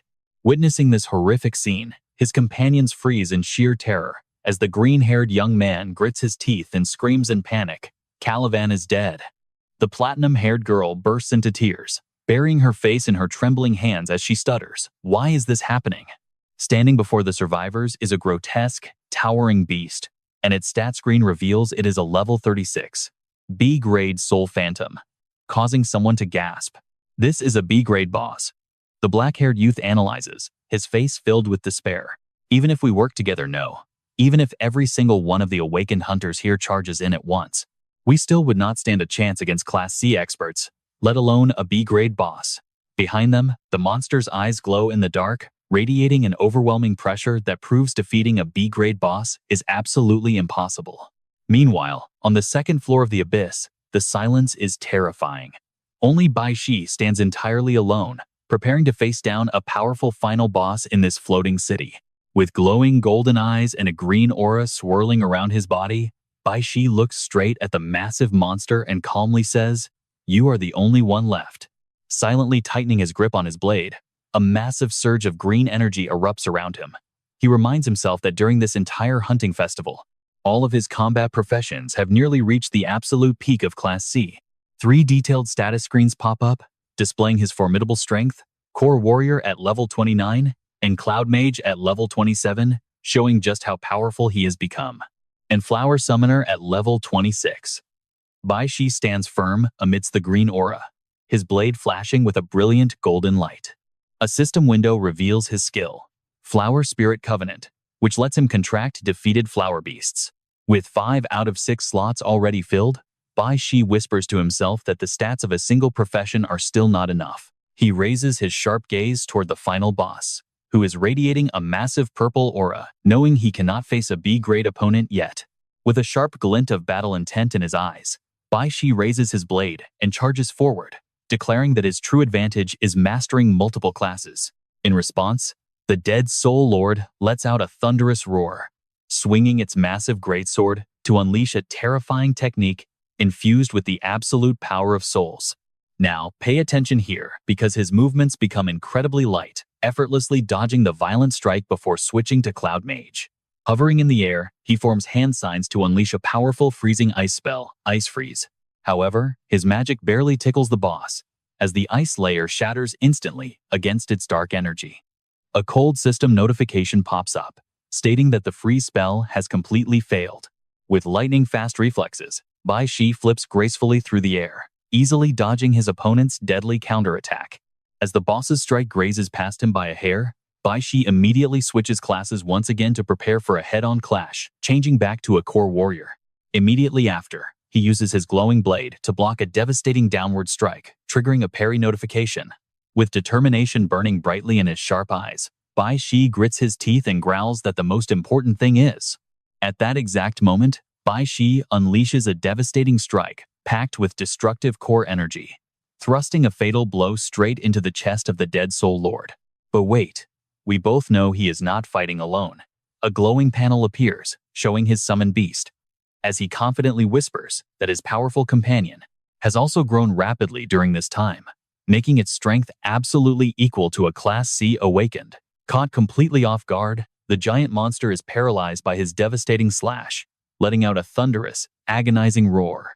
Under that devastating force, the boss's durable dark armor cracks wide open, creating a massive, fatal vulnerability. Seizing this golden opportunity, Bai Shi rushes forward like a ghost, thrusting his blade straight into the crack while declaring, "This is more than enough to close the gap between us." As he pulls his sword out, a bloody explosion erupts, and the monster's massive body staggers before collapsing. A proud system notification pops up, confirming the successful defeat of the B-grade boss, the Dead Soul Warrior. Bai Shi lowers his weapon and lets out a long sigh as 3 level-up notifications dance before his eyes, showing his Core Warrior class rising to level 30 and Cloud Mage reaching level 28, and his Flower Summoner class climbing to level 27. Wiping the sweat from his cheek, his tired eyes are filled with complete satisfaction. He mutters that defeating a higher-level monster was incredibly tough, but he finally did it. Resting for only a few seconds, Bai Shi carries his blade and approaches a massive door tightly bound by iron chains in the darkness. He tells himself that he can finally open the gate. But his steps suddenly halt as his eyes widen in pure shock, gasping in surprise when a golden system notification begins flashing abnormally. Instantly, Bai Shi floats up into the air, surrounded by a breathtaking cosmic galaxy, as the system loudly announces that his accumulated star element is finally complete. Looking down at his hands, glowing with a brilliant light, his face is filled with utter disbelief as he mutters hesitantly, "Is the star element fully charged already?" At that very moment, a blinding notification about a new class awakening flashes directly over the monster's old stat screen. It reads, "Dead Soul Lord, B-grade Flower Mage, possessing high intelligence with unknown abilities, listed as extremely risky with an unknown origin." Suddenly, all of Bai Shi's current profession panels begin to glow intensely, displaying his skyrocketing power with Core Warrior at level 30 and Cloud Mage at level 28. Right after that, his third class panel emerges, and his Flower Summoner class at level 27, featuring the Flower Spirit Covenant skill to summon defeated beasts. Trust me, you and I are about to watch him awaken his ultimate power next. Alright, you and I are jumping into the action as the fifth contract is completed. While Bai Yi is busy awakening his power, our focus shifts to a massive futuristic city floating in the sky. Suddenly, a mysterious voice echoes out, asking if we have ever heard of the city in the clouds. Up there, the system displays the Divine Guild, Division 6, Squad 8, where a green-haired guard is whispering to his partner. He claims there is a hidden chamber inside the tower sealing incredibly dangerous monsters. But the brown-haired guard next to him waves his hand, laughing it off. He says that is impossible because this is divine territory, and his friend has been listening to way too many garbage urban legends. The brown-haired guard points right at him and pouts, saying, "If you do not believe it, fine. You talk as if you actually went inside yourself." Before he can finish, a loud shout makes them both jump as a system screen pops up. The Squad 8 captain glares at them, his face completely red with pure anger. He yells, demanding who allowed them to gossip on duty. The terrified guards break into a cold sweat, instantly standing at attention to salute while stammering out their apologies. The captain warns them that their sole duty is securing the eastern region of the Divine Domain. Today is the Grand Shooting Festival, so absolutely no mistakes will be tolerated, not even the smallest slip-up. He points his finger forward, while his two subordinates hang their heads in deep regret, and then he yells angrily at them. "You two have been here for 3 years, yet your awareness is worse than a rookie." The captain then looks over at a braided hair youth standing guard, telling them to watch Chris and learn how to do things right. But little does he know that perfect rookie Chris is actually staring intently at the giant tower, wearing a mysterious smirk while thinking about the Sky City's secret space. Back in the deep abyss, red stars glitter around Bai Yi as the system screen flashes. A new class is about to awaken. Awakening successful.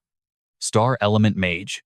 The stunned youth looks at the notification displaying rank 1, E-rank Star Mage. With curious eyes, he mutters, "A red Star Mage?" Suddenly, an image flashes in his mind of a classy man in a suit summoning a pack of wolves. He quickly realizes this is the exact same class as Yin Ziting. Bai Yi stands tall amidst the ruins. In front of him, the glowing new class title shines brightly, even though the glitching text is completely flipped upside down. Now pay attention here, because his entire body suddenly shudders. He clutches his chest in agonizing pain while his vision blurs with chaotic glitched colors, as if his nervous system is completely short-circuiting. Gripping his shirt, cold sweat pours down his forehead. His eyes burn with determination as he fights the pain, growling through gritted teeth. This feeling. It is getting much stronger now. Once the pain subsides a bit, Bai Yi looks up with cold eyes, staring at the massive stone gate sealed by heavy iron chains, muttering with absolute certainty, "It is definitely behind this door." Gripping his sword hilt, he channels raw power into his hand. A green system notification pops up alongside his decisive shout. Swap. Instantly, a blazing surge of energy explodes around his body, his silver hair whipping wildly in the wind.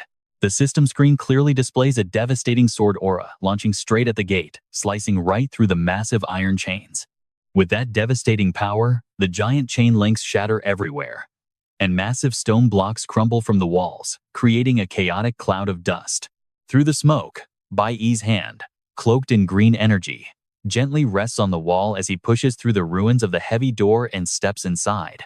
The massive gate swings wide open, releasing a wave of dark, freezing air that surges outward like a violent storm. Bai Yi stands proudly at the entrance, sword in hand, ready to face the next mystery. Stepping inside, he is greeted by a deep, cylindrical chamber. Giant, pitch-black chains crisscross high in the air, while ancient magic arrays are carved deep into the stone floor below. As he looks around, let's pause for a second, because his eyes suddenly widen in shock. His gaze locks onto the chains binding something, as a cold system analysis pops up. Purgatory chains. Level 5. Behind those chains is another massive ceiling lock with complex arrays carved into the wall. The system flashes again. Soul lock. Level 5. Trapped within these extreme seals is a frail figure. His hands are bound by chains as he hangs suspended in the air, his battered body swaying in the cold tower. Sensing someone's presence, the captive slightly shifts and raises his head. His long, messy hair hangs down, covering half of his face, revealing only a single eye flashing with a cold, resentful, and mocking gaze. He rasps with deep hatred. "Ha! Did they send someone else to mock me?" In complete contrast to that hostility, Bai Yi remains incredibly calm. He looks straight at the suspended man and asks directly, "Tell me, you are Samuel, right?" Hearing that name, the prisoner flinches, his body twisting as the iron chains clank loudly. He glares with his single eye and shouts in shock, "How do you know that name?" Standing firmly on the ancient array, Bai Yi sheathes his sword, his confident and calm voice echoing in the empty room. "I came here to rescue you." But unlike Bai Yi's determination, Samuel just lowers his head, his hair hanging over his eyes, falling into a dead silence. The chamber turns chillingly quiet, save for the sound of cold fluid dripping from the chains of the massive tower. Suddenly, his survival instinct kicks in. Bai Yi snaps his head back, his sharp gaze cutting behind him. From the ceiling above, dark debris rains down onto the ground, signaling that a sudden threat is coming. Right before him, a dark, toxic mist billows from the cracks in the ground. Out of nowhere, an armored ghost burning with purple fire rises up. The system screen coldly announces this twisted rebirth. Star Element Warrior, Level 36 Lord B rank, Dead Soul Warrior. He already killed it just a moment ago. Before he can even process this, the monster swings its claws, lunging with an attack that tears through the air. Even worse, multiple glowing magic portals burst open around him, summoning countless more Dead Soul Warriors. Faced with this sudden ambush, Bai Yi is completely shocked, wondering how so many of them could appear. Even at Samuel's ceiling platform, the ground splits open as monsters crawl out, surrounding the tower. In the blink of an eye, the youth is trapped in the center. Then, a massive general steps out, radiating a suffocating pressure. Star Element Warrior, Level 40 Overlord. B rank, Dead Soul General. Its deep voice echoes like a final judgment. Trespassers of the Forbidden Zone shall find only death. Bai Yi draws his sword and grits his teeth, realizing this fight is going to be incredibly tough. Seeing our main character completely surrounded by monsters, Samuel, hanging high above, bursts into a fit of mocking laughter. He looks down with a mocking, gloating smile, telling the kid he is practically begging for death by drawing all of them out here. Ignoring the grumpy old man's teasing, Bai Yi tightens his grip on his sword and snaps back. "Cut the chatter. How do I free you?" And that's where we leave it. Trust me, you and I are going to want to see if he can actually find the key or get shredded. Alright, you and I are jumping right into a crazy moment, where Summer's hint makes Bach frown in deep thought. Piece by piece, he connects the clues. His eyes lock onto the massive greatsword held by the Death Soul General, and suddenly, a wild thought sparks in his mind. The size of that weapon matches perfectly. Analyzing the energy radiating from the general, he uncovers a fatal clue. On top of that, the power he just felt belongs entirely to the massive astral system. Suddenly, Bach snaps out of it. Cold sweat dripping, he gasps out a classic gamer truth. That sword in the boss's hand is actually the key. Hearing this, Sammer grins, his eyes flashing with brief admiration. But instantly, he pours cold water on the mood with a harsh reality check. He warns him that trying to break him out is a completely suicidal mission. Now that everything makes sense, Bach glares coldly and exposes the hidden rule. No wonder the Divine Clan's organization banned any awakened above C rank from participating in the hunt. Standing tall amidst the circle of death, he continues exposing their scheme.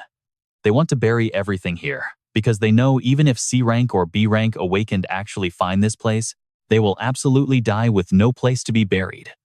Hearing that sharp deduction, Samur glares down from above and snorts coldly. HMF. It seems you already know your own end.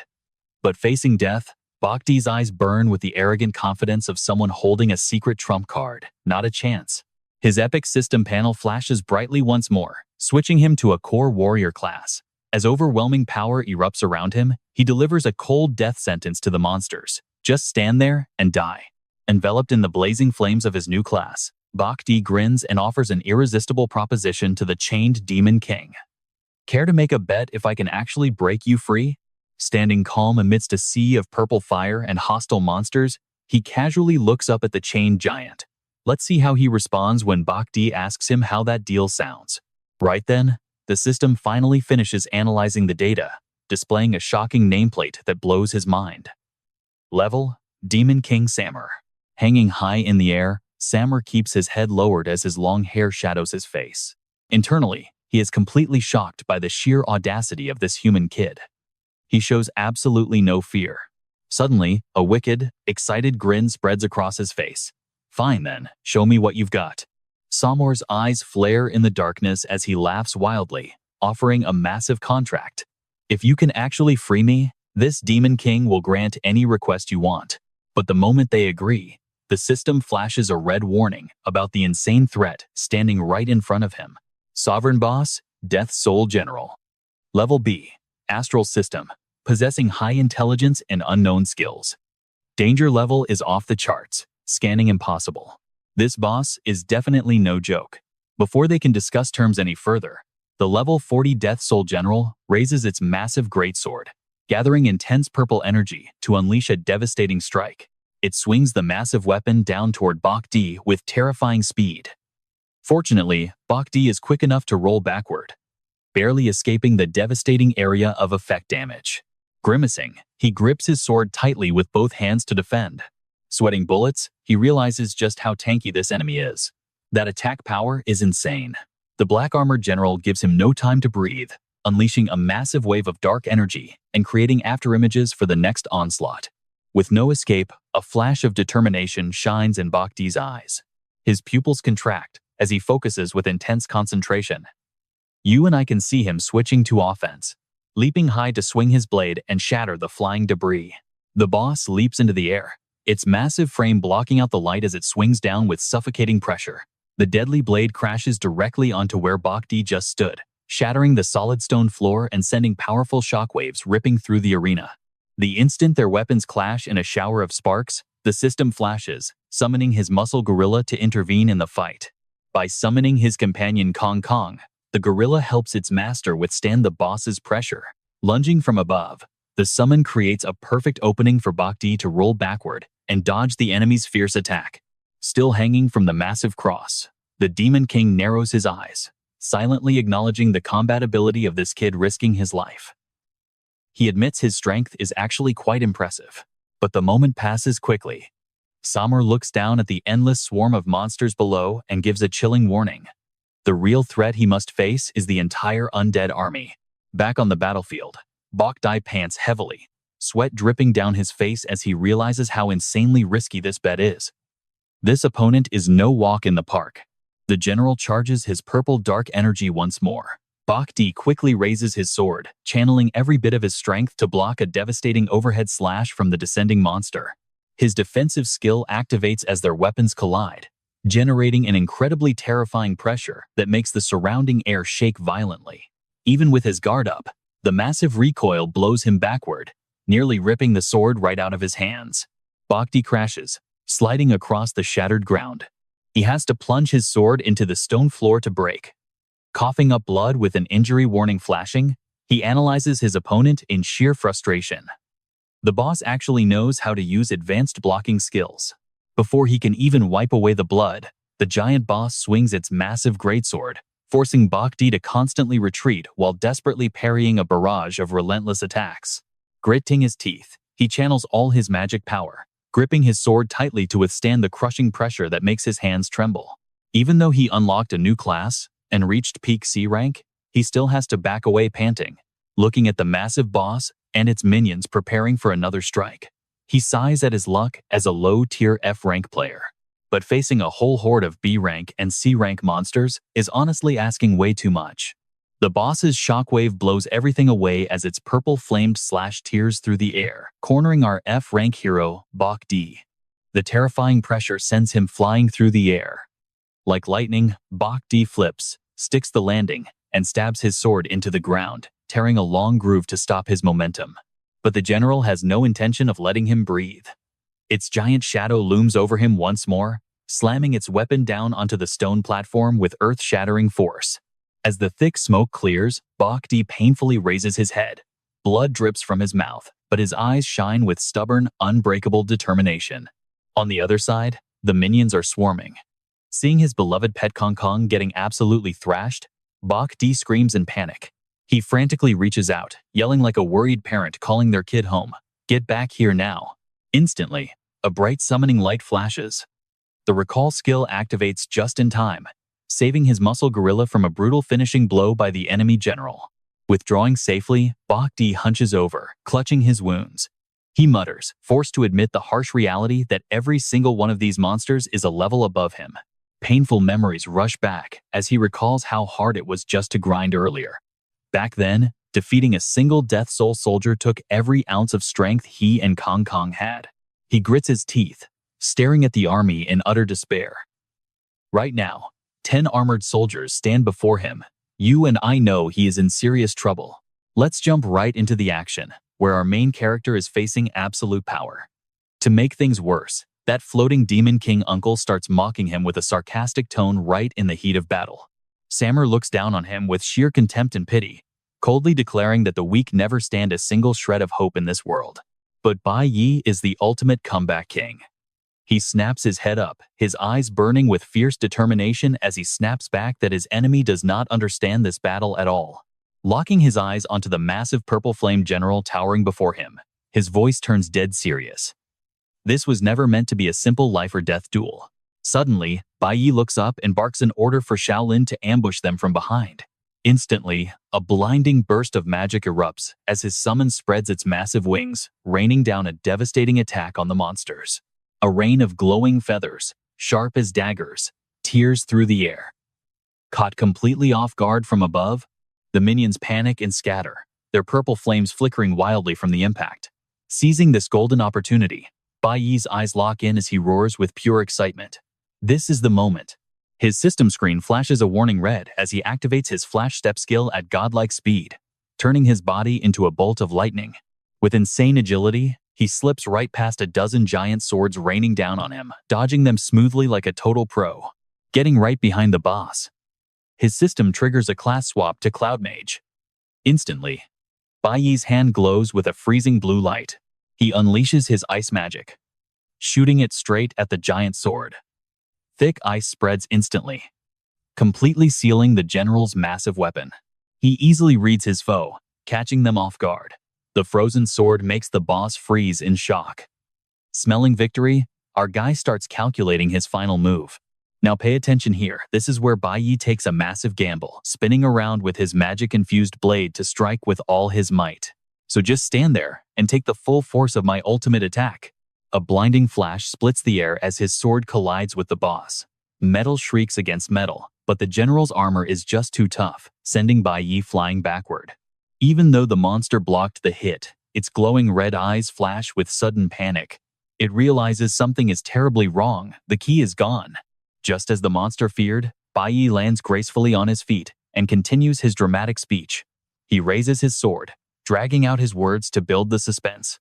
Because, in reality, boom. Right in midair, his summoned beast Kong Kong suddenly appears out of nowhere.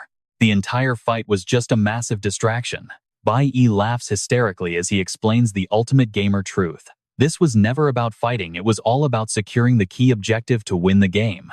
The hairy hand of his giant gorilla Kong Kong reaches down from behind, snatching the glowing hilt. Desperate, The undead general tries to draw his weapon to strike the ape down and save his key. But the gorilla is way too fast, snatching the key away before the shocked undead general can even react. But just as they get the key, Bai Yi's smile completely freezes. You and I can see the sheer horror on his face. Something went horribly off script. A dark purple magical slash tears through the air, instantly killing the poor gorilla before it even knows what hit it. The system flashes a cold red message. Summon Beast Kong Kong has died. Out of the rising dust, a terrifying new enemy appears. A black armored knight surrounded by eerie, floating chains.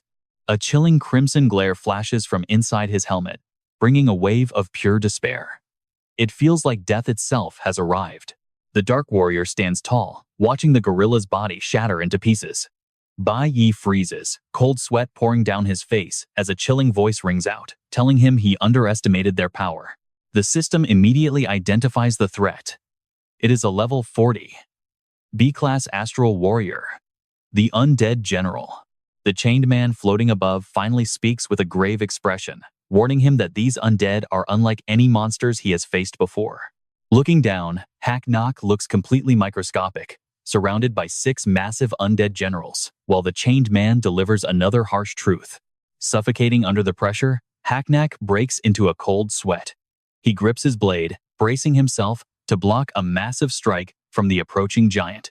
He grits his teeth, eyes cold and silent as he prepares to explode. Before he can even breathe, the giant swings its massive blade, forcing him to leap into the air to dodge. Mid-air, his green skill frame flashes as he teleports instantly. Hack-Nock vanishes like the wind as danger grazes his face. Staring down the beast, he remains terrifyingly calm, his eyes darting around to calculate his next escape route. With insane flexibility, he flips mid-air to escape the giant magical blast zone. Slipping past the encirclement, he lands heavily, crushing the stone beneath him to break his fall. In an instant, he swings his blade to retaliate, but reality is brutal. Before he can recover, 2 more generals leap from the shadows, aiming straight for his head from both sides. The heavy recoil almost makes him lose his grip as the sword slips. Thinking fast, he twists his body and snatches the hilt right out of the air before it can fly away. Regaining his grip, he spins around and conjures a glowing shield of light, barely blocking the enemy's follow-up strike. Watching this masterclass in survival, the floating chained man nods in approval, admitting his skills are actually quite impressive. His parry skill flashes as he deflects the giant weapon. The floating uncle continues to commentate, noting that Hack-Nock has maxed out his class potential. His eyes narrow with respect. For a weak human, he is an outstanding talent. But reality cuts deep. Down below, 6 giant weapons point straight at Bai Yi because they operate as a team. There is no fair play here. A giant general swings his weapon down with earth-shattering force, forcing Bai Yi to block horizontally as sparks fly. The impact sends him sliding backward, scraping his hands on the stone to stop, while a cold voice declares he has 0 chance of winning. He drops to one knee, panting heavily. Hearing team, his eyes widen as a glorious past flashes. Trust me, you and I are about to find out what his old squad was truly capable of. Let us travel back in time together to when Bai Yi stood before the majestic Divine Guild headquarters. Back then, he coldly declared that he did not need any team, stating that going solo was more than enough. Next, we find him in a luxurious room, lounging cross-legged on a sofa. He is complaining to a scruffy, middle-aged man who is lying lazily right across from him. The older man calmly puffs his cigarette, blowing out a hazy cloud of smoke as he lazily calls him out, saying he just hates anyone getting in his way. Hit right in the feels, Bai Yi flinches as sweat pours down his face. He frantically waves his hands to deny it, looking away shyly as he mutters that he did not mean that. He admits he is just bad at talking to people. Putting out his cigarette, his master, a scarred man, smiles warmly at his stubborn student, asking if the 2 of them had not had a great time living together up until now. Recalling that moment, the young Bai Yi could only hesitate, silently thinking that was only because he was his master. But his master just stood before the guild, proudly ordering him to stop whining and give it a shot, since these were top fighters he handpicked himself. He advised Bai Yi to make some friends, just as 3 bright, highly confident new teammates appeared right before the young man's eyes. This opened a new chapter.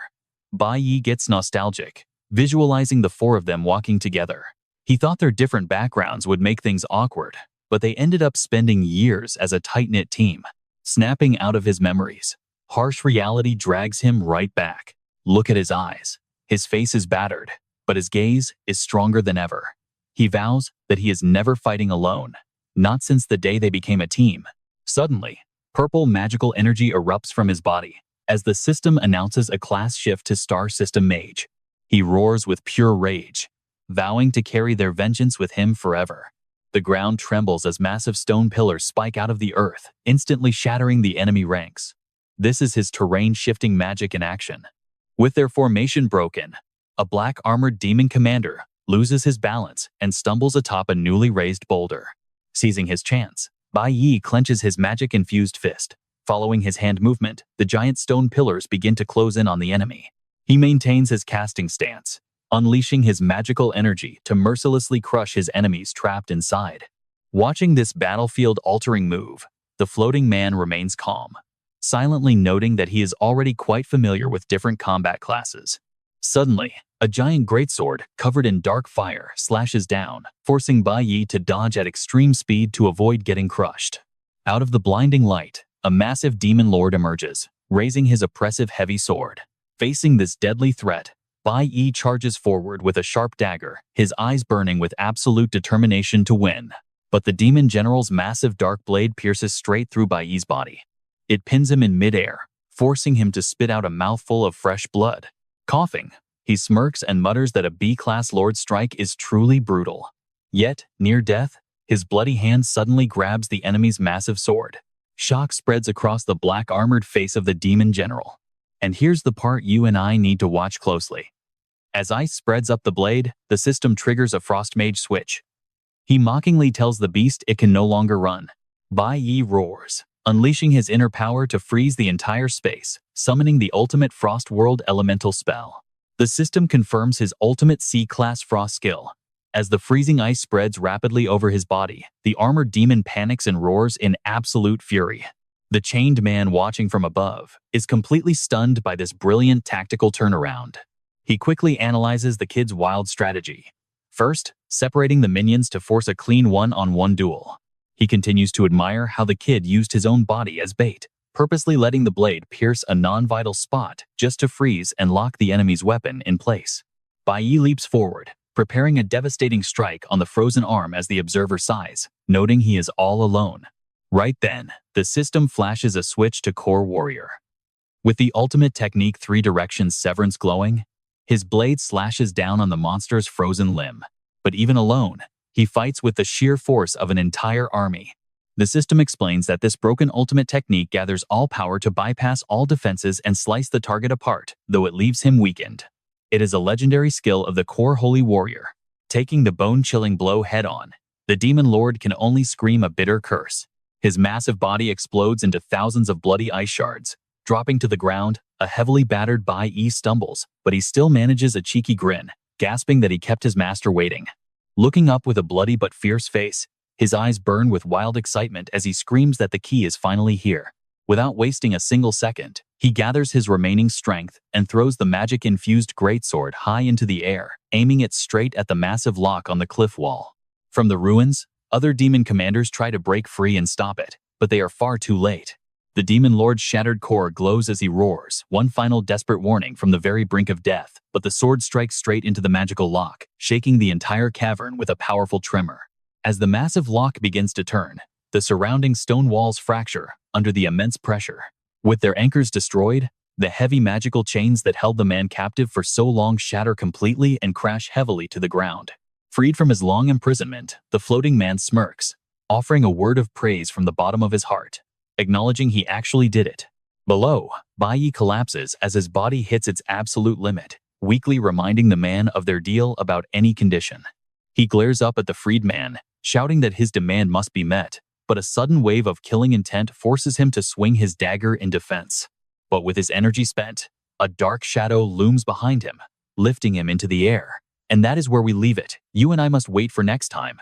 All right, let's jump right in. As the remaining demon generals shatter their stone cages, giant boulders exploding in every direction. With zero strength left to dodge, Bai Yi takes the full impact. Flattened on the ground, he looks up, smiles, and gasps now. It is your turn to keep your promise. A mysterious long-haired figure stretches as he hovers high in the air.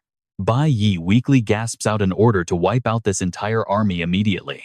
Hearing this, the entity just smirks, huffing.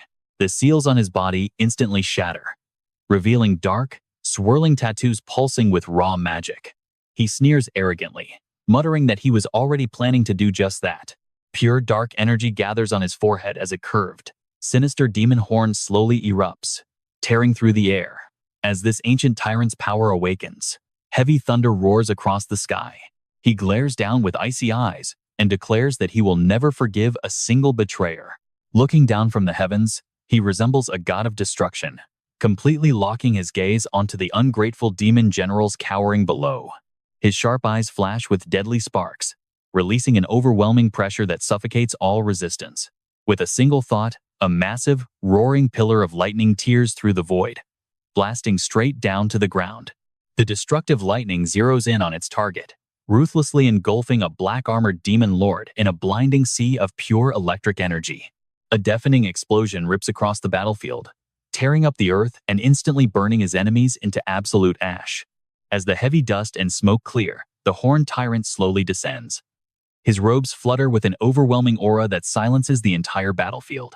The remaining monsters desperately look towards the beast, currently gripping Bai Yi by his neck, but with a sudden movement, the tyrant vanishes, right in front of their eyes.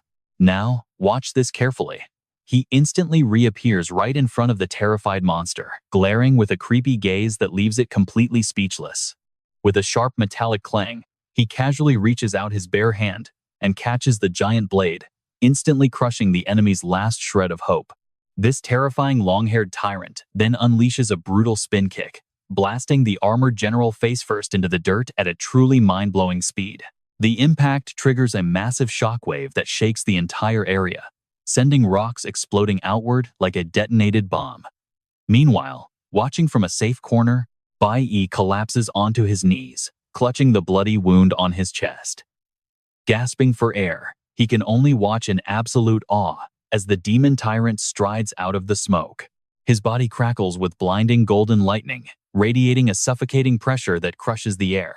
Glancing up at the remaining soul lords frozen in shock above, he speaks in a freezing, arrogant voice, asking if they still fail to realize their situation. Suddenly, one desperate demon general charges straight down, swinging a massive, brutal axe directly at his head. Not even bothering to dodge, he casually reaches out and catches the razor-sharp blade in the blink of an eye as lightning crackles around his fist. The tyrant effortlessly flings the heavy weapon aside and grabs the traitor's lingering soul in his grip. Searing lightning violently explodes, crushing the dark mask of the betrayer into tattered, useless pieces, while the tyrant roars out to finish his sentence, showing them just how grave of a mistake they made. Surrounded by his former subordinates, angry purple lightning crackles violently around the tyrant, screaming out in rage alongside its master. His eyes flash with pure malice, growling every word with deep resentment for these ungrateful traitors. Lightning strikes repeatedly, unleashing a brutal punishment that tosses the demon generals around like broken toys, showing absolutely no mercy. He grabs one by the head, slamming his body face first into the shattering stone floor. The entire battlefield is swallowed by a sea of destructive lightning, his voice echoing through their souls, declaring that this land is their home. You and I both know he needs to heal fast. Luckily, a wood spirit bird appears, bathing Bai Yi in a soothing green light as his system begins recovery. With exploding fury, the tyrant screams accusations against their enemies, those self-proclaimed gods who stole their ancestral land. Blasting one target away, with a blinding flash of lightning, he turns his absolute rage onto the next, roaring that none of them ever even dared to stand up and fight back. A massive lightning sword crashes down, tearing through space and slicing everything in half as he roars that they chose betrayal instead. The crushing declaration forces the last remaining general to his knees. The tyrant looks down at the beast, spitting out bitter, sarcastic words about them becoming mere guard dogs for their enemies. His glowing eyes pierce deep into the traitor's soul, asking if serving those gods is better than being his loyal follower.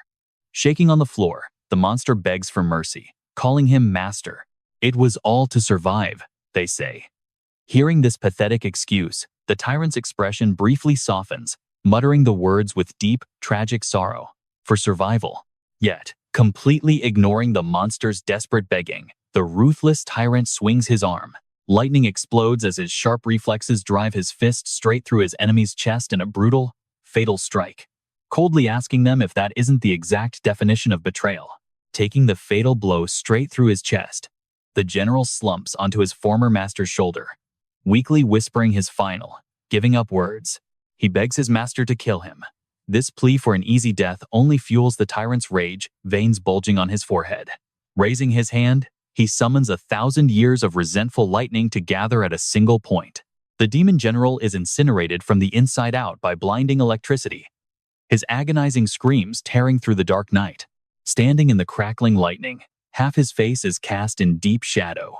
His eyes glow like an active demon, growling out a bloody curse, promising his vengeance. The demon tyrant stops playing around, unleashing lightning arcs sharp as razors.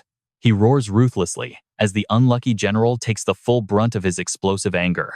The sheer voltage explodes his outer armor. Screams mix with the king's dark curses until the traitor's life is completely snuffed out.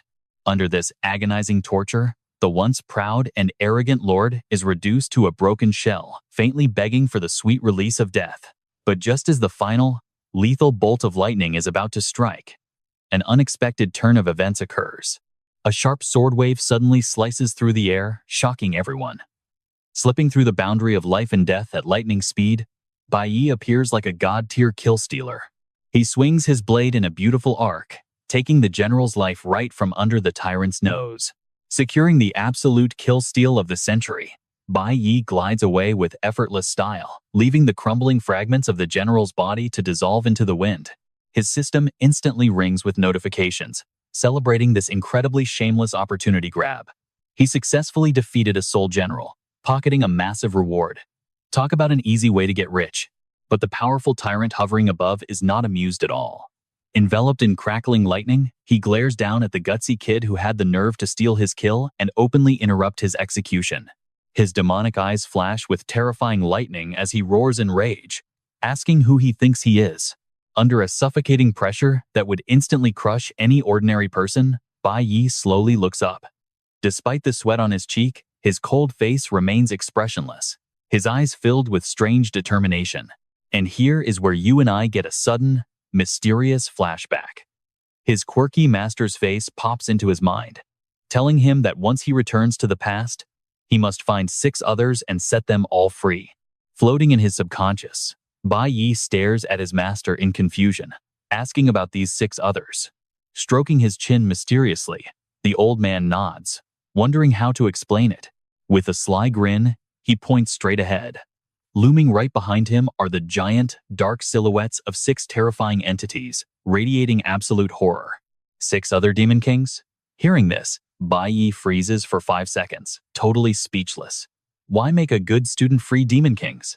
But as you and I are about to see, his master simply points at his beating heart and calmly explains, "When the time comes, the heart I gave you will naturally resonate." Facing each other in the dark of night, the old master continues to talk about these rebels. Just like him, they harbor a deep, burning hatred for the gods. So, your goals are perfectly aligned. The screen splits, showing Bai Yi's determined face and his master's wild grin. Once you free them, let them become your ultimate allies to slay those gods. A hilarious, unimaginable picture comes to mind. A hero riding a dragon alongside the dark demon king. His master's voice echoes with pure excitement. Just thinking about it is thrilling. A hero and a demon king teaming up, haha. The old man clenches his fist tightly, his eyes flashing with a sharp, deep-seated hatred. Recalling his own ultimate purpose, Bai Yi's eyes suddenly burn with a fierce, unstoppable fire. He silently finishes his master's sentence in his mind. Under the arrogant rule of the gods, this filthy, miserable world has suffered for far too long. Thanks to the massive amount of experience he just absorbed, the system continuously fires up level-up notifications. His core warrior class rises to grade B, and his cloud mage class also reaches grade B. His star mage class climbs to grade C. This is an incredibly profitable investment. His breathing is ragged, his chest heaving from exhaustion, but Bai Yi still manages to glance at a newly appeared golden notification. Hero class unlocked. The conditions have been met to unlock the Tower of Heroes. As the tension fades, his bodily limits finally catch up with him. Bai Yi's knees buckle, and he slams his hands onto the stone floor as the golden lightning around him fades away. He is completely drained of energy, yet his stubborn mouth refuses to back down. He looks up at the tyrant. Speaking with absolute confidence, he presents his terms. Tyrant Samael narrows his eyes at the gutsy, loud-mouthed kid, while Bai Yi delivers a sharp, final statement to justify his recent kill. So, I had to take matters into my own hands. Furious, the tyrant roars, lightning crackling around him in a threatening display. Do you honestly think that just because you helped break my seal, you have the right to bargain with me? Without a shred of fear, Bai Yi painfully pushes himself up to face the Demon King directly. Now pay attention to this part, because Bai Yi pulls no punches. You should know that on your own, escaping this place is completely impossible. Glancing around the massive prison, he calmly exposes the bitter truth: this tower exists solely to suppress your power. If you want to be trapped here for the rest of your life, then go ahead and kill me now. This is a high-stakes gamble with his own life. This savage psychological blow leaves Tyrant Samael utterly speechless. He glares at Bai Yi. Sensing he has the upper hand, Bai Yi drops one final bombshell, a legendary name that could shake the entire demon world. Do you still remember Belphegor? The tyrant freezes, his furious expression shifting into absolute shock. Ignoring his surprise, Bai Yi lowers his head and speaks clearly: finding you and setting you completely free. That was the condition I agreed to. Floating in the air, he looks down at Bai Yi with deep suspicion, wondering how a mere, ordinary human like him could possibly be involved. How could you possibly know Belphegor? Clutching his chest where his heart beats wildly, Bai Yi's blood-stained hand tightly grips his shirt. This heart and this very life. He looks up, speaking with unwavering determination. They were given to me by him. Bai Yi's eyes sharpen like razor blades as he boldly declares, so I will absolutely not remain in his debt. Breaking your seal is only the first step. Hearing such arrogant words, the tyrant crosses his arms with sudden interest and asks, so, what do you plan to do next? The corner of Bai Yi's mouth curls up, his burning eyes focused on tearing this place down and causing absolute chaos. Faint light shines down from the top of the tower, illuminating the broken chains dangling in mid-air like the remnants of a freshly shattered prison. The scene shifts to a desolate wasteland. A system notification flashes inside the second floor of the abyss, the ruins area.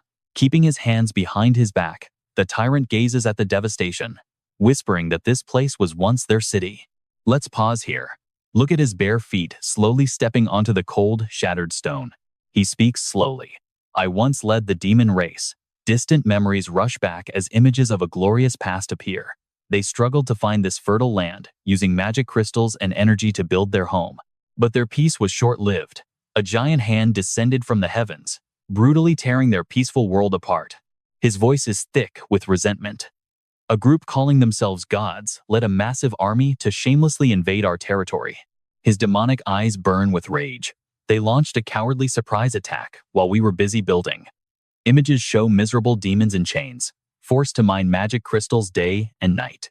With their homes stolen, the entire race was reduced to slaves. A massive tower rises, linking the abyss to the sky. The invaders remodeled this place into the Sky City, splitting it into two separate realms. The decadent lifestyle of the gods is exposed as they dance and feast. That high upper tier is the ultimate land of luxury, built solely to satisfy the extreme desires of the gods. In stark contrast, this dark, bottom layer is a depressing prison echoing with clashing chains, meant to lock up the humans who dared rebel along with my former loyal subordinates. A glowing pink five-pointed star barrier blocks every single exit. Those gods established an extremely powerful magical barrier on the upper floor, imprisoning us in this living hell forever.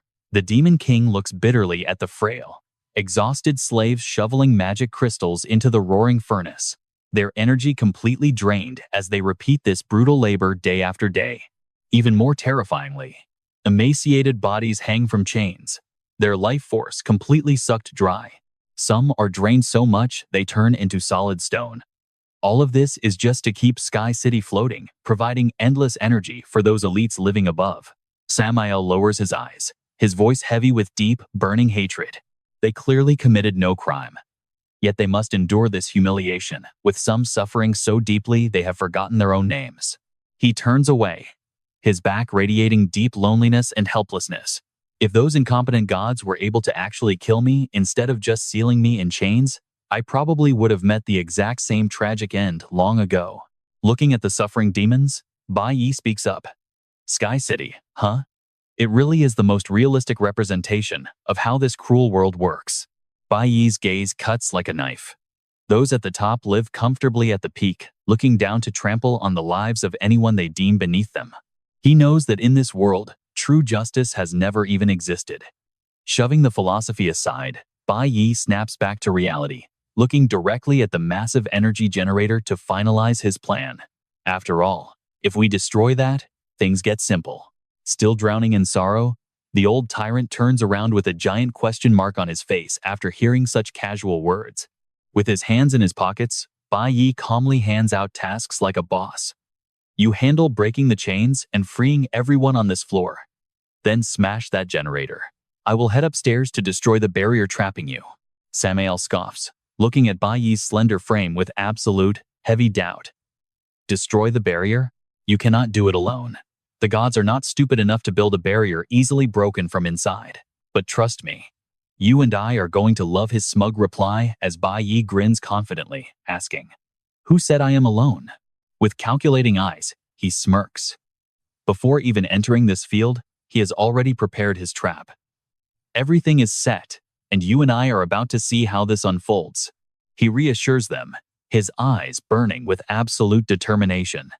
He promises to get everyone out of this hellhole, so they can return to their own world. Looking up at the towering structure, his voice echoes with epic resolve, declaring he will completely level this Tower of the Gods. While our main character is busy talking big down in the dungeon, the scene shifts upstairs. Other contestants are currently screaming in pure terror as a massive plant monster looms right over them. The system flashes blood red, warning them of a level 36 mage-class boss. Despair fills the air as someone screams that even if they all team up, they do not stand a single chance. A young man in a purple suit backs away, his face completely pale and drenched in cold sweat. He weeps that they are only C-rank awakeners. Beneath his feet lies the mangled corpse of an unfortunate contestant being slowly eaten by vines. Completely broken. He cries out that beating a B-rank boss is totally impossible.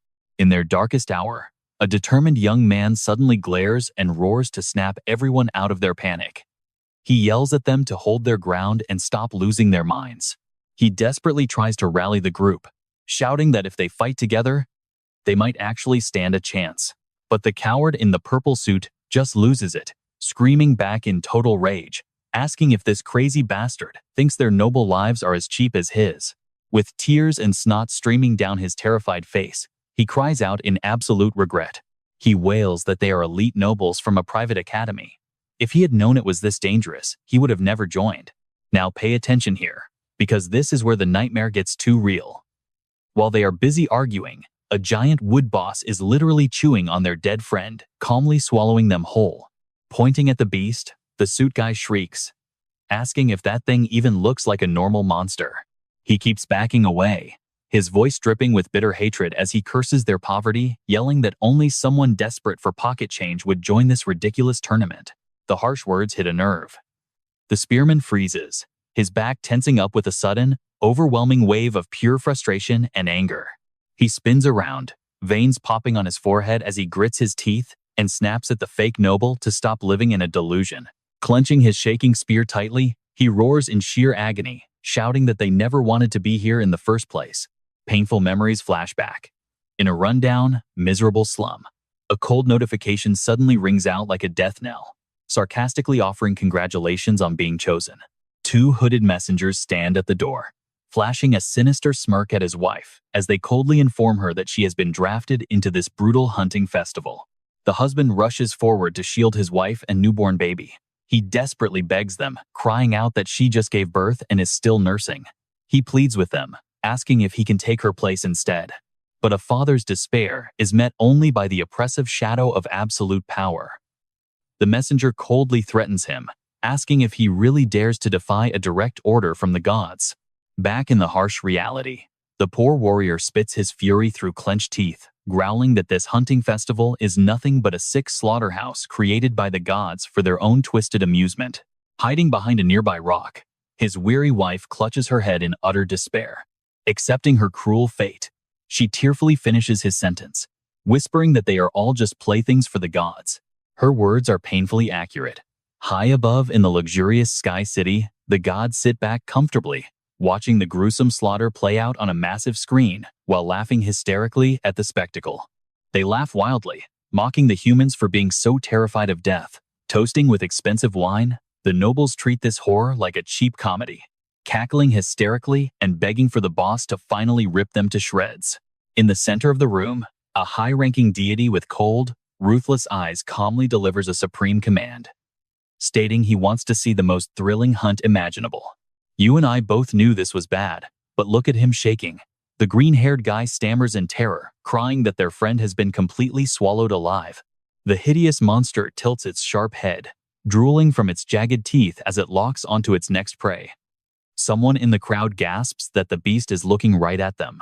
A deadly crimson energy pools in the monster's claws, signaling a devastating strike is about to land. With bloodshot eyes, the plant lord lets out a raspy, demonic whisper that seems to echo straight from the depths of actual hell.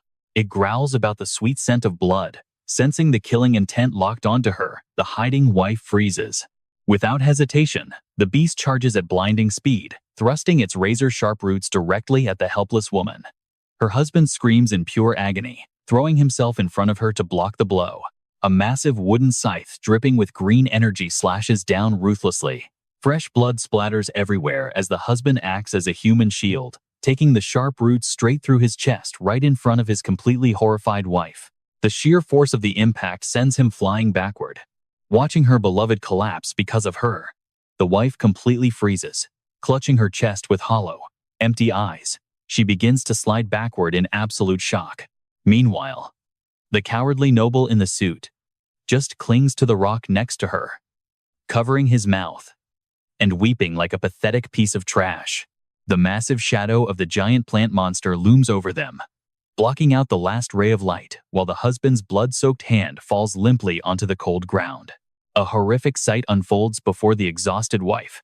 Clinging to life in a pool of blood, her husband uses his very last breath to weakly reach out, desperately whispering a final plea. Suddenly, a sharp spear of ice cuts through the air, slamming directly into the monster's face and making it howl in agonizing pain. A figure radiating a freezing aura appears midair. The system immediately announces his ultimate skill, Frost Blade, a lethal move belonging to a top-tier ice warrior.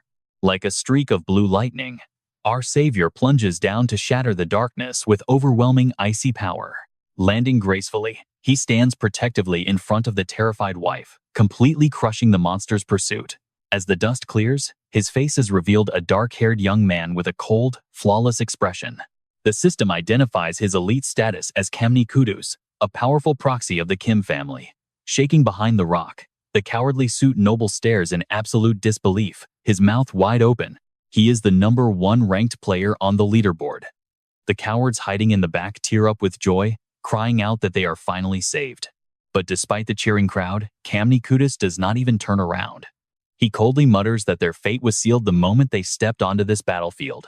He stares straight ahead, his voice completely devoid of emotion, as he declares that no one can escape from this deadly game of the gods. Suddenly, an arrogant voice crackles through his earpiece. Hearing this, the coward in the suit breaks into a heavy cold sweat, trembling as he asks what those words are actually supposed to mean. The camera cuts back to the VIP observation room, where the gods are visibly annoyed that their fun was ruined by a mere servant of the Kim family. One of the nobles sneers, flashing a creepy, twisted smile as he whispers that there is no need to worry because he has another game ready. The fat god squeals in excitement, his double chins shaking, demanding more blood from this twisted hunt. Down below, the cruel command rings in Cammy's ears. Ignore the beast and turn back. Will he obey? Trust me, you and I are going to want to see what happens next. All right, let's dive back in as he stands there frozen, his eyes lost in shadow while that cold voice commands to kill the woman Diote, right now in front of everyone. The camera cuts to the pure terror on the poor wife's face, experiencing a cruel and sick death sentence. Meanwhile, the scene suddenly shifts back to the dark depths of the dungeon. Baishi stands with his hands in his pockets, finalizing his wild escape plan with the tyrant. He is going to free everyone on this floor and then destroy the power core. Tyrant Samuel looks at the kid, still deeply skeptical, analyzing the situation. Break the barrier? Is that even possible? One person's strength is not enough. The gods would never build a barrier that can be easily shattered from the inside. Bai Shi smirks, a clever smile playing on his lips, saying he already prepared a backup plan before entering the hunting grounds. Everything is ready. Looking straight at the Demon King, he makes a solemn promise to get them all out of this wretched place so everyone can return to the world where they truly belong. With eyes burning with determination, Bai Shi proudly declares his ultimate goal, to tear down this tower of gods. Hearing those wild yet heavy words, Tyrant Samuel falls silent, lost in thought for a moment. Soon, an amused grin spreads across his face. The one chosen by Bertzog is indeed fascinating. Floating in the air, he turns his head to look back at Bai Shi, his booming, majestic voice echoing throughout the dungeon, saying he promised to grant him one request but has not yet fulfilled it. Suddenly, golden lightning violently erupts around the tyrant as he roars, unleashing the ultimate power he had hidden away for so long. Engulfed in brilliant golden electricity, the demon tyrant boldly declares to the daring kid, "Now watch closely. I will decide on a gift to thank you in advance." As he speaks, a massive bolt of lightning shoots from his hand straight into Bai Shi. The heart of Bertzog can absorb all elements, so I will transfer all the elemental power I have gathered over the years directly to you. Bai Shi stands in the middle of the lightning storm, closing his eyes to endure the wild energy surging into his body. Electric sparks race through his nervous system as the golden system interface appears to confirm his elemental power is fully charged. Next, a loud chime rings out, announcing a divine class upgrade, awakening the lightning mage class. Bai Shi snaps his eyes open, golden electricity crackling in his pupils. Unable to hide his shock, he gasps, realizing his lightning element is fully charged in an instant. I actually got it. His eyes widen as he stares at the vibrant colors on the system screen, his very first golden tier class. But he is not done yet. The old tyrant hands him an intricately crafted ring, telling him to take it. Bai Shi catches it as the old man explains its powers, revealing that it is his demon ring. Usually, it works as an infinite storage space, but it has another feature that transmits your voice to me. Just call into the ring, and I will sense your exact location. His eerie eyes suddenly carry a strange warmth and reliability as he says, I, Liao Yun, make a vow here. Placing a hand on his chest, the lightning tyrant makes a solemn life and death vow, swearing to find him anywhere in the world the moment he hears his voice.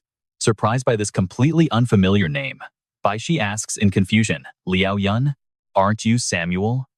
The old man smiles, explaining that was his original name. His voice softens with ancient sorrow, saying after everything he went through, he preferred his original name, and only a select few he trusts ever get to hear it.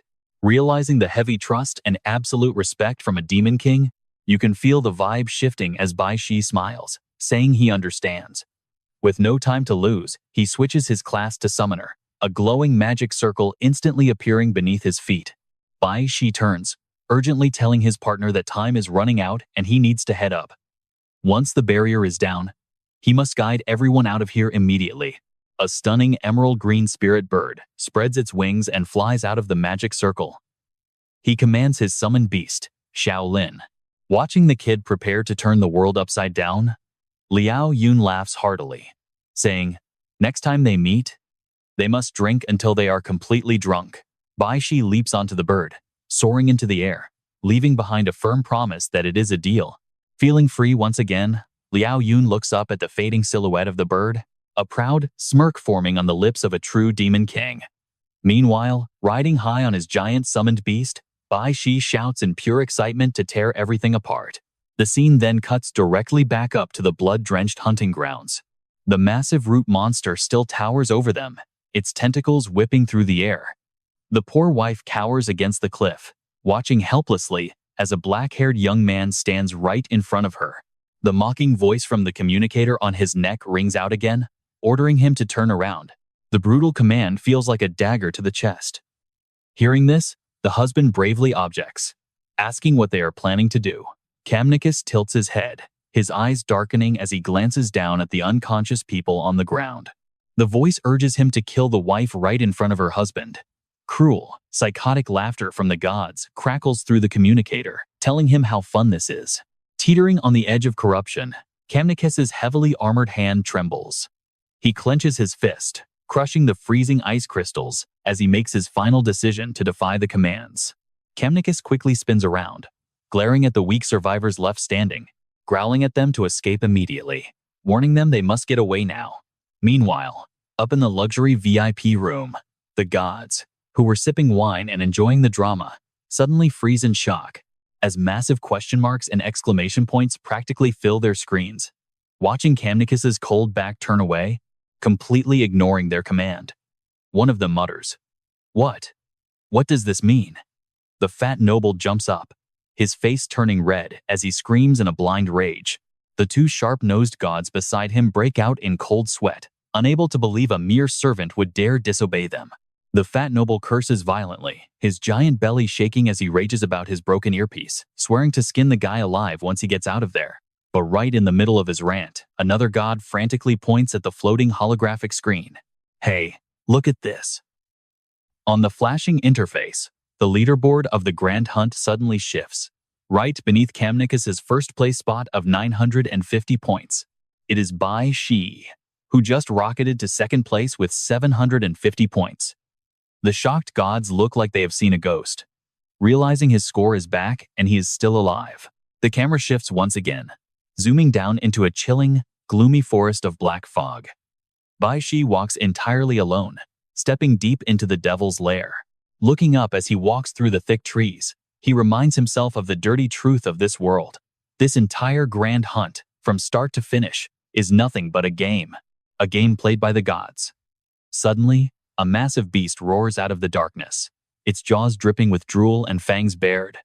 But Bai Shi's eyes remain completely calm, coldly drawing his weapon as he mutters that demons are fine too. Flashbacks of the Awakeners helping each other flee flicker through his mind. Thinking that even those who entered the competition, he stands tall, lightning exploding around him as his eyes turn sharp. And trust me, everyone in this arena is about to find out.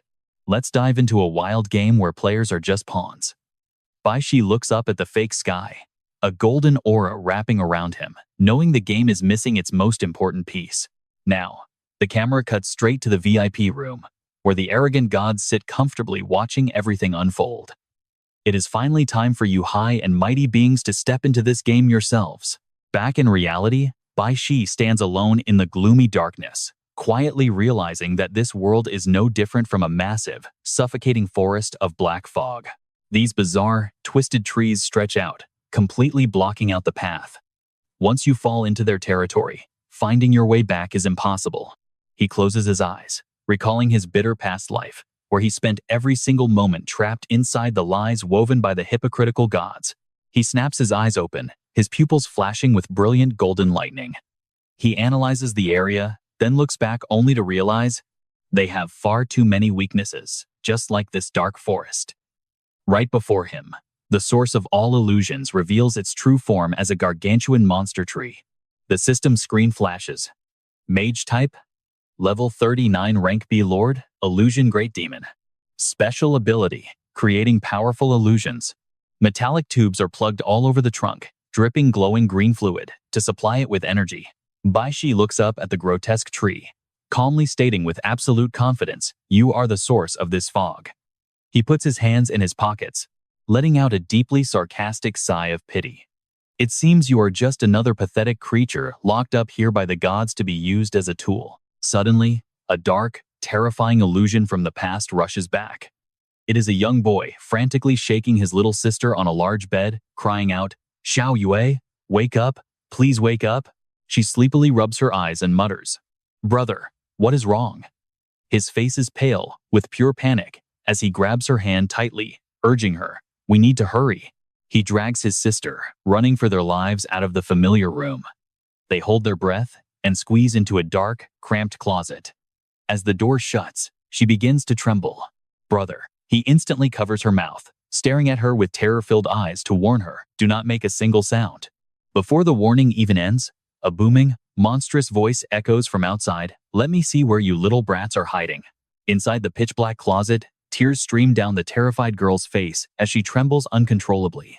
A massive demon dripping with dark energy appears, clutching a heavy battle axe, menacingly muttering, "Where did you hide, you little runts?"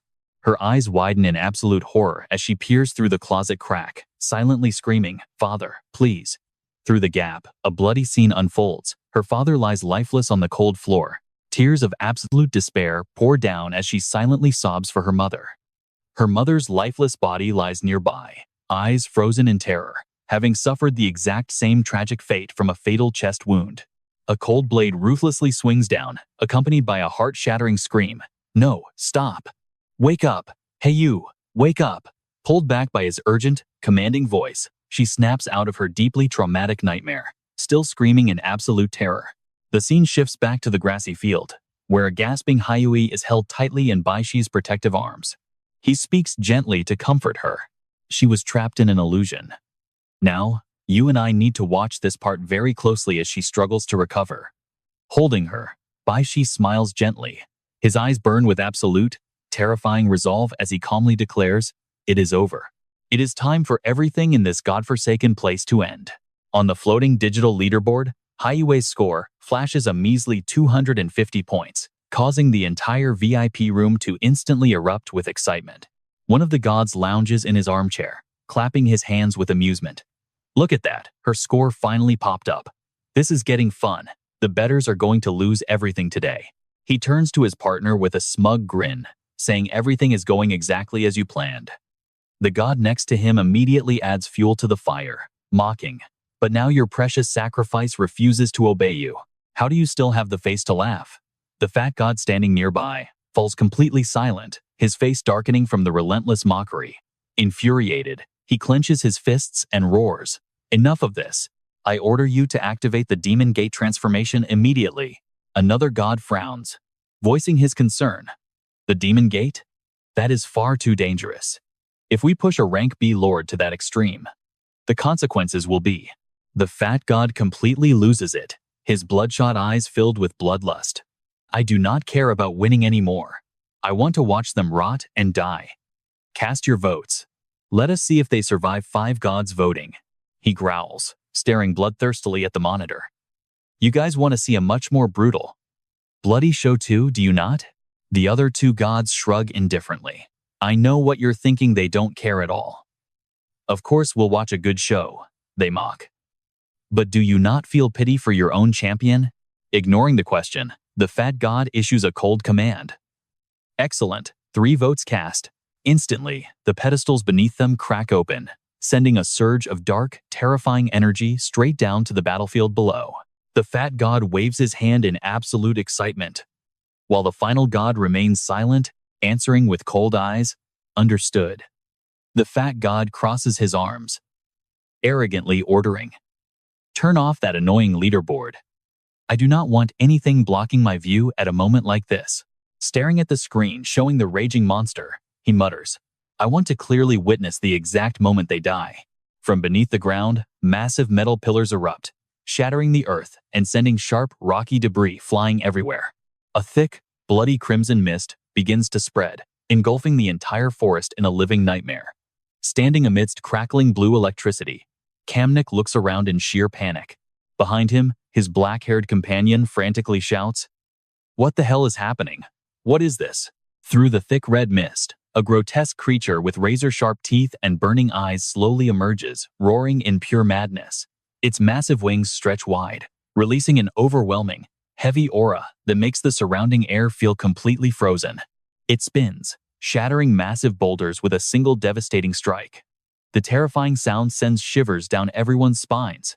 The system screen flashes in blood-red text, "Mage type, level 36 rank B lord, soul-sucking corpse. Status, berserk." Suddenly, a barrage of sharp stone spikes erupts from beneath its feet, piercing through the ground with absolutely devastating force. The monster roars, extending long, writhing tentacles from its body like the grasping hands of death itself. As its aura explodes, surges of green energy rush toward the beast, causing its attack, stamina, and elemental stats to skyrocket. The surrounding trees begin to wither. Nearby monsters turn on each other, fighting frantically for survival in the chaos this beast created. Kamnik braces himself, his body crackling with blue electricity as he mutters in sheer disbelief, These monsters. They have been buffed. He frowns, his breath growing heavy as he realizes the situation has spiraled completely out of control. He looks straight toward the glowing energy barrier. The massive monster is looming closer, and it is ready to brutally slaughter every single player trapped inside. Back in the VIP room, the fat god screams in rage. Yes, this is the price for disobeying me, you trash. He grinds his teeth. And trust me, you and I are going to see how they survive this. You and I are jumping right into a brutal scene, where a god glares down at the arena with pure contempt, treating mortals like sewer rats trapped in the dark. His eyes bulge with bloodshot rage as he screams, "Never dream of defying a god like me." He roars, and a wave of pure, suffocating murderous intent explodes, causing the entire space around him to tremble violently. Suddenly, the control panel blares a deafening alarm as the blue screen flickers in wild distortion. System warning, power failure. The protective energy barrier starts to crack and shatter, flickering with red glitchy static like an old broken television. The entire room descends into absolute chaos as the terrified gods realize their ultimate defense system has completely shut down. Another god gasps in sheer terror. Wait, wasn't this barrier designed to keep us safe from those wretched monsters? What on earth is happening? Why did the barrier fail? But unlike the others, one cold-eyed god stares blankly into space, murmuring in shock, could someone have actually infiltrated us and destroyed the entire floating city up here? Down in the arena, the towering, corpse-absorbing beast still looms over the fat god. However, its attention gets pulled away by a strange wave of energy surging from afar. Turning its head, its crimson eyes lock onto the distance, as if sensing a catastrophic collapse. Meanwhile, the fat god panics, desperately stuttering out his companion's name. Cam. Tamni, save me now.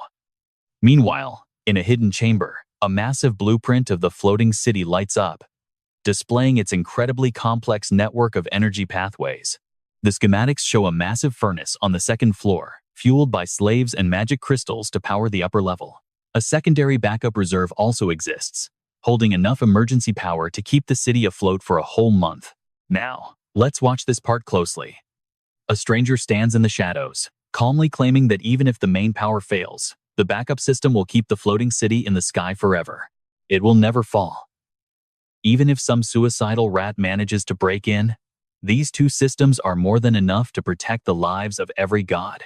Hearing that, a smug, mustachioed god with glasses chuckles arrogantly. Haha. Who could possibly have the sheer audacity to invade our divine domain?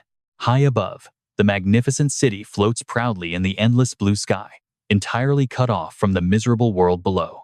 The fat god, red-faced with pure fury, screams at the top of his lungs. What is wrong with this damn barrier? Standing beside him, another god remains strangely calm, realizing that a deactivated barrier means someone has destroyed the core energy furnace. Down below, on the ruined second floor of the abyss, cold rusty chains lie scattered across the frozen ground. Suddenly, a massive explosion of golden energy tears through the area, completely obliterating the main control center. Through the thick dust, Bai Yi and his allies stand tall, looking at the completely ruined reactor. We did it. The furnace is destroyed. But the victory is short-lived. The backup system is immediately activated, and the heavy grinding sound of machinery blares through the air. The god's luxury lounge violently shakes as a system alert pops up out of nowhere. The sudden surge of emergency power knocks the gods right out of their luxury seats. From the royal boxes to the arena floor, everything rattles violently as the massive energy grid struggles to stabilize. Two gods cower in fear, their faces pale as they gasp. We're doomed. Who knew they had a backup plan? Boom. Another colossal explosion rocks the entire floating city as system alerts flood the screens. Backup power overloaded. System failure. Defensive barrier completely offline. Look out. The spectator stands are falling. The henchmen scream in absolute terror as gravity takes over. I know what you're thinking. Those arrogant gods are getting what they deserve as their luxury stands freefall. And the fat noble crawls on all fours, screaming in panic. Where is your damn backup power? His companion loses his cool too, realization hitting him hard. Someone deliberately targeted and destroyed the entire power grid of our floating city. Cut to the backup generator room, now swallowed by raging flames and collapsing into rubble.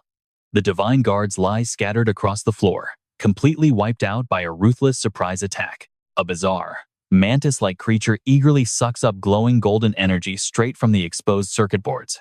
It screeches in pure ecstasy. This power tastes absolutely delicious, while the screens flash warning alerts of rapid energy absorption. Turning to the shadows, it bows respectfully. Master, the mission is complete. Qiangzi has successfully evolved and ranked up to B rank, so you better give me a massive reward. The buggy creature's annoying voice echoes, leaving Bai completely speechless. With a dark, tired expression, he just walks past the creature. Suddenly, he stops, looks back at the newly evolved Qiangzi, and gives a knowing smirk. You did well. Just make sure you demand a fitting reward when the time comes. Glancing coldly at the defeated beast, Bai Yi mutters, but do not get arrogant just yet. Qiangzi bows his head, responding with absolute respect. Understood, master. Meanwhile, He Yue stands nearby, staring blankly at the violently trembling forest around them, gasping in complete confusion. What the hell is actually happening to this place?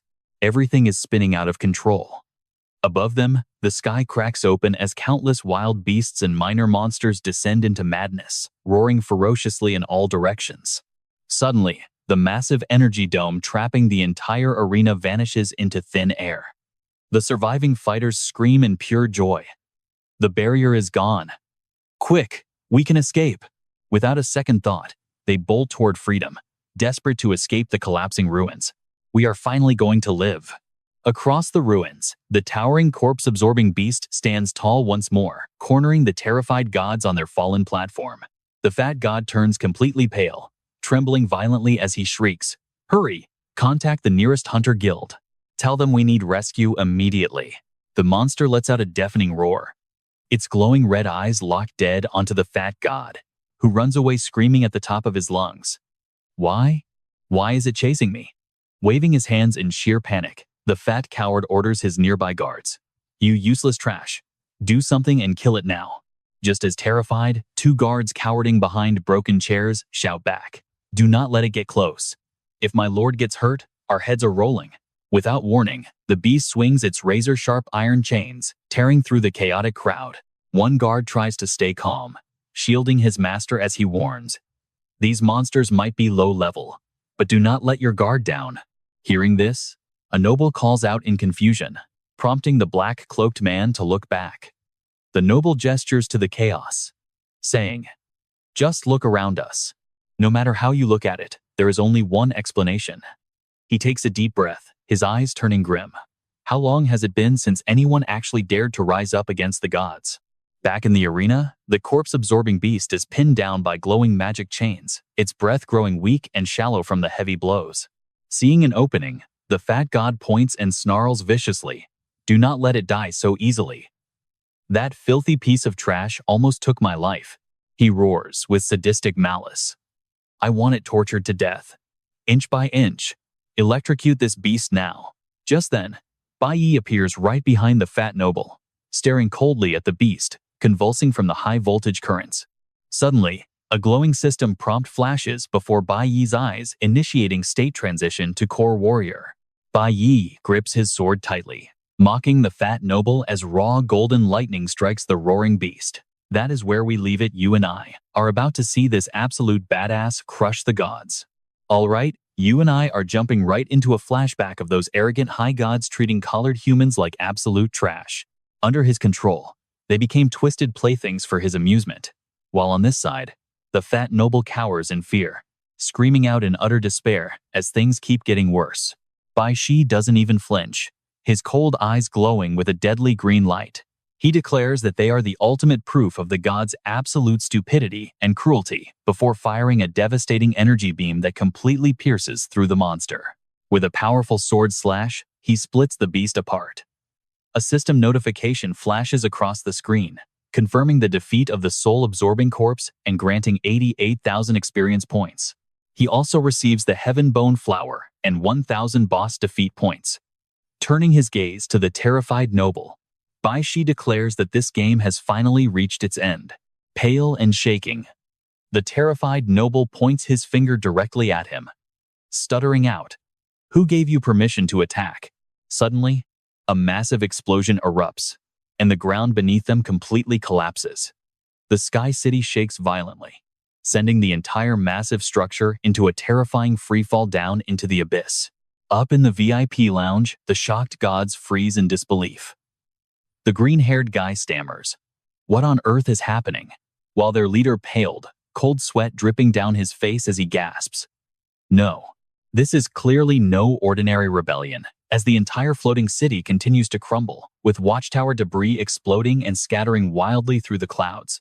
As Baishi stands proud, his mantis companion smugly brags, "See, master, I told you this entire tower's structure is weaker than a dry twig." Fluttering its wings with a proud laugh, it adds, "They never expected us to destroy the main support pillar from within. I have completed your mission brilliantly." An earth-shattering roar echoes as the giant tower begins to tilt, accompanied by the agonizing sound of tearing steel. Below, terrified crowds look up in panic as thick dust completely cuts off their vision. The main tower officially collapses, shattering the final energy barrier and sending a massive shockwave that completely sweeps away everything. Let's pay close attention here. A shocked god looks down at the ruins, muttering about those rebels, when a massive shadow with tattered wings emerges from the dark energy, the level 555 Dragon Demon King. Standing right beside the colossal dragon, Baishi's eyes crackle with electricity, proving this is far more than just a simple rebellion. With a smirk, he declares war on their divine rule, while the giant dragon flaps its wings, unleashing a wave of force that clears out all obstacles. The once proud Sky Tower is now reduced to nothing but twisted scrap metal, falling helplessly through the empty void. Amidst the chaos, a voice screams over the radio, ordering Squad 8 to immediately secure the backup power system and investigate the cause, to which the elite squad captain firmly replies, "Understood." Turning to his men, the captain commands his troops to gear up and follow him immediately. The elite squad jumps straight into the raging storm of chaos, as a massive shadow flashes through the heavy dust cloud like lightning. The guards barely catch a glimpse of the dark streak before questioning what it is, only to find the cold eyes of the dragon staring back at them. Suddenly, a golden lightning bolt crashes down from above, splitting the sky and striking the center of the battlefield. Trembling in fear, the fat noble points ahead, stuttering, "Dibetis, did you not say the strongest beast here was only B-class?" I know what you're thinking. How is this even possible? The man just stands there dazed, staring at the giant dragon ruling the sky. This was the same ancient dragon that their ancestors couldn't destroy even with their full strength. Filled with deep anxiety, he stares at the beast and whispers, "It really has returned." In an instant, a golden lightning bolt strikes the sacred monument, shattering the great statue of Lord Cardamos, their absolute pride, into mere dust right before the eyes of the horrified onlookers. Its sudden collapse sends nearby crowds running and screaming in sheer panic.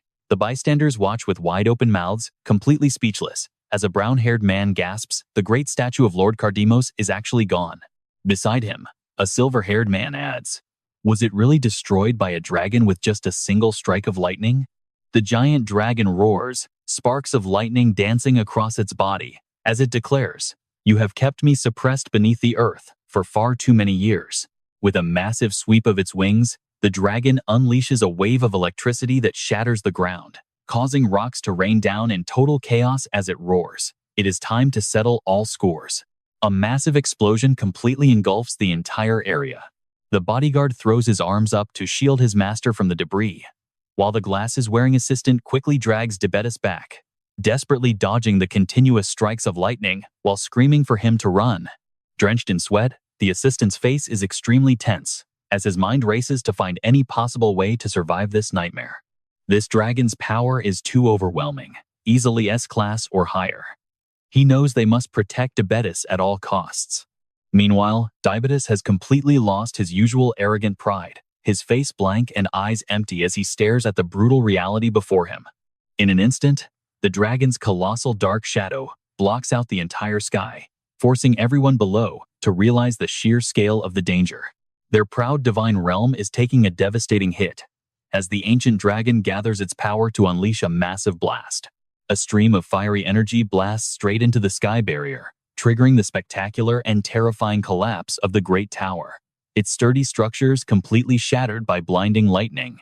The god's proud glory is reduced to ruins, dust clouds rising to signal a bitter truth that their legacy has been completely crushed.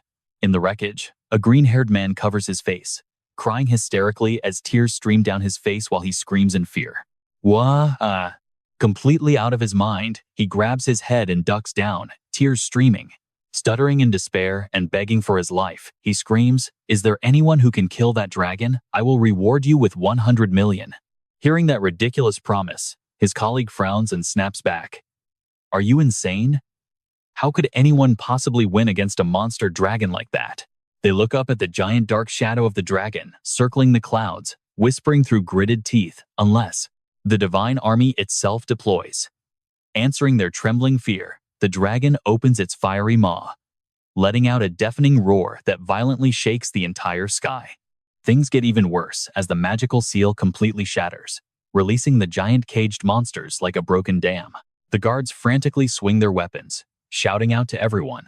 The beasts in the hunting grounds have all escaped. Protect the royal gods immediately. Amidst this absolute chaos, the captain points his commanding sword forward. On the other side, a purple-haired woman stumbles out of a jammed door through the heavy dust, coughing as she grips the wall. Looking at the fleeing crowd, she tries to stay calm, asking if everyone is safe, but you and I are left wondering if they will survive this collapse. All right, you and I are jumping right into the aftermath of this disaster. A gray-haired girl steps up to reassure the survivors, pointing out that as awakened, they are not easily hurt. Even so, a heavy cloud of grief still hangs over everyone who made it out alive. In the middle of the rocky debris, a girl sits curled on the ground, sobbing uncontrollably. Tears stream down as she buries her face in her trembling hands, weeping softly and begging for an escape from this living nightmare. She whispers that she just wants to go home. Traumatized by the brutal escape, she leans her head on her teammate's shoulder, regret flooding her voice as she vows never to step foot in this cursed place again. The boy wraps an arm around her in comfort, his tired gaze drifting toward the horizon with a quiet sigh of relief. At least they survived, he whispers, and she quietly nods. Meanwhile, at the center of the collapse, giant concrete slabs crash down as a panicked voice screams for deputy to summon the divine army immediately. The fat noble shakes his servant violently in pure panic, screaming to know when the divine army will finally arrive. But deputy completely ignores his frantic shrieks, standing with his back turned and hands clasped calmly behind him. He stares at the crumbling stone walls, connecting the dots of this disaster from the destruction of the divine territory to the release of the demon king below. His calculating eyes narrow as his pride turns to deep suspicion, realizing this was a calculated strike against the gods. No matter what, a traitor has definitely infiltrated this tournament. As the wind whips through the dusty ruins, a familiar silhouette appears, leaving deputy to wonder who is behind it all. Through the haze, Bai Yi lowers his hand with a sharp, clever glint in his eyes, despite his heavy injuries. Above him, the giant dragon Lu Yun hovers, wings spread, surrounded by the newly freed beasts. He looks up at the dragon, calmly telling it to take its comrades and escape. The massive dragon looks down at the mysterious young man and rumbles, asking him to join them, warning that the gods will not let this slide. Bai Yi just smiles mischievously, showing zero fear as he turns around. With his coat fluttering amidst the falling debris, he calmly tells the dragon he has his own plans. Everything was perfectly planned the moment I signed up for the Sanban tournament. Honestly, meeting you down there in the abyss was just a lucky coincidence. Now pay attention, because looking down at the panicked gods fleeing the chaos, his smile widens. This god-hunting game is only just beginning. This is my true hour of vengeance, the moment I take everything back. Hearing this, Lu Yun bursts into hearty laughter, looking at the young human with pure intrigue. Ha! You really are an incredibly fascinating creature. I finally understand why Belphegor chose you as his champion. Brushing off the praise, Bai Yi tilts his head up and coldly urges him to stop wasting time and move, warning that the god's army will be here any second. At the mention of his foes, the dragon's eyes burn with furious crimson rage as he snarls with pride. What can the divine army even do to me? He spreads his wings into the gray sky, his voice echoing with battle lust. If I weren't held back by my clan today, you and I would tear this entire flying city down to its very foundations right now. The great dragon looks back at his demonic kin, clinging to his back, his fury mixed with deep sorrow, knowing they have already suffered far too much pain on his behalf. Rising above the thick clouds of dust, the majestic dragon and his followers flap their wings and soar away, leaving behind one last echoing sentence. Yes, it is finally time for us to depart. As Liu Yun climbs higher through the misty clouds, his voice rolls down like booming thunder. Bai Yi, you have finally allowed the demon race to witness the true colors of the sky again. His voice filled with pure, ecstatic liberation. I, Liu Yun, will never forget this debt of gratitude. I will eagerly await your call, for there will come a day when we meet again. Leading the massive swarm of beasts blotting out the sky, the proud dragon roars his final, furious vow directly at the symbols of the gods below, declaring that they will eventually overthrow the divine reign together. Standing amidst the ruins, Bai Yi watches the dragon fade into the distance, a confident smirk playing on his lips as he bids farewell. But let's pause for a second, because in another corner of the rubble, an invisible force suddenly crashes down as a red system screen flashes, showing a powerful pressure skill from an astral mage. An unlucky beast doesn't even get a single taste of freedom before a massive gravity force instantly crushes it flat onto the ground. The monster only has time to let out an agonizing shriek. The source of this devastating attack is a green-haired mage who thrusts his hand forward, burning through his mana to unleash a high-tier super-gravity spell. With the monster slain, the green-haired mage clutches his chest and coughs, sweat dripping from his forehead. Bowing low with his hand on his chest, he submissively asks the two terrified, hiding nobles if they are unharmed.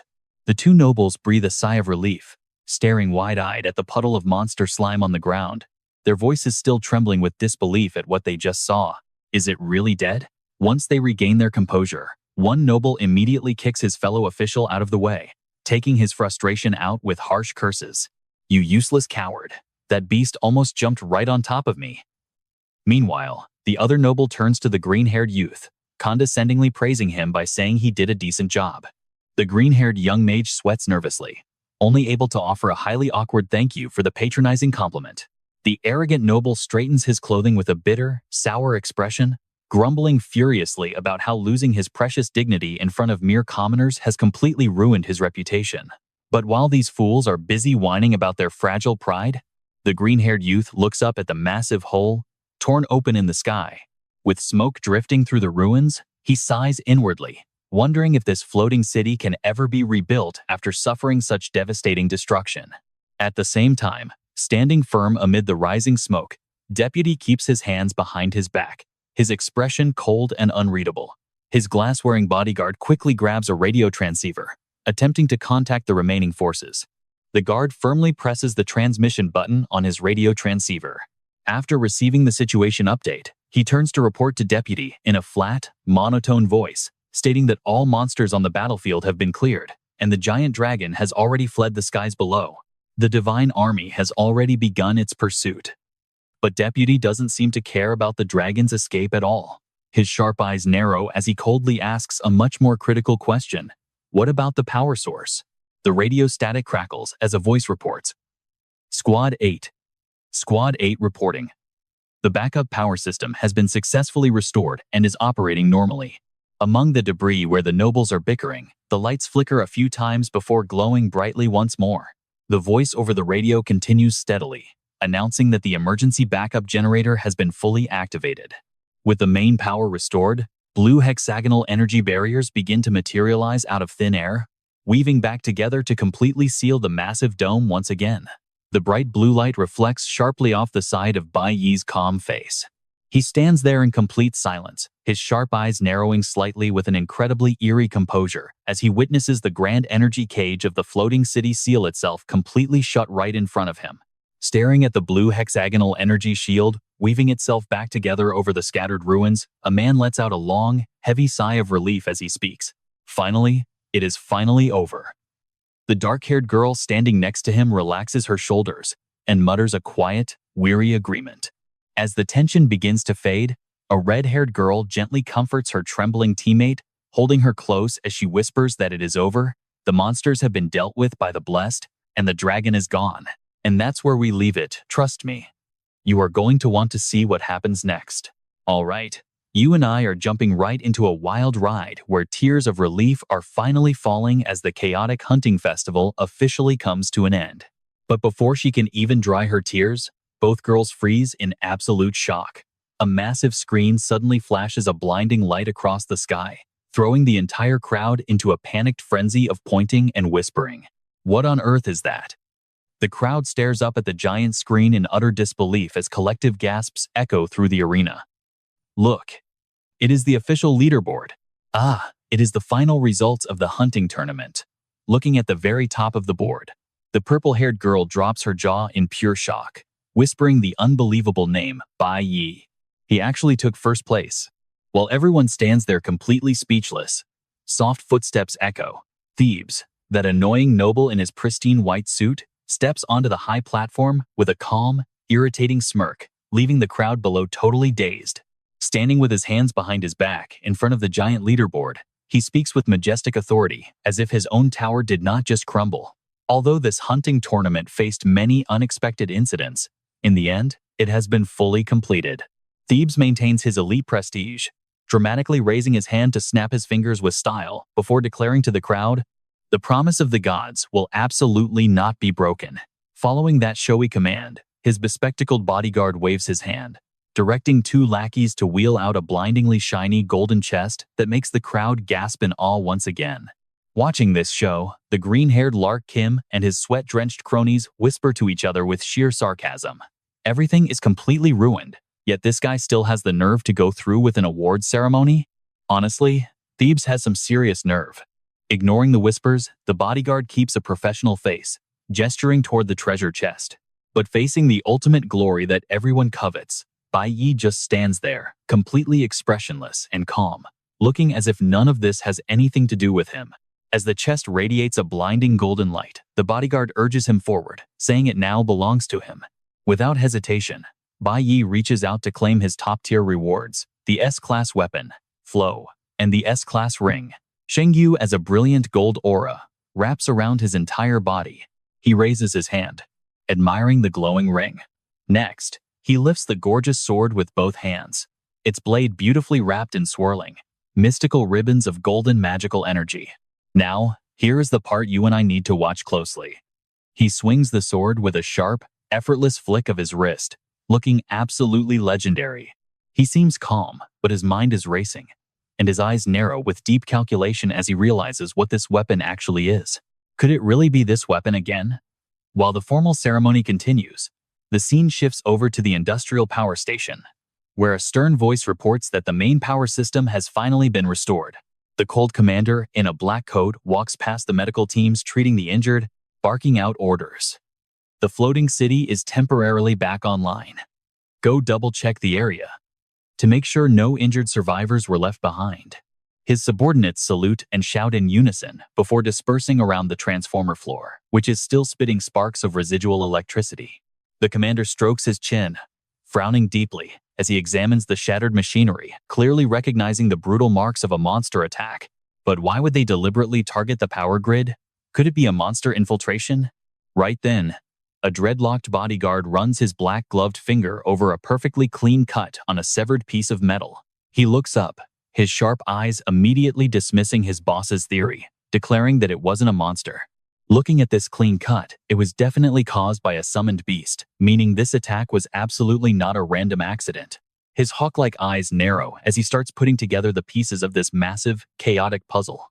He slowly stands up, staring up at the shattered steel frame of the Great Tower, which is now nothing more than a soulless skeleton, whispering under his breath, "This is so strange. Here's a massive twist you and I need to process." A shocking secret slips from his lips as he realizes that in his previous life, this floating tower never collapsed like this. Bright gold light from the sword reflects onto the surrounding area. In the distance, the two girls are still lingering. The short, orange-haired girl, busy casting healing spells on her injured friend, nods in awe, muttering that an S-Class weapon really is a national treasure. It is the first time she has ever seen one in person, while her black-haired friend stares curiously at the blade, wondering out loud if it is already fully sharpened. Meanwhile, in another corner, the green-haired Lark Kim and his two lackeys stand with their arms crossed, their faces radiating pure murderous intent as they glare at the podium with absolute jealousy. His bloodshot eyes burn with rage as he grits his teeth, growling the name of the guy who snatched his prize, Bai Yi. In his head, he replays the hunt where the monster collapsed, bitterly thinking that everything was supposed to be his. He remembers pouring all his strength into fighting the fire monster, while the boss behind him did nothing but scream orders to electrocute it. All of his hard work completely went down the drain. Wiping a smear of blood from his lip, he fumes, knowing he was right on the verge of delivering the final strike to the monster. His face twists in sheer anger because Bai Yi stole his glory. The memory of that white shadow flashing past like lightning to steal his prey right from under his nose makes him grind his teeth, losing both his chance to impress the gods and that S-class weapon. Snapping back to reality, the green-haired hunter clenches his fists, stepping forward with a dark expression of pure hatred, whispering that Bai Yi stole everything from him. Ignoring the fiery, hateful glares, Bai Yi casually stands there, gently spinning his sword, as the dancing golden magic highlights his absolute, prideful indifference to his enemies. Suddenly, his eyes flicker as a wave of genuine surprise washes over him. Recognizing the true origin of the blade, he silently marvels to himself. It really is this exact weapon. Meanwhile, in the quiet crowd, the fat noble Lark suddenly snaps, violently kicking the back of a black-haired boy who got in his way. He does not stop there, brutally stomping on the poor victim and roaring in a manic rage, telling the useless idiot to just die and get out of his sight.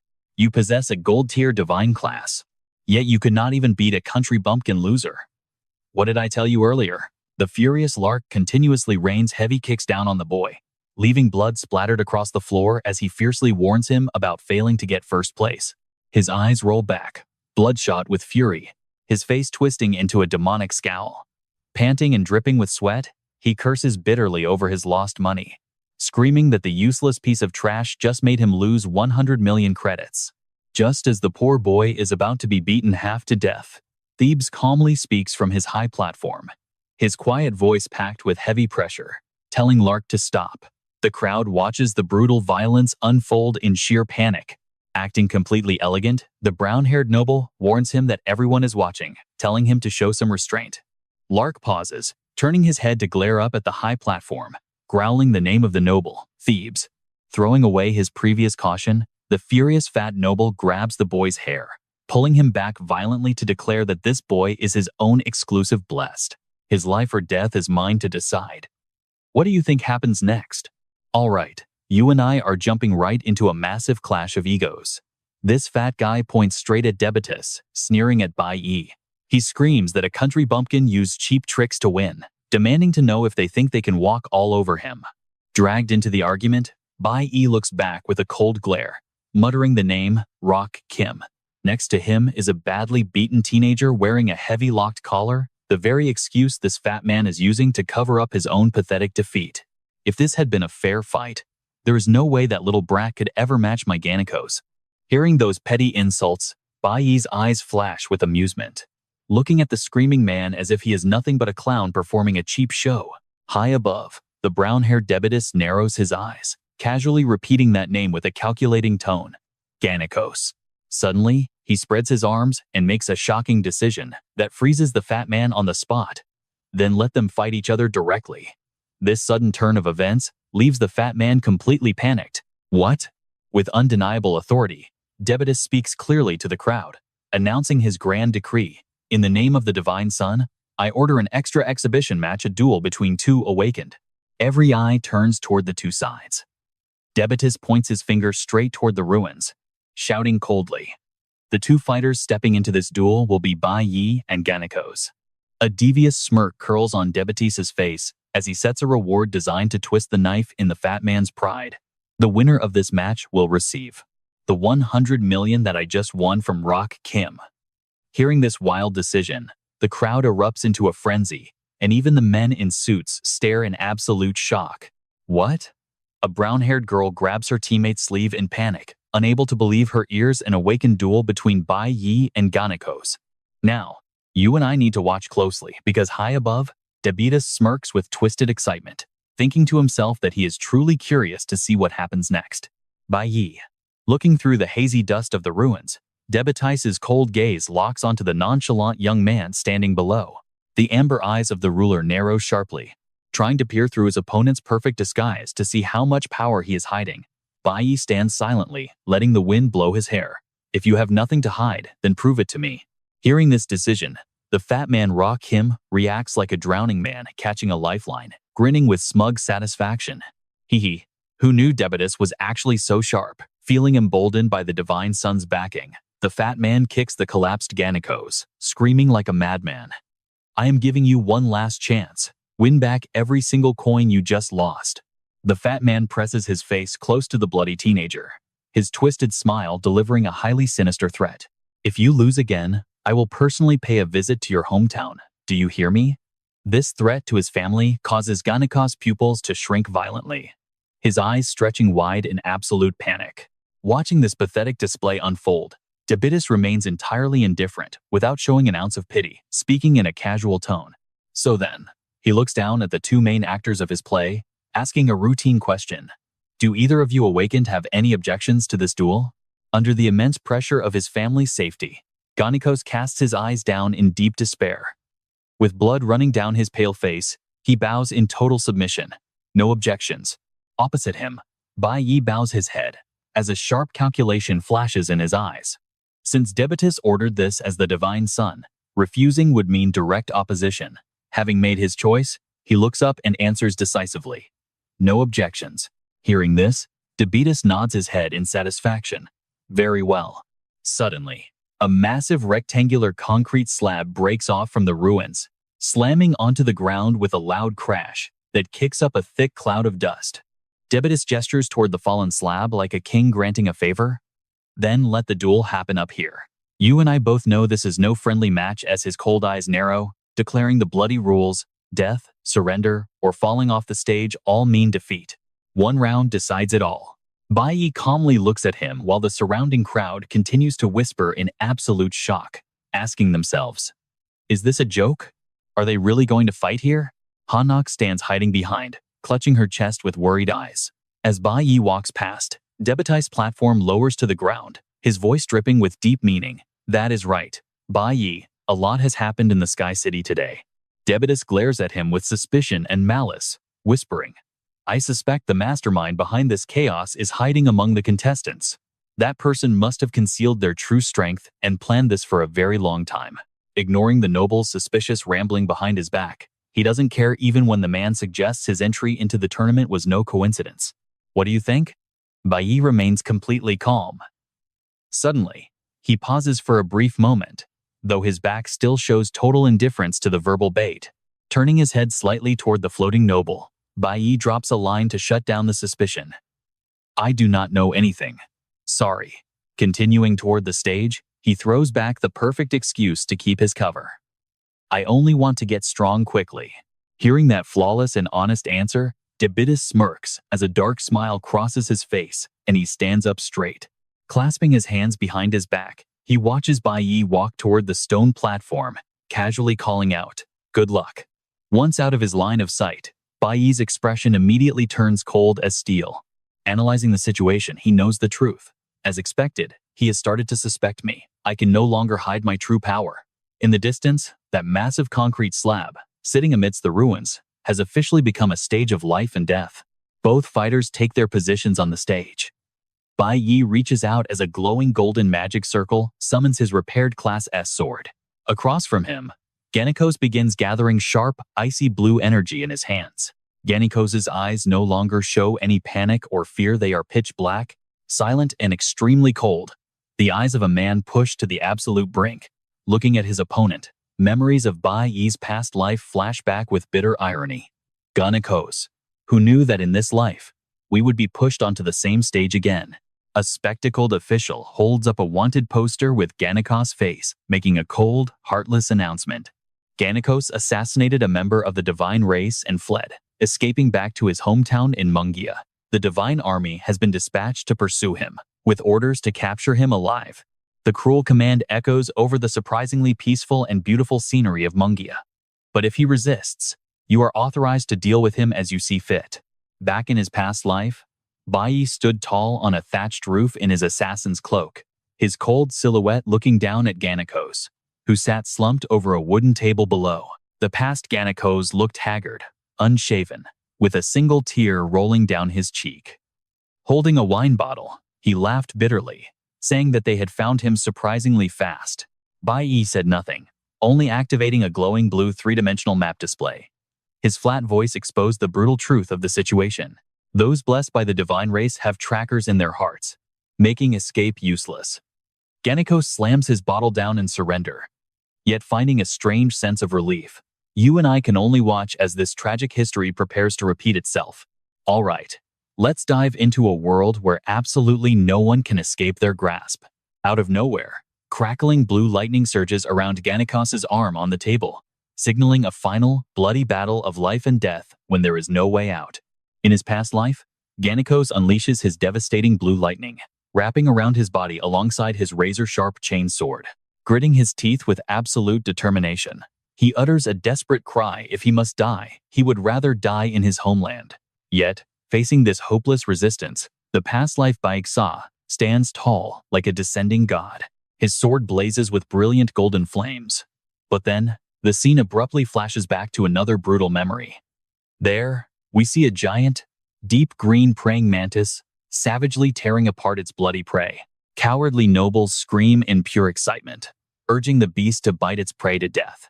Rokim and another fat noble in floral shirts laugh hysterically, holding their drinks and pointing down at the deadly Colosseum, shouting at the gladiators to move. Amidst their sick amusement, a subordinate bows respectfully and reports to the fat noble.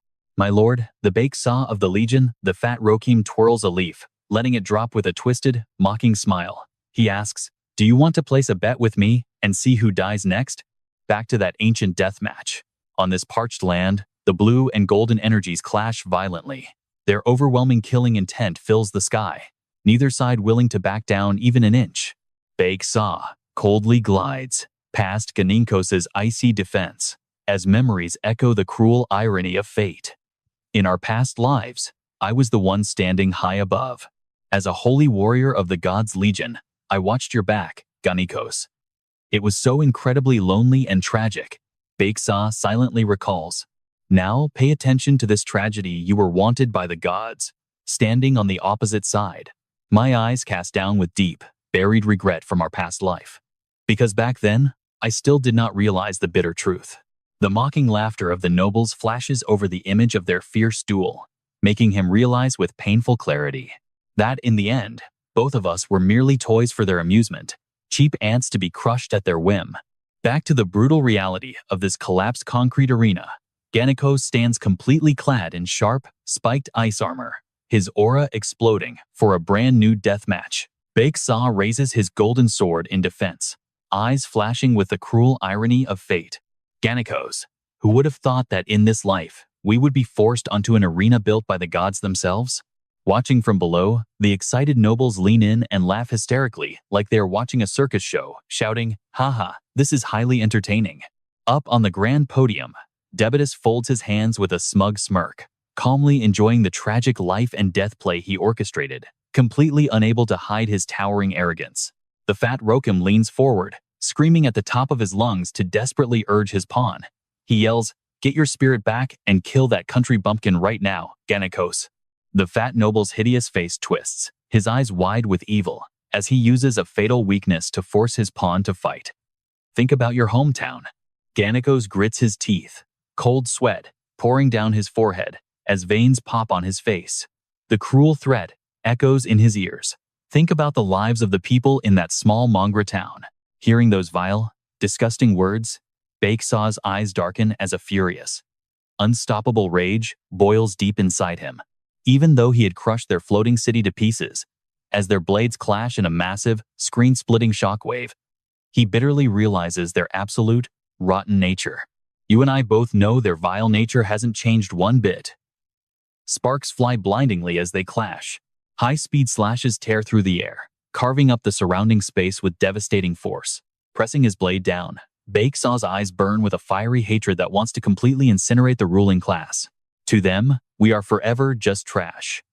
The violent impact pushes both back, sweeping power across in a blinding arc of light.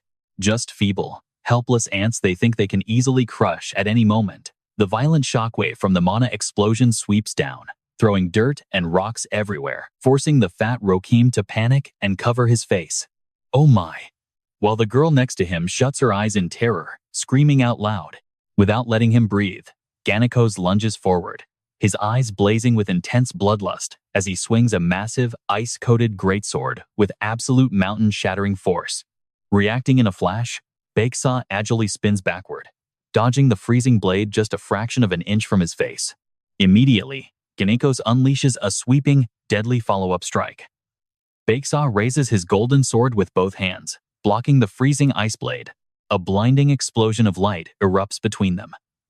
Utilizing the intense deadlock, Belphegor drags his boots across the concrete, sparking friction before immediately kicking off to dash forward and turn the tide. Bypassing his sword, he delivers a devastating kick straight into Ganekos, shattering his ice armor into pieces that fly into the air. Yet, Ganekos manages to block the heavy kick at the very last second with his armored arm and chainsword. Ice fragments shower down during this suffocating deadlock. Before Ganekos lets out a shattering roar in midair, his entire body exploding with freezing ice mana. Sharp, jagged icicles solidify, linked together by freezing chains that wrap tightly around his body. These razor-sharp ice spears pierce through the air, shooting straight at Belphegor with lethal speed. He slides back agilely, his golden sword sweeping away each attack in an instant. A cold, dismissive smirk plays on his lips. Is that all you have? A massive block of ice slams down from above right where Belphegor was standing, crushing the ground into complete rubble. Dodging flawlessly, his sharp, blade-like gaze cuts upward into the sky. Facing his opponent's towering killing intent, Belphegor's expression remains completely unmoved. He coldly delivers a highly dismissive line, stating that this weak resistance is far from enough. No. His golden flame-engulfed sword slashes down to clash with the ice blade. Gritting his teeth, he unleashes the arrogance of a rebel. My plan. Under the crushing pressure of Belphegor's devastating strike, Ganekos' face contorts in agony, cold sweat soaking his hair as he struggles desperately to block. A massive magical shockwave erupts from the impact point, golden fire and blue ice swirling violently as if to swallow the entire arena. Belphegor's voice echoes through the chaos, filled with towering ambition. I will make those gods feel absolute terror. The massive shockwave sweeps across the spectator stands, forcing the crowd back as they cover their faces. A girl, her hair flying wildly, trembles and whispers, "The shockwave is too powerful." Meanwhile, the young man next to her exclaims in terror, "Ice and fire are clashing." Watching this brutal scene on the stage, the dark purple-haired girl stares blankly, cold sweat drenching her forehead, completely unable to believe the harsh reality. The fierce wind carries dense dust straight at the fat Rokim, forcing him to cover his head as he curses angrily. Damn it, I can't see anything at all. Piercing right through the dense wall of smoke, Belphegor's sharp golden sword suddenly thrusts forward, its blinding speed tearing through every single defense of his enemy. Ganekos' eyes widen in absolute horror as he stares blankly down at the sword impaled deep in his chest, completely speechless. Amidst the ethereal smoke, two figures stand. Contrasting with his earlier terrifying aura, Belphegor softly calls out his enemy's name like a gentle whisper, Ganekos. They are so close they can feel each other's breath. And that's where we leave it, planting a bold seed of rebellion, asking, do you want to? As Belphegor's lips part, completely frozen before a massive secret that shatters every rule, leaving us hanging right before his ultimate fate. All right, you and I are about to witness the moment this battle gets crazy. Ganekos' pupils constrict sharply as pure, utter shock washes over his face. Right then, a massive surge of golden energy suddenly explodes from the blade, violently blasting everything away to conceal their brief conversation. The overwhelming force shoves Ganekos backward. His leather boots drag heavily across the concrete floor, carving a trail of sparks that scorch the ground as his ice defense shatters into pieces all around him. Looking up, he sees the White Knight hovering in midair, already preparing to deliver the next lethal blow. Surrounded by swirling magical energy, the White Knight holds his sword across his chest, casting a sharp, arrogant gaze down at his struggling opponent. Struggling to stand on trembling legs, with dark blood dripping from his chest, Ganekos clenches his teeth. He is filled with confusion, wondering why his opponent said those words just now. Down in the stands, Vut Kyo points at the arena in excitement, shouting that Ganekos is hurt. He then turns to mock the fat man next to him, surprised that a country bumpkin actually managed to strike a god-blessed warrior. Triggered by the insult, Rokim goes absolutely ballistic. Veins bulge on his sweaty forehead as he opens his mouth, roaring like a wild beast backed into a corner. He screams at Genikos to stop hesitating and attack. Driven to the absolute brink by his master's threat and the lives of his family, Genikos summons his remaining power and leaps into the air with bloodshot eyes full of hatred. Letting out an ear-splitting roar, Genikos swings his giant icy sword straight down at the White Knight with devastating force. From afar, Rakim's abusive voice rings in Genikos' ears as he watches his puppet risk his life, screaming for him to finish the job. However, that desperate, life-risking strike is decisively blocked as the White Knight swings his golden blade upward, deflecting the attack and triggering a massive shockwave that rattles the entire space. Now watch closely. You and I can see Genikos' eyes widen in panic as his weapon is knocked away, exposing a fatal opening right in front of him. Down in the rubble, Rakim stomps his feet and screams at the top of his lungs in pure, desperate frustration, furious that his puppet cannot even defeat a country bumpkin. Nearby, a spectator with a buzz cut watches while breaking a sweat, muttering that it is his first time seeing the White Knight fight so desperately just to match a god-blessed warrior. His friend grins, pointing out the highly practical motivation. After all, there is $100 million reward on the line. Swinging his glowing sword, the White Knight strikes with all his might. Playing along with the act, his eyes show a mix of determination and greed. Knowing this massive bounty could last him several lifetimes, a sharp clash rings out as the blade strikes. Genikos hastily raises his icy blade to block the blow, unleashing a powerful shockwave that pushes everything back. The sheer, overwhelming power of the strike forces Genikos backward, his boots tearing up the concrete floor and leaving 2 long drag marks. Cold mist rises from his battered ice armor as he struggles to stand. Up in the stands, the excited spectator points and cheers wildly, as if he is the one fighting. He has pushed Genikos right to the very edge of the ring, while his friend clenches his fist, cheering that the White Knight has the upper hand. Not letting this gold opportunity slip away, the White Knight lunges forward like lightning. With his cold eyes locked onto Genikos, he prepares a full-force strike. His blade tears through the air with incredible speed, shattering the heavy ice armor and leaving a fatal golden mark right across Genikos' chest. Watching from a distance, the fat Rakim stares with wide, bloodshot eyes, his distorted face frozen as he whispers that it is over. He growls in resentment, unable to believe Genikos has lost. As dark blood gushes from the wound, Genikos completely loses his strength. His body wobbles and collapses forward as the White Knight holds his stance, sword still planted in Genikos. Up on the high balcony, Debitas maintains a completely cold, emotionless face. Before a triumphant smile can bloom on the spectators' faces, the White Knight suddenly frowns as you and I realize something is seriously wrong. Genikos' collapsing body suddenly transforms into a transparent ice statue, while the system screen flashes a notification. Frost Warrior Skill, White Frost Haze. Right then, Genikos' real body tears through space, lunging out from right behind the ice statue as a freezing aura blasts directly at the back of the White Knight's neck. The killing intent strikes too fast. The White Knight's pupils contract as he hastily glances behind, feeling a lethal blade swinging toward him. With a wind-tearing roar, Genikos unleashes his remaining power, launching his opponent high into the air and completely throwing him off balance. The entire audience holds their breath, staring at the massive arena. The White Knight's small figure is sent flying far away, hovering over the deadly abyss and ready to plummet.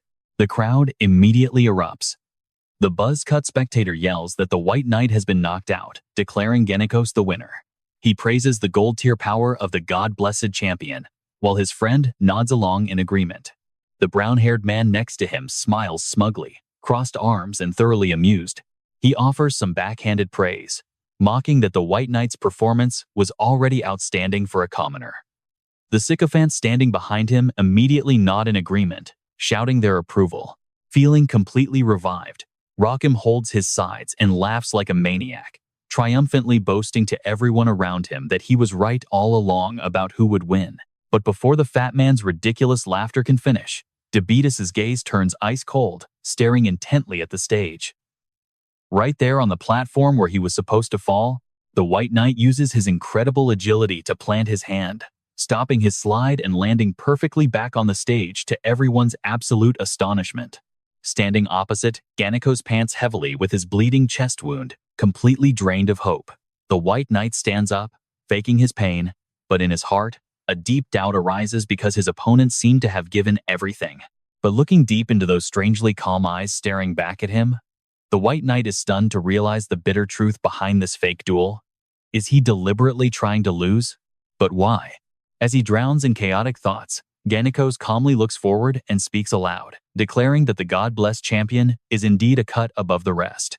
Then, Ganikos calmly forfeits the match, essentially giving up his life. Staring down, memories of his past life resurface to torment the White Knight's soul, bringing back things he never understood before. He remembers how he desperately swung his flashing golden sword to fight back in vain, and how back then, Ganikos had used that exact same frost technique to counter. Staring at the phantom memories, the White Knight remembers that his level was far higher back then, even as Ganikos continuously rushed forward with deadly attacks that could shatter solid stone. Yet, I could never truly defeat you in that past life. So what do you and I make of this sacrifice?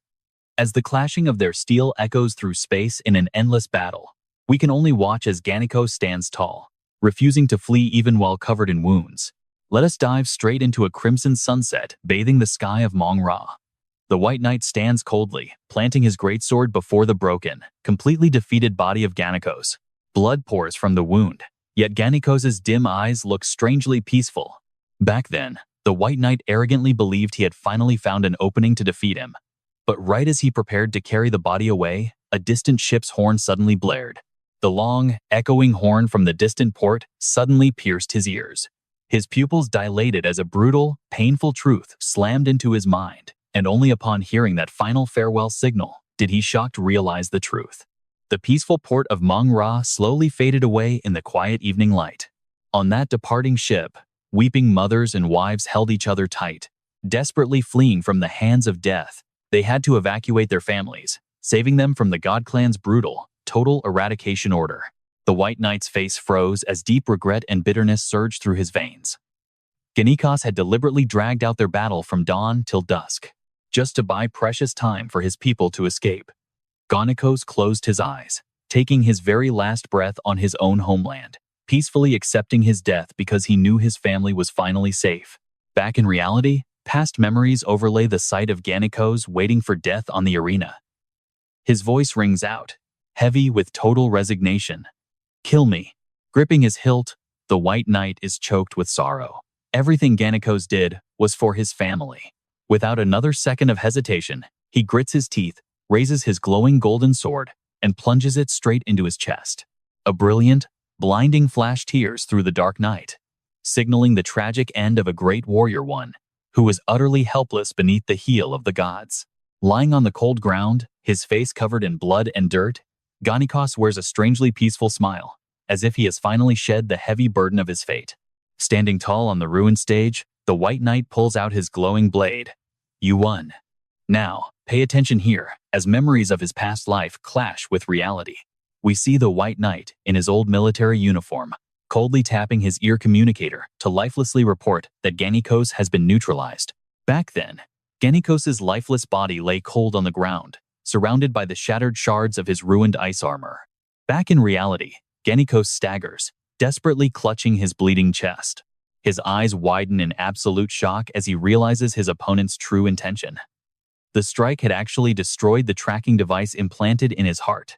Another fragmented memory flashes Ganikos sitting dazed on a beach bathed in the warm sunset. He watches a distant figure rowing away, desperately and hopelessly wondering why. Then, a cold arrest warrant appears on screen, exposing the tragic past of a cornered man Ganikos, the strongest awakened of Manhwa. Supporting a disabled mother and a little sister, he accidentally injured a member of the divine Lokim clan.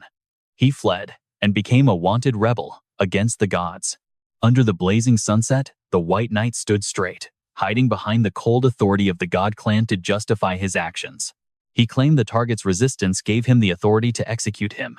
Yet, the White Knight glanced back, eyes filled with an unspeakable, deep sorrow, whispering bitterly, "Unlike me, you actually protected your mother." Casting all rules aside, he turned and walked along the endless shoreline, leaving the rebel with a single path to survive. Keep living, Ganikos. You still have a family. So run far away. Escape this world. Find a place where the God Clan can never track you down.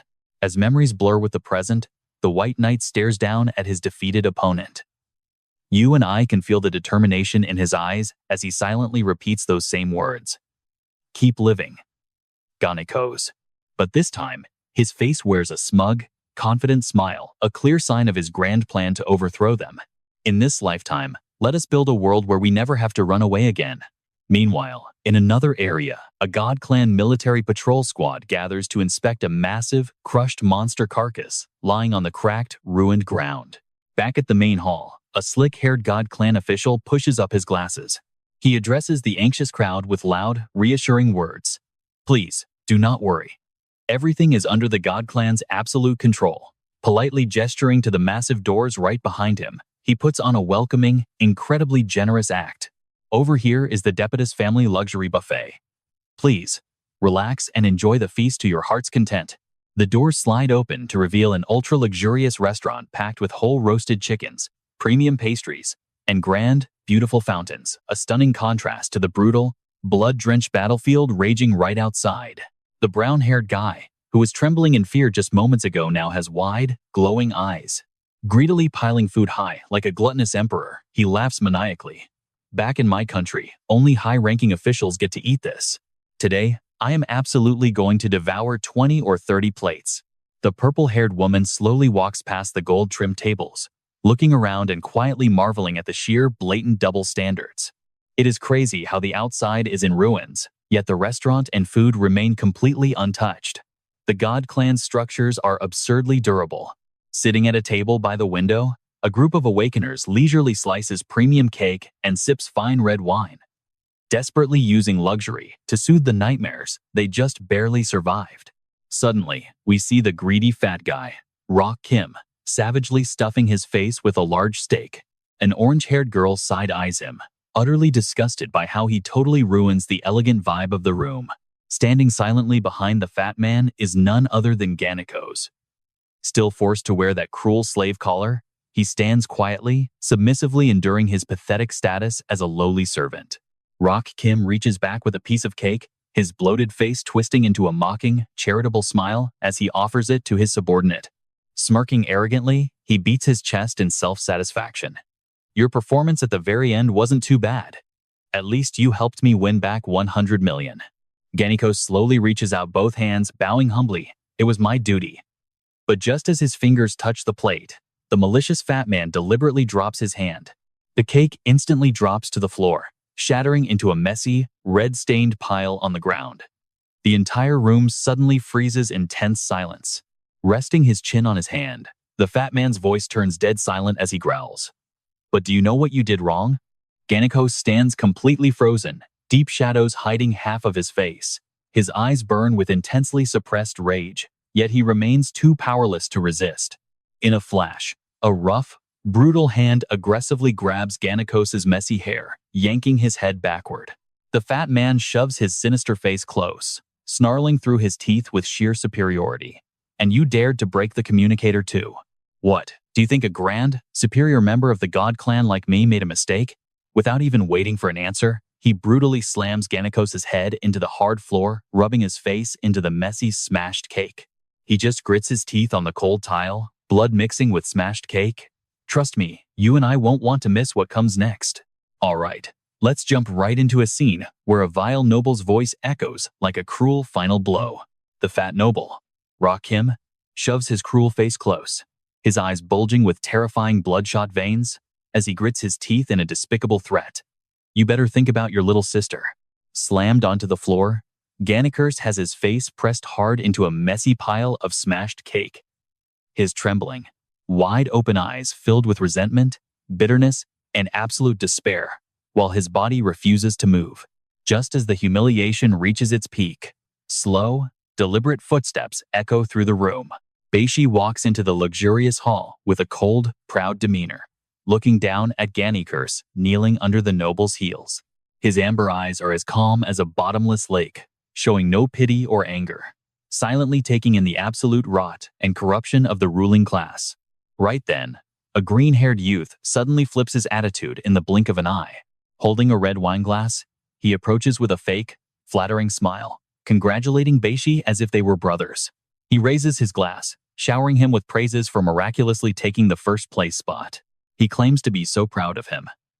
Baishi glances over, his face remaining entirely expressionless, as he silently watches the guy put on a show to whitewash his past behavior. Unnerved by Baishi's cold silence, the green-haired guy starts sweating and quickly invents a perfect excuse to cover up his cowardly abandonment of his teammate. The vice commander probably didn't know the Black Mist Forest was that dangerous, which is why he didn't call you back when you entered. While pretending to defend his superior, his eyes dart around nervously, trying to hide a guilty conscience full of dark intentions. Sensing this, Baishi plays along as a good friend, offering a forced smile. But you and Heiyu have been classmates and comrades for years.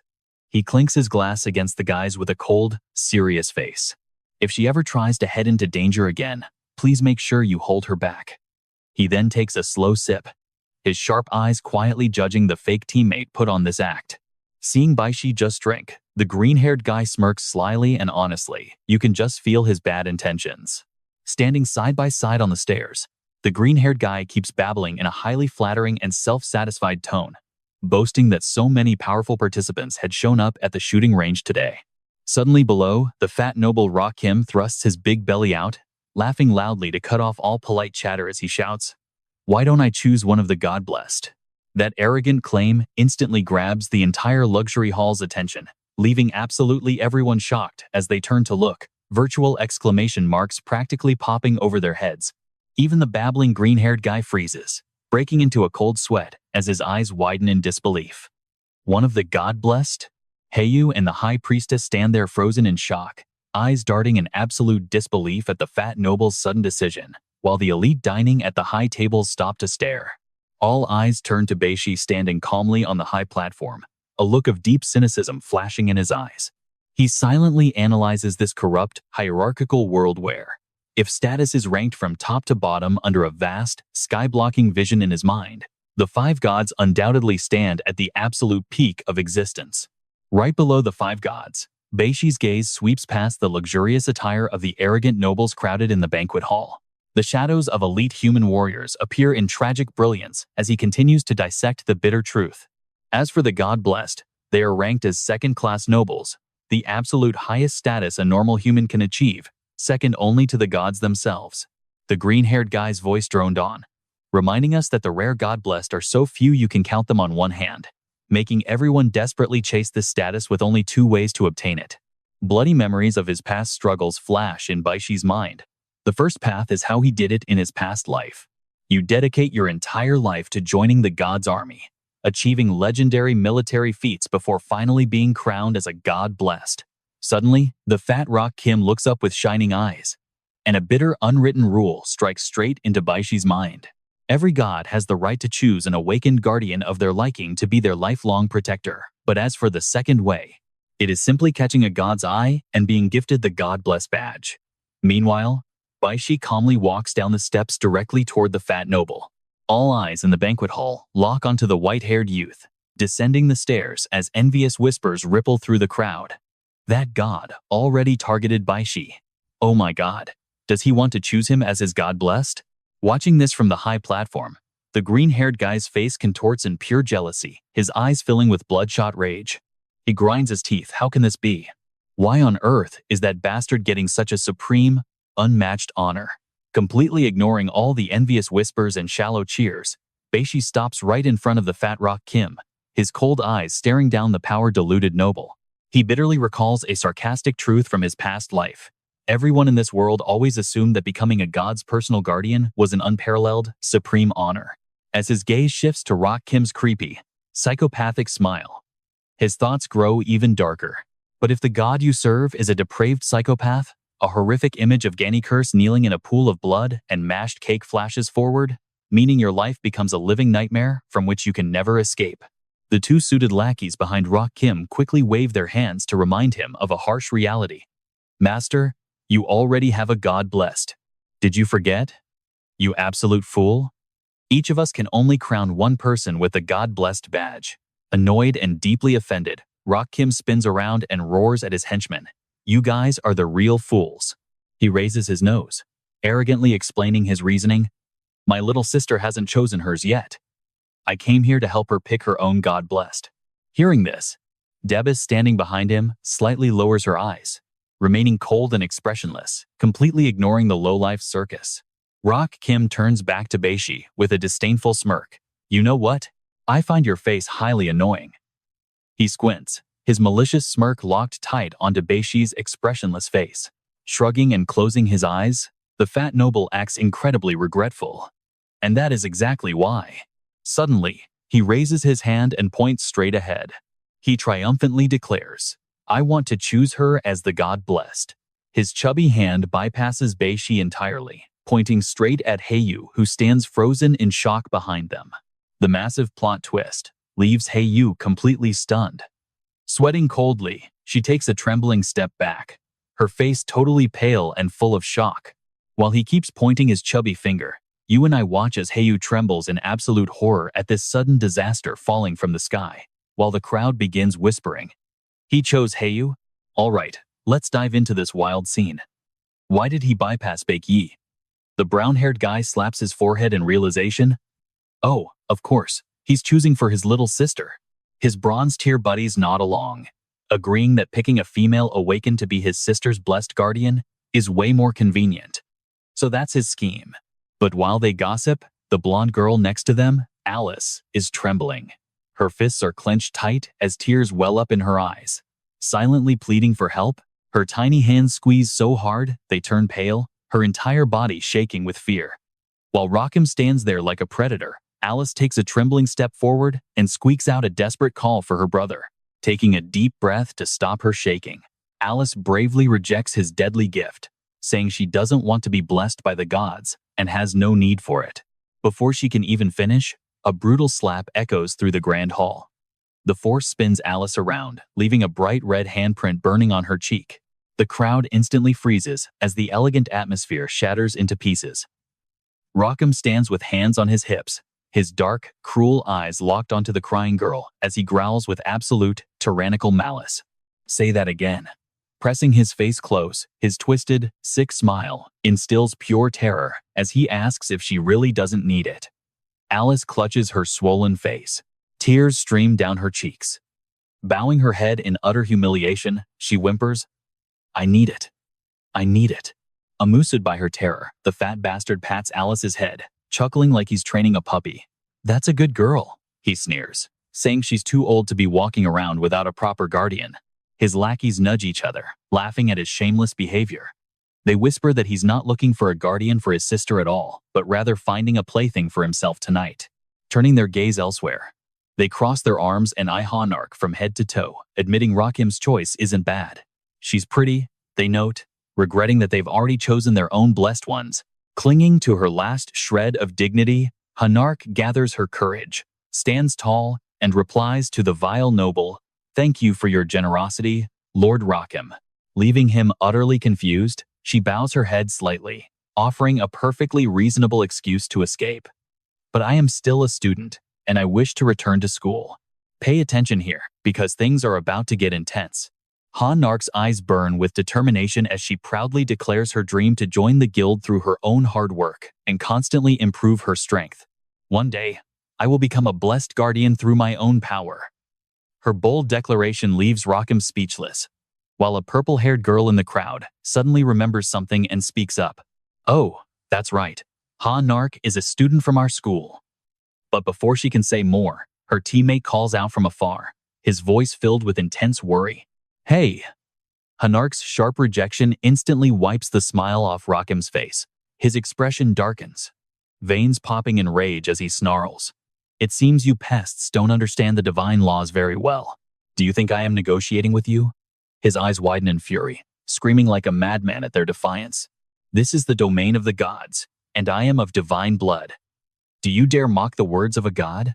Fueling their master's absolute rage, the armored guards slam their heavy weapons onto the marble floor, sending a rhythmic, threatening shockwave through the entire hall. The spine-chilling sound makes Hanark flinch, her face freezing as she realizes she has just provoked a dangerous beast.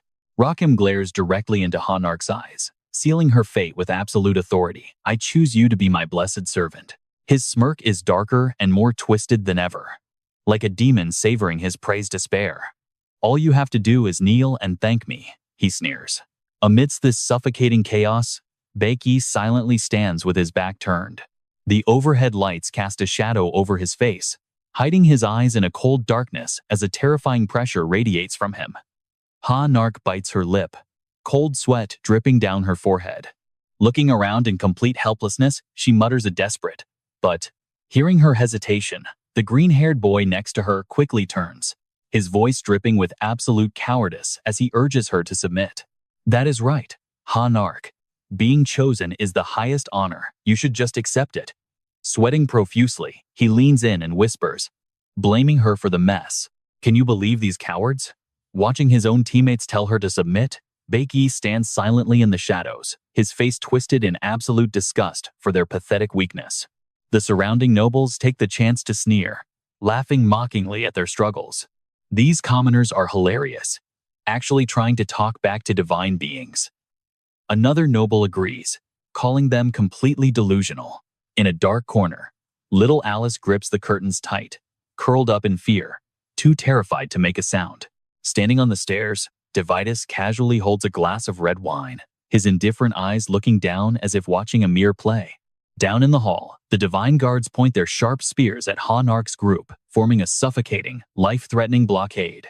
The heavy pressure forces a purple-haired girl and a boy to collapse onto the floor. Vanikos grits his teeth, pushing himself up, as he bitterly realizes a brutal truth in the eyes of the gods. They are absolutely nothing. Then, the sharp sound of a fork stabbing into a piece of cake pierces the deathly silence. The massive, bloated Rockham steps forward, his gargantuan shadow completely swallowing the tiny and helpless Ha-nark standing right in front of him. Lifting his fork with a piece of food, his face twists into a sickening, perverted grin as he coos in a threatening baby voice, "Do not worry, just be a good little guard for my sister." Shoving the food right in front of Ha-nark's face, he winks with nauseating playfulness, promising to treat her just like his own little sister. "I'll shower you with love." Ha-nark's eyes widen, but suddenly, a blinding burst of emerald green mana erupts, tearing through the luxurious banquet hall.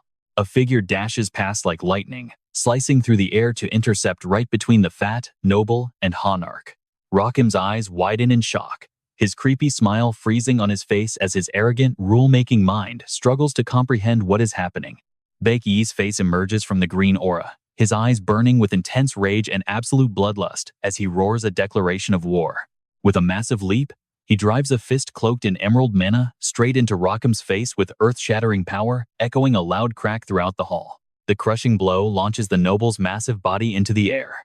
Baekgi stands firm as a mountain, growling each word, breaking every law, shattering every rule. The purple-haired girl gasps in shock, her eyes wide, while the green-haired boy and the noble next to him freeze in sheer terror, completely pale at this treasonous act. Ha-nark stands there, utterly speechless. The green-haired boy's eyes tremble violently, completely consumed by fear at Baekgi's merciless, raw brutality. As the dust settles, Baekgi pulls back his fist, his razor-sharp gaze locked onto his prey while emerald mana still blazes around him. Rockham's fat body crashes heavily onto the floor, rolling over and sliding across the polished marble stone. The shockwave of the punch slides him back 10 meters, leaving a horrifying streak across the grand hall. Before he can even breathe, Baekgi leaps down upon him. And that's where we leave it, with Baekgi unleashing absolute fury to shatter a corrupt noble's pride. Trust me, you and I are not going to want to miss what comes next. Stick with me here, that guy is completely finished. The scene suddenly flashes back to the arena, where Bexa and Ganikos' swords are locked in a fierce struggle. Bexa's voice rings out, calm and steady. "Hey, Ganikos." Staring deep into his eyes with cold ambition, Bexa drops a fateful question that finally breaks all his patience. "Tell me, do you want to kill Rokim?" Slumped on the floor, Ganikos opens his bloody eyes. His pupils shrink in pure shock, his heart racing as he barely chokes out a single word. Then, a green light explodes. Bexa's mana-infused fist rains down like a sledgehammer, smashing directly into that cowardly noble's face. Bexa's eyes burn with furious rage and murderous intent, his aura so overwhelming that onlookers watch in absolute horror. Is he really trying to kill Rokim?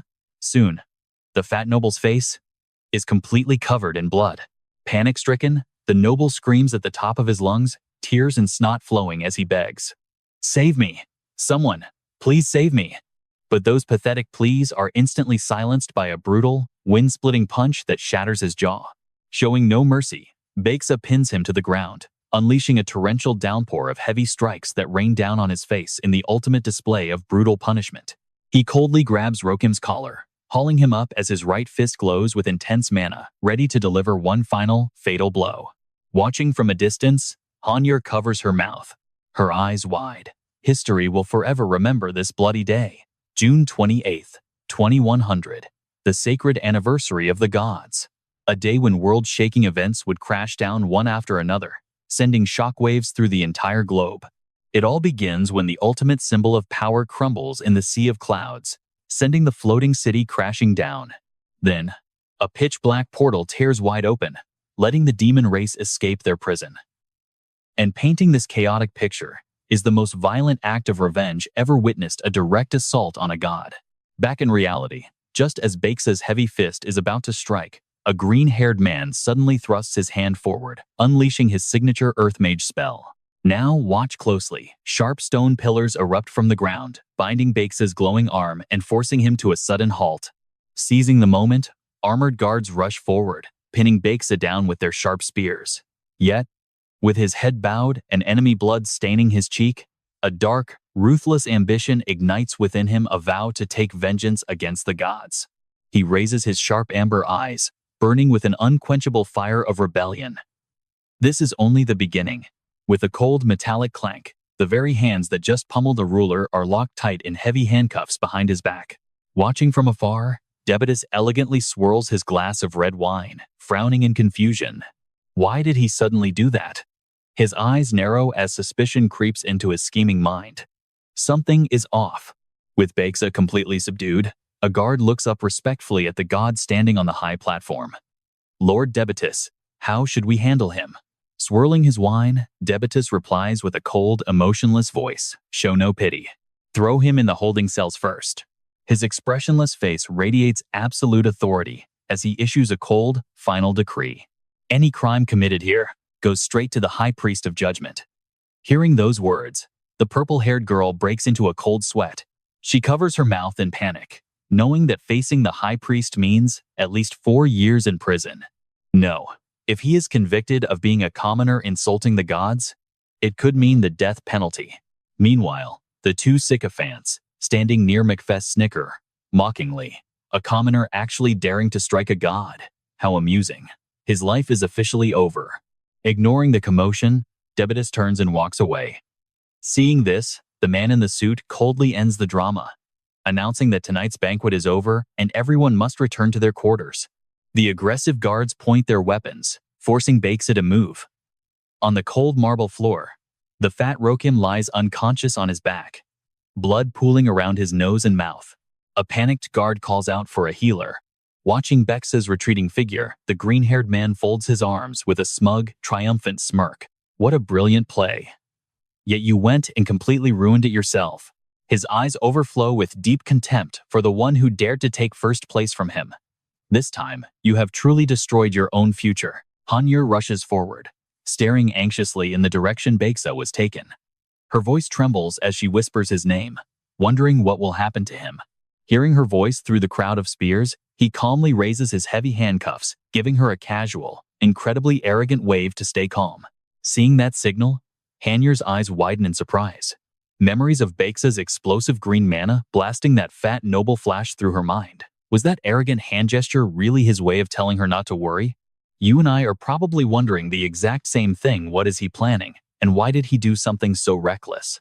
Staring at Bexa's straight back as the guards shove him forward, Hanyur feels her heart break. Even at a time like this, how can he not show a single shred of worry for himself? Night falls on June 28th at 7 p.m. Inside the luxurious living room of the gods, a medical tray stained with blood and disinfectant sits neatly on the table. A brutal, stinging slap lands squarely on the young nurse's face, sending her crashing down as fresh blood leaks from her mouth. Rokim stands with his hands on his hips, completely ignoring the nurse trembling on the floor as he roars in anger. "You stupid bitch. Can't you be a little more gentle?" His fat face is covered in bandages, his nose stuffed with cotton. He gnashes his teeth in fury, cursing under his breath. turning to his bodyguard, Gannikos, who stands silently like a lifeless puppet behind him, his bloodshot, blood-filled eyes narrow as he angrily demands answers. The fat noble screams every word with pure venom. I have never suffered such a humiliating, bone-deep insult in my entire life. Deep inside the freezing, dark dungeon of the awakened, Baeksa sits cross-legged, resting with his eyes closed. Meanwhile, Rokim's hateful voice echoes from afar, asking if that brat is locked up tight tonight. The guard standing outside the bars replies respectfully, "Yes, my lord. Tomorrow, he will be transferred to the holy prison." This place has not been used in over a decade, but the guard brags proudly. Every single bar here is forged from the strongest black mana crystals. Even an S-class weapon could never hope to break them. Hearing this, his partner explains that it is a prison of the gods, almost as secure as the divine vaults. As the two keep bragging, the heavy metal elevator door is suddenly pounded violently from the outside, followed by an angry shout. "Open up right now!" The elevator doors slide open, revealing Rokim's heavily bandaged face, twisted in absolute rage. Shoving past the guards, the fat noble charges straight inside, screaming madly, "Out of my way! Let me in! I'm going to tear that bastard apart!" And that's where we leave it for now, with a furious tyrant approaching while our hero sits in total, absolute calm. Alright, you and I are about to dive into one of the wildest manhwa showdowns ever. Out of the darkness, Bai Yi opens his eyes, his cold gaze piercing the fool who walked into his trap. Ruo Jin grips the iron bars, roaring at the youth, telling Bai Yi not to think he has the upper hand. The fat man proudly beats his chest, spitting out arrogant words of corrupt authority. He screams that he is a noble god clan member, while Bai Yi will soon face public execution. Pressing his twisted face against the bars, his foul breath spews a sickening threat. He warns that he won't let the kid die an easy death before his final breath. He wants to inflict the ultimate mental torture, shamelessly babbling on and on about his dirty methods. He reveals he knows Bai Yi is close to the girl, Yue. So he already sent men to drag her straight to his bedroom.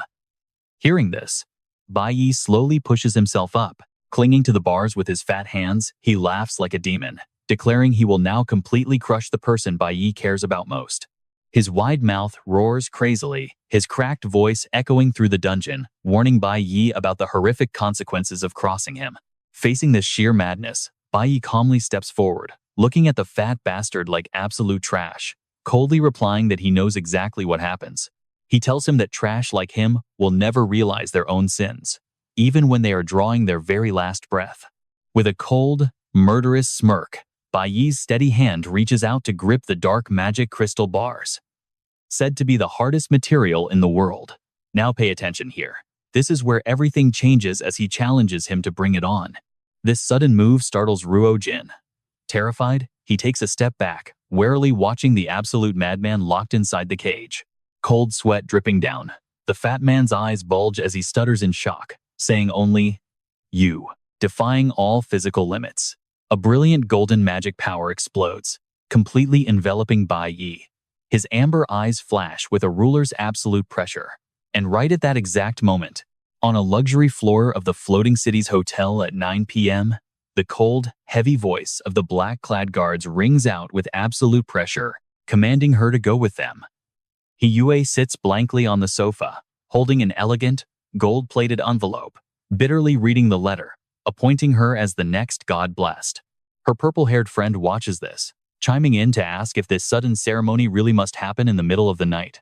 She frowns, trying to find any logical reason to fight this shady setup, questioning why it has to be at a private residence instead of a public, prestigious ceremony. The two guards remain completely expressionless, their cold voices shutting down any resistance by stating it is a direct order they cannot disobey. Reminding her that this is the floating city, they ask her not to make trouble. Yue closes her eyes, swallowing her helplessness, and agrees to go with them. Seeing her friend give in, the purple-haired girl calls out, but her cowardly words reveal how brainwashed she is, begging Yue to stay. She warns that running away now will create a massive mess. Yue looks back, forcing a brave smile to comfort her friend, knowing she is walking into a trap. Telling her friend she will find a way to clear things up, Yue steps forward. Meanwhile, at the luxurious Zubi's family estate, cold moonlight shines down on the private guest house, as if predicting a grim fate. While she is escorted by two black-suited guards, Yue is finally brought before a closed door, where the cold guard raises his hand to gesture, telling her to go inside. But the moment the door shuts behind her, she realizes there is no Lady Alice waiting for her. Instead, the fat Ruo Jin sits arrogantly on the sofa, with a sickening grin. Okay, I know what you're thinking. And yeah, it gets even crazier as Yue frowns, scanning the empty room and asking him where Alice is. Ignoring her question, the fat man sits in a bathrobe, lazily swirling a glass of red wine. With a creepy smile, he says that since she is Alice's God-blessed, naturally, as her older brother, he has to test her first to see if she is qualified. He drops keys onto the floor right next to scattered female underwear, uttering disgusting, cheap flirtations. He shamelessly tells her this is a rare opportunity, his swollen, bandaged face screaming for her to serve the God clan well. Laughing hysterically, he reveals his rotten nature, promising that if she obeys, her entire family will rise to high status. Refusing to let him fantasize any longer, Yue firmly shuts him down, her voice cold and decisive. She states that she only came to personally make it clear that she cannot and will not accept the position of the God-blessed. The smile on the fat man's face vanishes instantly, his expression turning cold with fake disappointment, saying he thought she would be smarter. Taking a slow sip of wine, he hides his sinister gaze. In his bloodshot eyes, her reflection appears as he growls a deadly threat, warning her that anyone who dares oppose the God clan, without exception, dies a horrific death. A single drop of sweat rolls down her cheek as she bites her lip in silence, extreme tension showing on her face as she realizes she has stepped right into a dangerous trap. Knowing she cannot reason with this sick psychopath, she decisively turns on her heel to leave, coldly saying goodbye. But before she can even take a few steps, something insane happens. The fat man smashes his own wine glass over his head, shattering glass as blood and red wine splatter everywhere. Ignoring his bleeding face, he looks up with a sinister, twisted smile. His wild eyes lock onto his trapped prey.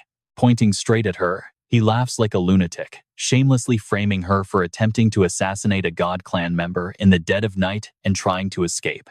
This dirty trick of playing the victim shocks Yue, forcing her to spin around with her eyes wide open in disbelief at his unimaginable and utterly shameless act. Wiping the blood from his face, the fat man snaps his fingers. Instantly, the black-haired guard who was standing like a statue appears right behind her, his eyes glowing with a brutal magic that makes her turn pale. He swings a massive fist, wrapped in freezing ice magic, slicing through the air toward her. Reacting instantly, Yue spins and blocks the blow, the clash of their raw power triggering a blinding explosion of light in the room. Without giving her a single second to breathe, the guard immediately charges up another devastating strike. His powerful punch blasts her backward across the room, her feet tearing up the carpet before she finally manages to stand ground. Right after that, massive, razor-sharp ice spikes erupt from the floor with a deafening crash, trapping her completely inside an absolute frozen prison. Trapped within this deadly cage of sharp ice, Yue stumbles to keep her balance as sweat pours down her face, completely overwhelmed by his power. Clutching her rapidly numbing arm in pain, she grits her teeth to assess the situation. Her eyes fill with despair as the guard emerges from the icy mist. His pressure is overwhelming, and his power as a God-blessed is far superior to hers. She cannot beat him. Shrouded in shadow, his voice sounds like a death sentence. And that's where we leave it, trust me. You'll want to see what happens next.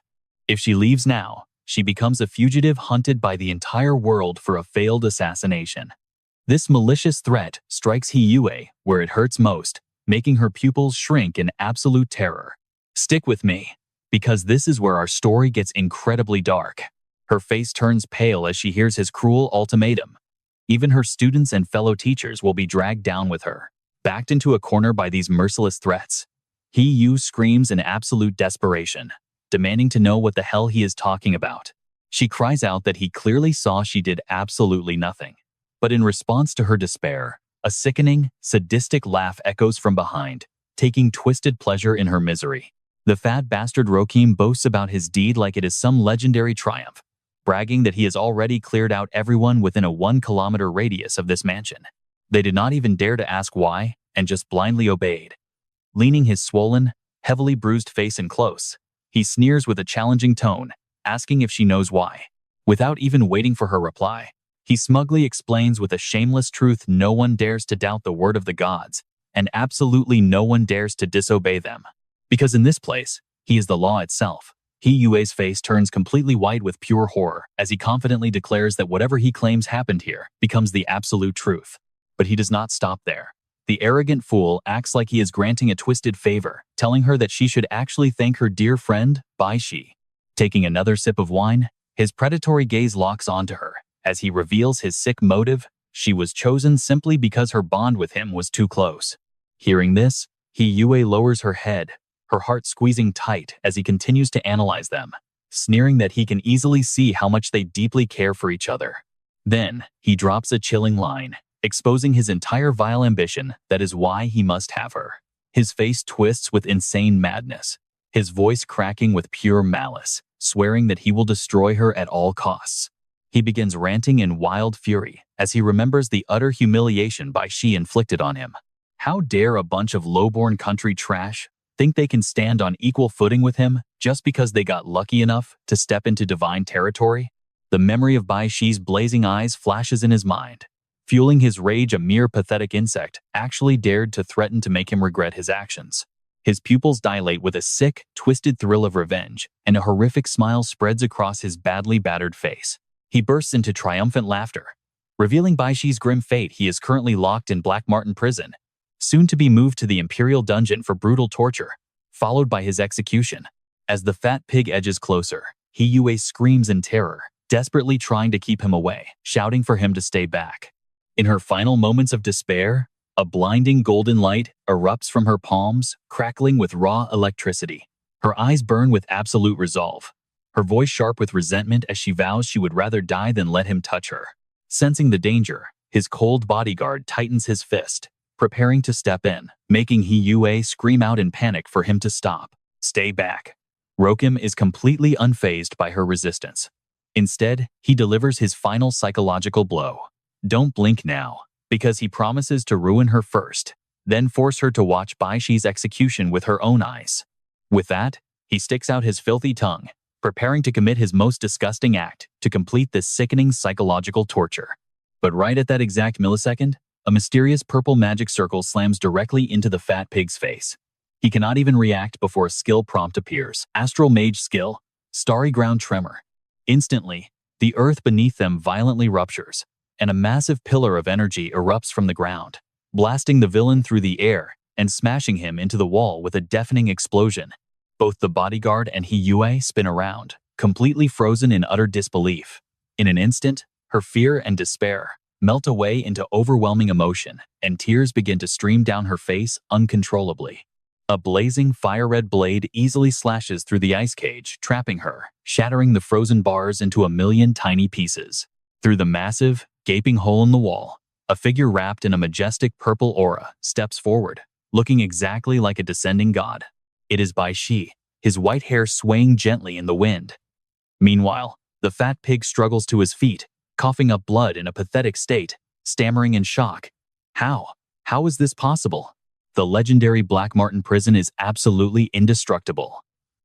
Terrified, the fat bastard covers his bloody mouth, trembling as he demands to know how on earth he managed to escape.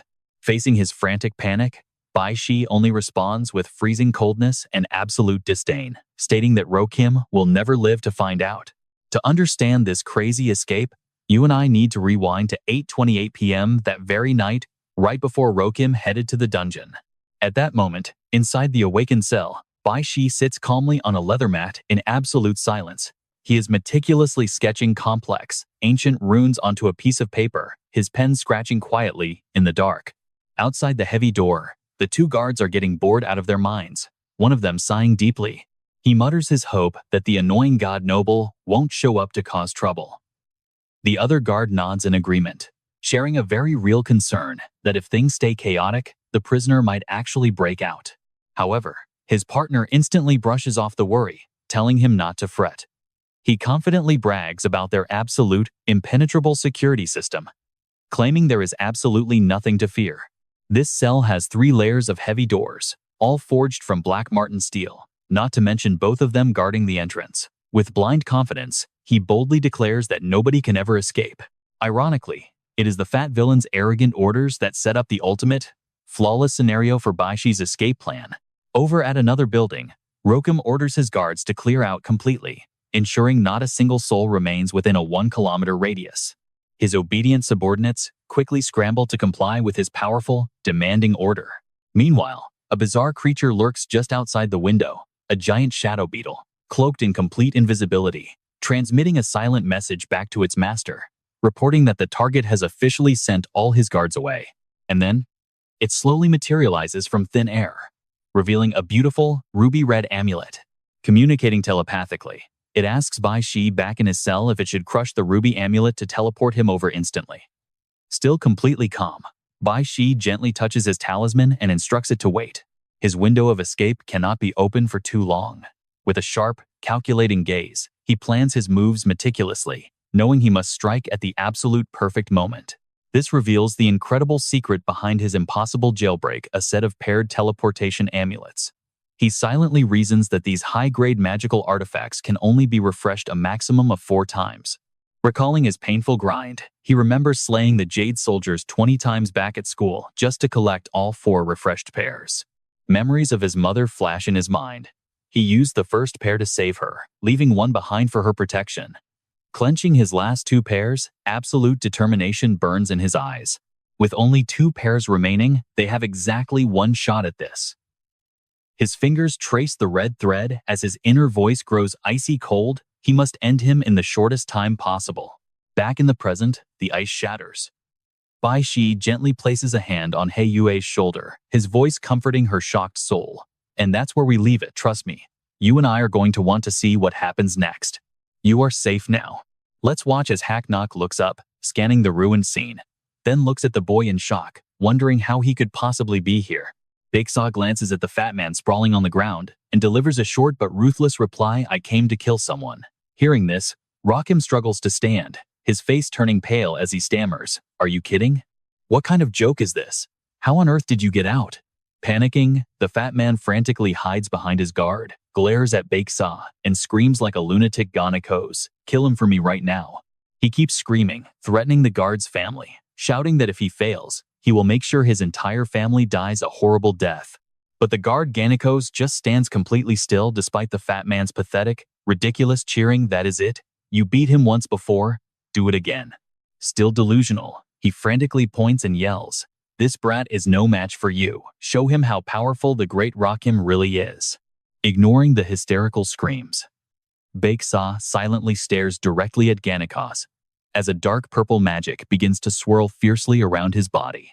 The guard Ganekos finally speaks, but his words are not aimed at Bakesaw. Instead, he asks a highly cryptic question. "Hey, will you keep your promise from the arena?" Bakesaw remains silent, but his steadfast, determined gaze is all the answer he needs.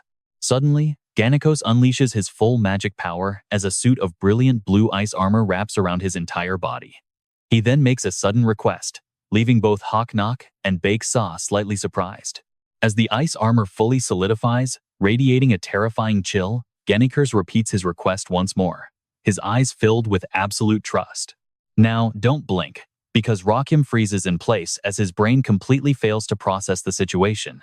He screams in absolute fury and confusion, "Ganekos, have you gone mad? What arena? What are you keeping? What did you two say to each other?" Completely ignoring the fat pig's existence, Bakesaw smiles with deep understanding. He calmly accepts Ganekos' final request before unleashing a finishing strike with an incredibly powerful name. "Understood. Got it." At that exact moment, a glowing red notification screen flashes Celestial Earth Surge Fist. The moment those words leave his lips, a devastating punch packed with stellar power smashes directly into Ganekos, sending him flying like a cannonball and knocking him out cold on the spot. Watching his most loyal, powerful guard get taken down in a single blow, the fat man's already deformed face contorts even further in sheer, naked terror. Stumbling backward to escape, the fat man screams at the top of his lungs in absolute rage. "Damn you, Ganekos, how dare you betray me?" Even as he desperately runs for his life, he still hurls a foolish threat. "Just wait until I get back. I will slaughter your entire village, not even leaving a single chicken alive." Meanwhile, Bakesaw calmly raises his hand, preparing to send him off in style. Suddenly, the ground beneath Rakim's feet violently trembles as massive stone pillars erupt from the earth, completely blocking his only escape route. The fat man recoils, spinning around in utter confusion as his mouth hangs wide open, unable to comprehend what is happening. Before he can even recover, Baeksa whispers the name of his technique like a dark sentence from hell: Celestial Earth Surge Spear. Instantly, more giant stone pillars rise right behind him, completely locking the fat man inside a solid, inescapable prison of rock. Backed into a tight corner, he begins to scream in utter despair, frantically clinging to a false hope. Damn it, wait a minute. That is it. The security team. He screams at the top of his lungs, calling for the very people he kicked out. Security. The security team is coming. Hearing his pathetic, brainless cries for help, Baeksa tilts his head slightly and asks with mocking amusement, "The security team?"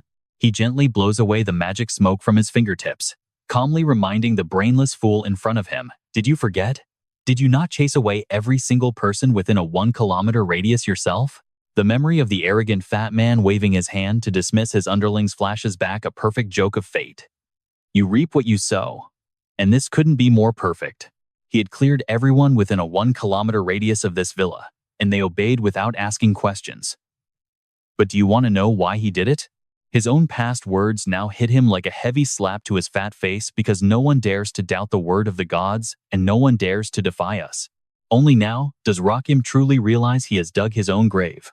Cold sweat pouring down his body as his eyes widen in absolute terror. Completely ignoring his trembling prey, Baeksa turns to Haknak, his voice softening like never before as he gently calls her name. He looks directly into her eyes, his gaze both sincere and resolute, telling her that everything about to happen next has absolutely nothing to do with her. You do not know anything. With those words, he casts another skill, Celestial Earth Surge Wall, creating a shimmering energy barrier between Haknak and the main stage, and whispers, "You will not see anything either." Haknak can only stand there, watching Baeksa's back through the magical barrier with a mixture of confusion and deep worry. Trapped inside, Rakim stammers and begs in a voice shaking with fear. "Wait, just wait a minute." He looks at the boy in front of him as if staring at a true monster. Sweat and tears pouring down his bruised face. "What on earth are you planning to do?" Baeksa glances at him, a cold smile playing on his lips. "What do I want to do? Are you not the one who knows that best?" He slowly raises a single finger, declaring with the majestic authority of a judging god the judgment of the divine race. The trial begins. In absolute panic, Rakim frantically pulls out a piece of paper, desperately trying to use it as a shield, screaming, "Do not kill me, someone is coming." He has no idea this secret order only exposes his crimes further. The building is completely isolated, empty, and silent. The fat man begins to weep, tears streaming down his face, muttering in despair, "You will never get away with this." Realizing logic fails, he switches to a mix of threats and bribes. "Even if you do not fear death, you must think of that girl, right? Let me go right now." Reaching his hand out through the bars, he begs pathetically, "I promise I will let you both go and won't hunt you down. I can give you whatever you want." Faced with those pathetic, rambling pleas, Baeksa only responds with a terrifying silence, his eyes filled with pure contempt as the fat man babbles, "I will give you all the wealth and glory you desire." He simply raises his hand, a surge of dark purple magic erupting to completely silence the fat man's endless, desperate rambling. Back inside the cage, Baeksa wastes no more words. He swings his arm, unleashing a slashing wave of purple magic that cuts clean through the bars and tears right through Rakim, sending fresh blood spraying everywhere. A streak of crimson blood splatters into the air as the fat man's flabby arm is severed, flying upward as massive question marks flash in his bewildered mind. It takes several seconds for Rakim's sluggish brain to process what just happened.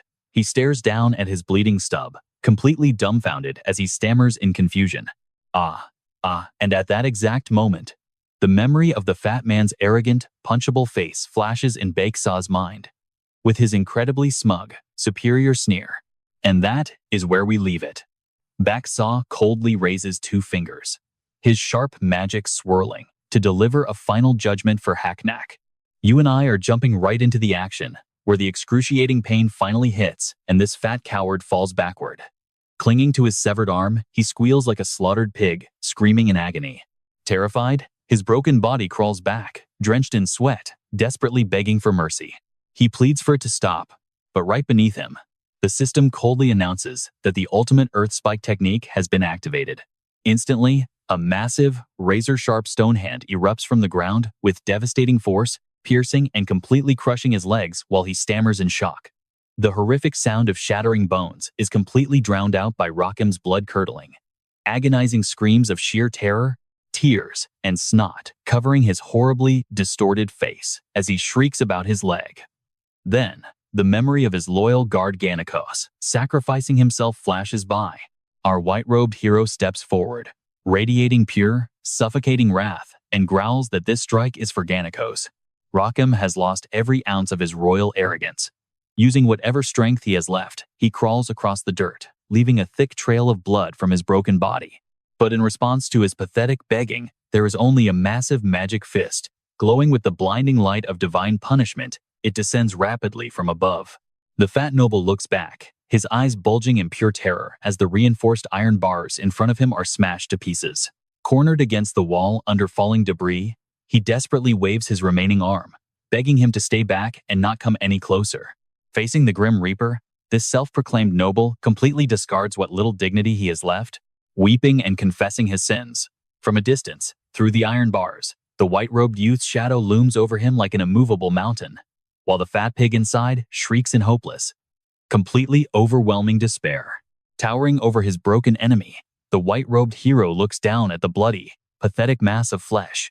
He raises his hand to cast a spell, slowly muttering a final word. His eyes are as calm as autumn water, yet they carry a bone-chilling frost as he delivers the final blow, declaring it is for himself. Pay attention here. The moment he finishes speaking, giant stone hands erupt from the walls, tightly grabbing the fat noble's bloated body, making him grit his teeth and scream in terror.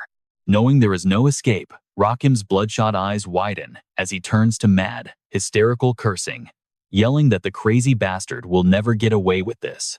As the brutal stone fingers squeeze his neck, he grinds his bloody teeth, laughing like a cornered beast, screaming that he will be branded a traitor and his family will pay.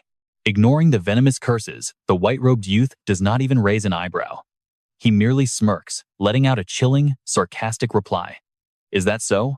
Instantly, the massive stone hand slams shut, utterly crushing the fat noble's bloated body, while his hysterical laughter desperately mixes with a horrific, agonizing scream. Ha, ha, ha. To end this noisy spectacle once and for all, the white-robed hero simply clenches his fist as destructive magic sparks with blinding light across his fingers. A massive geyser of blood erupts like a fountain, and shattered flesh explodes everywhere, splattering and painting the stone walls deep red, completely erasing a filthy existence. With the job done, the white-robed hero stands in silence, slowly retracting his dark purple magic energy. Behind him lies only the bloody, broken remains of an arrogant fool. Turning away without a second glance, he walks out of the massive stone prison he just created. A system notification pops up, confirming the ultimate skill, Earth Prison, Cage. The heavy stone fortress tightly seals the bloody remains inside, as thick clouds of dust billow upward, completely obscuring the gruesome sight behind him. Stepping out of the smoke, he looks back at the young man, who appeared so ruthless, yet somehow radiated absolute, reassuring protection. Stunned, with a cold drop of sweat running down her cheek, she whispers to herself in disbelief, looking up at the brutal, blood-stained stone pillar that swallowed the fat noble. She asks in a trembling voice, "Is he really dead?" Without blinking, the white-robed youth keeps his expression as calm as a peaceful lake, giving a soft, quiet nod. Hurrying to catch up beside him, she mutters that it is all her fault. He does not even turn his head, keeping his eyes fixed straight ahead. Calmly, he tells her no. He had already planned to kill him anyway, so she should not feel guilty. Hearing this, her eyes flash with deep resentment, and she grits her teeth in cold agreement, saying he deserved to die. Right then, the stone prison behind them cracks and collapses into rubble, spilling bloody remnants. As she adds with pure rage that trash like him, dying 100 times, still would not pay for his crimes. But let's pause here. Harsh reality quickly pulls her back as she asks in panic what he plans to do next, leaving him slightly caught off guard. Looking out at the dark night surrounding the massive villa, she warns him urgently that even if the guards are 1 kilometer away, this place will be discovered very soon. Without hesitation, she quickly pushes his back and urges him with deep anxiety to run away, forcing him toward the exit with clear determination as she tells him to leave. Escape from Sky City. With sweat dripping from her forehead, she leans against the window, staring resolutely into the dark night, promising that she will personally draw everyone's attention to buy him enough time to run away. Turning back to him, she speaks with a bitter but genuine tone, trying to comfort herself by saying that he is incredibly strong. If he leaves, he will be perfectly fine. Not letting this silly girl overthink any further, the white-robed hero reaches out and gently but firmly pats her shoulder to stop her. Looking straight into her panicked eyes, he offers a calm, confident smile, telling her not to worry because he will be just fine. Outside the window, under the shadow of the grand villa, a perfect scapegoat has already entered his sight. Calmly, he adds that someone else will take the blame for all of this.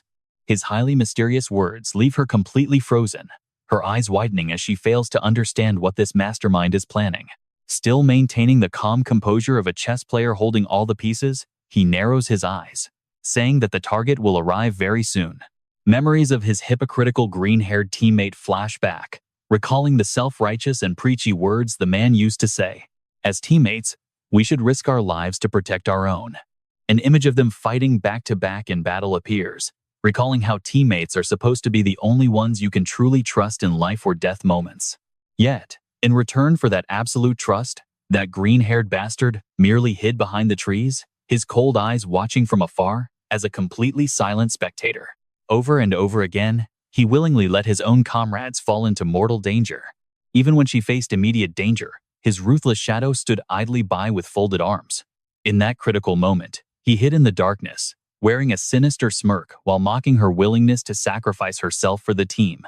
Indeed, serving as a divine servant is the ultimate glory, so she should know her place. Remembering his despicable face and how he stepped on others to climb up, Hacknock lowers her head in sorrow. Now, things are getting a bit out of hand. The memory of the white-robed youth being dragged away by armed guards flashes through her mind, acting as a spark that ignites her deep rage. Meanwhile, that treacherous teammate merely hid behind a door, his eyes glowing red with malice and satisfaction as he successfully removed the thorn in his side. Back in the present, his eyes grow cold enough to freeze the air. He growls with murderous intent, stating that what he hates most is a traitor, especially one who betrays multiple times. Hearing this, and that's where we leave it, with her gasping as cold sweat drips down her temple, realizing exactly who the scapegoat is, while standing in the ruined room. All right, you and I are about to watch a masterclass in manipulation. Bai Shi calmly explains his ultimate move, revealing he forged a letter from the Divine Clan to set a deadly, irresistible trap with a flawless fake seal. The fake decree promises a golden opportunity to assassinate He Yue and take her place as the chosen Blessed One. Meet in my chamber tonight at 9:20 p.m., kill He Yue, and her legendary position is yours. Burn this immediately. Blinded by pure greed, that green-haired traitor instantly burns the letter, falling straight into our master plan. A sinister smile curls on Bai Shi's lips as he pictures the smug look on that traitor's face right before he walks straight into his own execution. So, go ahead and take the fall for murdering a god for me? He Yue stands frozen in sheer terror, clutching her chest as she looks at this boy like he is a true monster. Did you plan all of this from the very start? Bai Shi remains silent, offering only a gentle smile that masks his terrifying, mastermind nature. Without wasting another second, he turns and strides away, leaving the bloody crime scene behind him. Time is running out. I need to head back to my cell now. He pauses, looking back at the dazed girl, to give one final warning: just act like you remember absolutely nothing. His eyes narrow with sharp intent as the air around him starts to hum with magical energy, preparing for his clean escape. Suddenly, Bai Shi dissolves into a flash of purple light, vanishing in the blink of an eye with a faint whisper fading in the wind. We will meet again soon. Meanwhile, at a heavily guarded military zone wrapped in barbed wire and security cameras, a cold electronic screen flashes the exact time, June 28, 2011, at 9:20 p.m. Inside the high-security cell, a brilliant swirl of purple magic tears through space, and Bai Shi lands perfectly, without making a single sound. Right away, a giant summoned bird named Shaolin pokes its head out, a glowing red magic collar floating by its beak, ready to report. Everything is perfectly normal, Master. The guards have absolutely no idea you ever left. Now, watch closely, because this is where his genius plan truly shines. It turns out he brutally beat that fat elite Joaquin at the party just to get thrown into this jail cell. Back in the dark cell, he grins behind bars. He now has a flawless alibi, proving he could not have possibly been at the crime scene tonight. Meanwhile, Joaquin's luxury chamber lies completely destroyed. Every single attack used during the assassination was carefully planned to match one specific class. They are all signature skills of an astral mage. That giant bloody stone block piercing the ceiling is the perfect evidence to frame him. Recalling how he forged the fake decree, his eyes turn cold. He had basically handed over the key to destroy that traitor. His summoned bird had dropped the letter right in a corner where the power-hungry traitor was guaranteed to find it. Just as expected, the green-haired traitor slipped into the dark, burning the letter behind him. A greedy smile spread across his face, believing he was about to claim ultimate power. Once a traitor, always a traitor. But reality hits hard. What awaits him is not a glorious promotion, but a horrifying sight that leaves him absolutely frozen in shock. He stumbles backward, staring at the shattered walls and the utter ruin of what used to be a magnificent room. On the cold floor, a lifeless body lies face down in a pool of fresh, warm blood. Nearby, Yue lies unconscious on the floor, playing her part perfectly. The green-haired traitor trembles as he steps further into the room, sweating bullets as he mutters in absolute panic, "What on earth happened here?" Before he can even process this, he spins around as a sudden, intense heat blasts him from behind. Trust me, it gets worse. A massive wall of fire is consuming the balcony. Outside, the bearded security captain spots the roaring flames, his eyes widening in pure terror. He screams at the top of his lungs, "The divine chamber is on fire! Get the entire security team up here now." Guards rush toward the fire, weapons clashing as they shout for backup.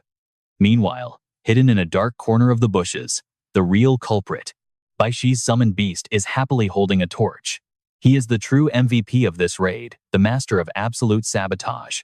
A ruthless little arsonist.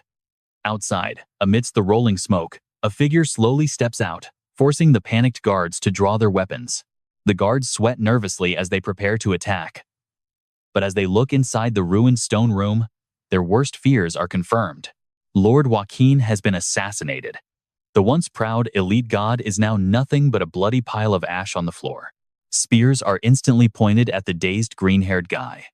The commander orders everyone locked down while the traitor desperately begs them to wait. Nearby, a soldier examines the massive stone spike with a grim face. The captain glares at the green-haired traitor, who coincidentally has that exact magic class, and loudly accuses him of assassinating Lord Joaquin. The selfish traitor is finally tasting his own bitter medicine. He desperately screams in horror, claiming he is completely innocent. "It was not me." Back in the quiet jail, Baishi smiles in the shadows, whispering in the dark. The heavy prison doors screech open as a guard respectfully bows, leading a group of powerful officials straight toward the cell. Beams of light shine on the boy, who sits quietly facing the wall. He looks like a model prisoner who never left his cell. A deep voice cuts through the quiet cell as the lead official calls out his name, Baishi. Standing outside the iron bars, the elegant man smiles and throws out a highly tempting offer. "How about we make a deal?" Let's flash back to that fateful night of June 28th, during the grand 5-day celebration of the Divine Clan. The bustling city streets suddenly become the stage for a chaotic drama that sends shockwaves across the entire world. Investigators stare helplessly at the bloody crystal, completely baffled by the most shocking assassination in history. As for the poor scapegoat, the green-haired traitor is dragged away in complete despair. He was caught red-handed at the crime scene and is now being locked away forever in the deepest dungeon. The crime scene is a total mess. But you and I know this is only the beginning of his wild game. Let's start with that fateful night. Only a blessed one and a female victim remained at the scene. Coincidentally, every single witness, including the female victim, claimed they suffered extreme trauma and forgot everything that happened that night. The blessed one, who should have faced charges, was also caught in the system. The judge coldly declared him guilty of failing his guard duties, stripping him of his sacred title. But suddenly, a blonde-haired noble raised her hand to stop the sentence, shouting for everyone to wait just a moment. Using the authority of her divine bloodline, she pointed decisively at the injured bodyguard and demanded that she wanted him to become her new blessed one. This shameless trick of the high society went off smoothly, letting him escape punishment simply because another deity chose him. The scene then shifts to a massive, imposing structure known as the Sacred River Kingdom Awakened Sky Prison. This prison holds a vital piece of the puzzle, alongside a prisoner dragged here for the crime of publicly beating a member of the divine race. That prisoner is none other than Bai Shi, walking in heavy chains but showing an incredibly calm and carefree attitude.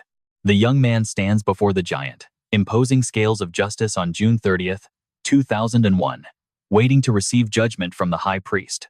Up in the stands, onlookers pity the genius who poked a hornet's nest, whispering that he can't escape this time. Meanwhile, his dark-haired friend looks down, her eyes filled with deep worry as she softly whispers his name. In the middle of the trial, Bai Shi keeps his eyes closed, calmly listening to the judge's booming voice accuse him of causing chaos on the night of June 28th during a grand banquet in Sky City. The old judge stands tall, reading the charges aloud, accusing Bai Shi of brutally beating the descendant of the diplomatic god, Kim, leaving him severely injured and in a coma.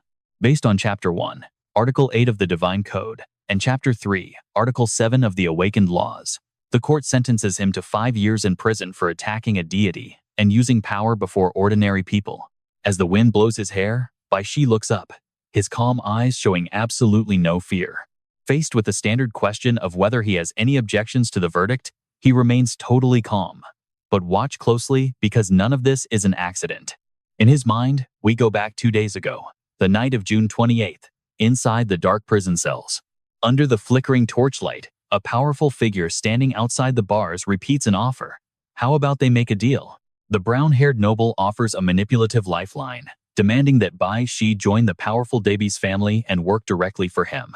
Looking down at Bai Shi, crouching on the cold floor, the noble promises him complete freedom by tonight.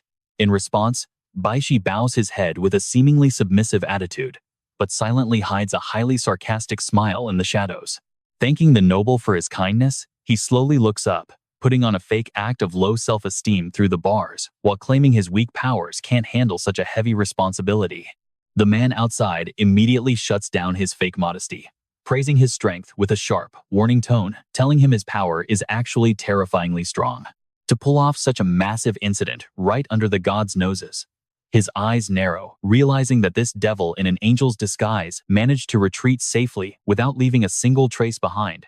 Realizing he is caught, Bai Shi suddenly looks up with razor-sharp eyes, coldly dismissing the noble by saying he has absolutely no idea what he is talking about. Angered by this stubborn attitude, the noble grabs the metal bars tightly and warns him with corrupt authority that he knows exactly what is going on. Whatever the divine race decides becomes the absolute truth.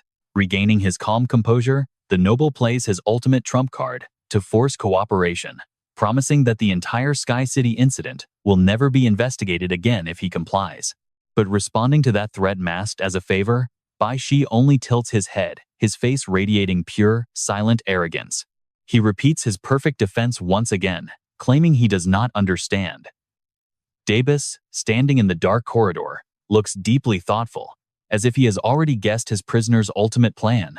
Blinking away his brief surprise, the noble takes one more look through the heavy iron bars. The boy remains completely still, like a waveless lake. Sighing with an intrigued smile, the noble silently respects this stubborn pawn, realizing it is simply not the right time for them to cooperate just yet. As the flashback ends, the harsh reality of the courtroom returns, and the judge's booming voice echoes once again, asking if he has any objections to the sentence. Under crushing pressure, Bai Shi bows his head in chains. But you and I both know this play is far from over. Suddenly, a bespectacled man from the deity faction raises his hand and loudly interrupts, announcing that the Deeb's family is raising an objection. Amidst the shock of the onlookers, Lin Feng calmly walks up to the podium, hands over a letter, and makes a very clear declaration. He claims Bai Shi was personally invited to Sky City by the Deb's family, adjusting his glasses as he effortlessly turns the victim into the attacker. He explains that during the banquet, Lokim suddenly provoked and attacked Bai Shi without reason, deliberately emphasizing the noble's cruelty in ordering his own blessed one to assault him. The flawless defense continues to spin a perfect story of innocence, claiming Bai Shi had absolutely no choice but to fight back, which accidentally left Lokim in a comatose state. Concluding his speech, he points toward Bai Shi and cites undeniable legal codes, stating that based on Chapter 10 of the Awakened Management Laws, his actions were purely in self-defense. Respectfully placing a formal letter on the table to pressure the judge, he announces that this is official evidence and testimony directly provided by the powerful Debus family.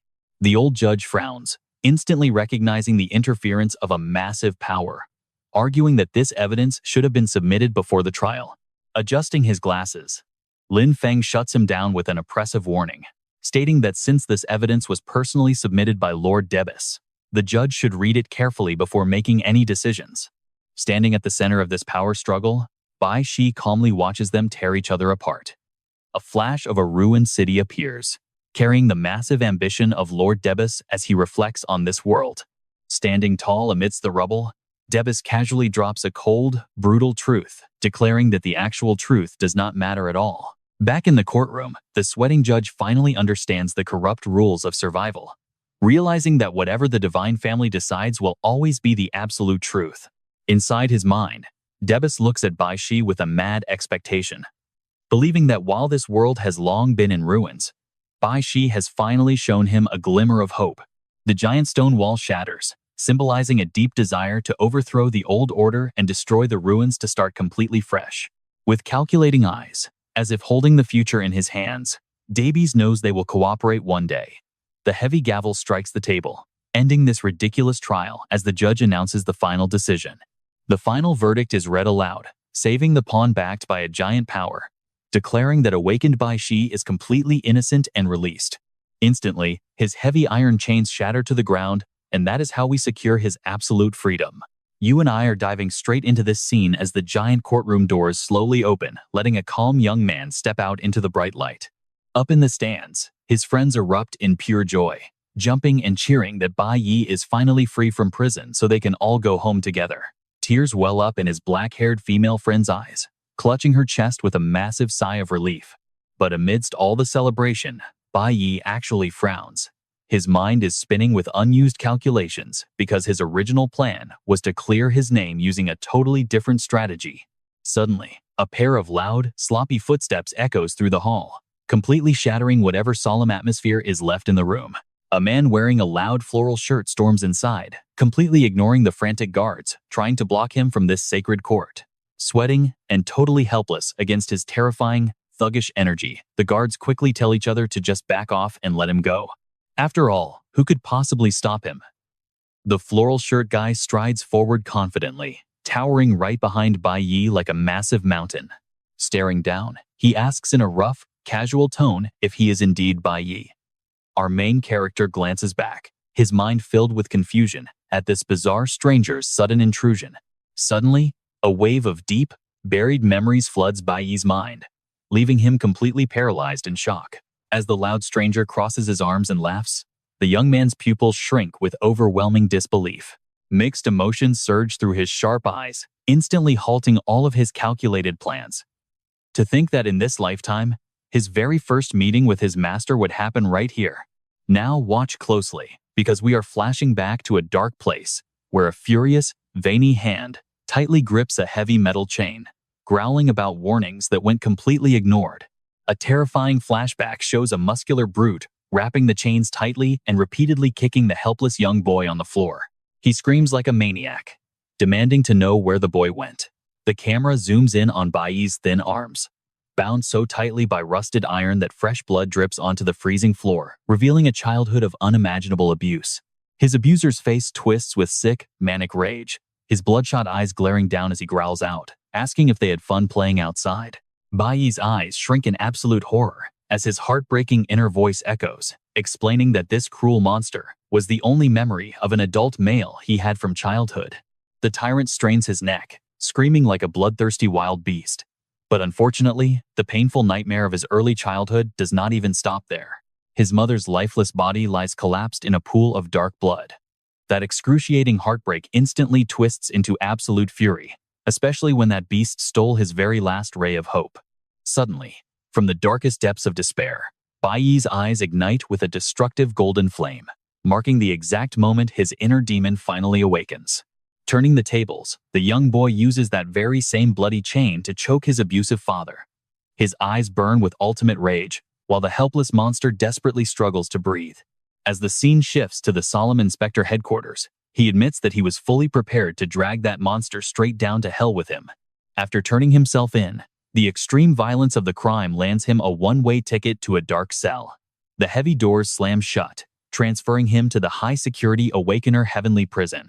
You and I both know prisons are bleak, but inside that darkness, a playful voice suddenly asks if he is the first to advance from a green class tier. That was my very first meeting with him.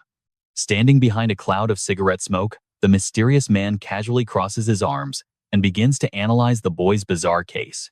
He explains that typically, a class needs to be blue tier and A rank before any advancement is possible. Looking up warily from the cold floor, a bruised Bai Yi listens as the stranger asks how he managed to evolve so early. On top of that, he directly transformed a basic green class into a one-of-a-kind platinum tier. Scratching his chin, the man asks curiously why such a kid is locked up here, since this specific sector is strictly reserved for dangerous death row inmates. Bai Yi's handcuffed hands shake as he clenches his fists, holding back pure rage, while spitting out that the man deserved to die. The pain of his mother's death burns in his eyes as he asks how anyone could beat her to death. Taking a slow drag of his cigarette, the long-haired man calmly points out that the boy did indeed do it for revenge. His words hit like thunder, making Bai Yi snap his head up in suspicion, realizing he never actually mentioned who he killed. "How did you know?" he asks, completely shattering the tense silence. Suddenly, the stranger bursts into loud laughter, completely dropping his threatening vibe. Laughing, he apologizes and reveals he is not a criminal, casually using his sandal to snuff out his cigarette on the dirty floor. He complains that the warden made him wear prison clothes just to blend in. Spreading his arms with a surprisingly warm and friendly smile, he finally introduces himself. Introducing himself as Dong Yang, he points out that since the boy is already stuck on death row, he might as well join his team. He extends his hand, offering him a fresh start. "Follow me." Bai Yi narrates with a sigh, recalling how this crazy man never gave him a choice, dragging him straight out of that high-security heavenly prison without a second thought. The memory fades away, returning us back to the gates of the Grand Court. Veins pop on Bai Yi's hand as he grimaces at this noisy man clinging to him. Ignoring the kid's annoyance, Dong Yang throws an arm around his shoulder and proudly introduces him to an approaching guild member. "Meet Bai Yi, the kid I was telling you about. Make sure you take real good care of him from now on," he proudly tells the other guild member. And just like that, I ended up joining Guild Division 6 alongside this eccentric powerhouse. The red-haired youth, Qi Shan, sighs in pure exhaustion, wondering why his master is bringing home random disciples again. He then turns to Bai Yi, welcoming him as his brand new junior brother. Standing right next to his smug, grinning self-proclaimed master, Bai Yi immediately crushes his ego by coldly stating that he is absolutely not his disciple. A heavy smack lands right on Bai Yi's back, sending him stumbling forward. Dong Yang laughs heartily and tells Qi Shan to show his new junior brother around the guild headquarters. Without warning, Qi Shan grabs Bai Yi's head and drags him away despite his protests. As they leave, Bai Yi grumbles in sheer helplessness that he never agreed to join. The scene shifts to a massive stone training field where warriors are intensely clashing with heavy weapons. Suddenly, a voice echoes across the arena, calling out for the guild leader. Standing nearby with crossed arms, the 8th Division captain frowns, sternly complaining directly to Dong Yang that this new kid is definitely not a good fit for their elite unit. Let's pause and look closely at the boy on the floor, panting with a wooden sword nearby. For over 2 months, he hasn't spoken a single word to anyone. On top of that, his raw combat strength does not match his legendary Platinum class Holy Warrior title at all. Bruised and beaten, Bai Yi struggles on the floor, while the captain points out that many simply cannot handle this brutal military lifestyle. With his violent criminal record on top of all that, the squad members are already whispering complaints. Let us jump into this dark tale, where Dong Duong ignores the complaints, his eyes gazing far off. His tone drops to reveal a brutal truth as he turns to his comrade, sharing that in this entire world, He has only met 3 people with the natural potential to surpass everyone else. Without exception, every single one of those individuals lived through absolutely devastating, tragic trauma when they were young. Watching Baek's lonely figure dragging his heavy blade, Dong Duong quietly explains that the boy does not speak to anyone else simply because, at his core, he is completely incapable of trusting a single soul. Memories of Baeksa getting brutally knocked back and crashing violently onto the dirt flash in his mind. The boy just cannot defeat others right now. Pinning him to the floor, his bloody face shows that he currently has no idea what he is even fighting for. Smoke drifts, masking half of Dong Duong's face as he reflects on the raw trauma of others, explaining that those who have suffered such massive mental collapses simply do not know how to pick themselves back up. Heavy rain pours down relentlessly, casting a cold, dark shadow of absolute despair over the young boy's wounded heart. Gazing at the blinding sheet of rain, the man clicks his tongue and blows out a puff of smoke, releasing a massive hope into the empty air. But if one day, the boy finally finds his purpose, that small youth, standing silently in the pouring rain with a sword in hand, will grow incredibly strong, carving out a life so unbelievably brilliant it defies all imagination. The narration echoes, tracing back the long and tedious days of my past life, and just like that, I lived a completely hollow, quiet life inside his guild. I remember when my master in the floral coat secretly sneaked me a sandwich, grinning widely as he muttered that he grabbed an extra portion for me since I was still growing. Back then, the young boy could only silently bite into his food, his bruised face maintaining a cold, stubborn exterior while his heart began to waver. Even as we fought giant monsters side by side, my mind remained trapped in a fog, and I still could not understand what on earth I was living for. Behind my back, the constant whispers of my guildmates always swirled around my presence, questioning why the guild leader kept favoring a useless kid like me. One team member with a band-aid on his eyebrow complains in frustration, muttering that the kid only knows how to charge forward blindly and slaughter monsters alone, with absolutely zero concept of teamwork. His buddy laughs it off, trying to save some face for their own lack of skill, saying that when someone is that insanely strong, teamwork does not even matter. The guild member sighs and closes his eyes, while Baeksa's inner monologue echoes once more, admitting that he truly believed he would just drift through the rest of his life like this. Watch closely now, because everything changed when that fateful incident occurred. The wheels of time turn back to October 2010, right in the training grounds of the 6th Guild Division.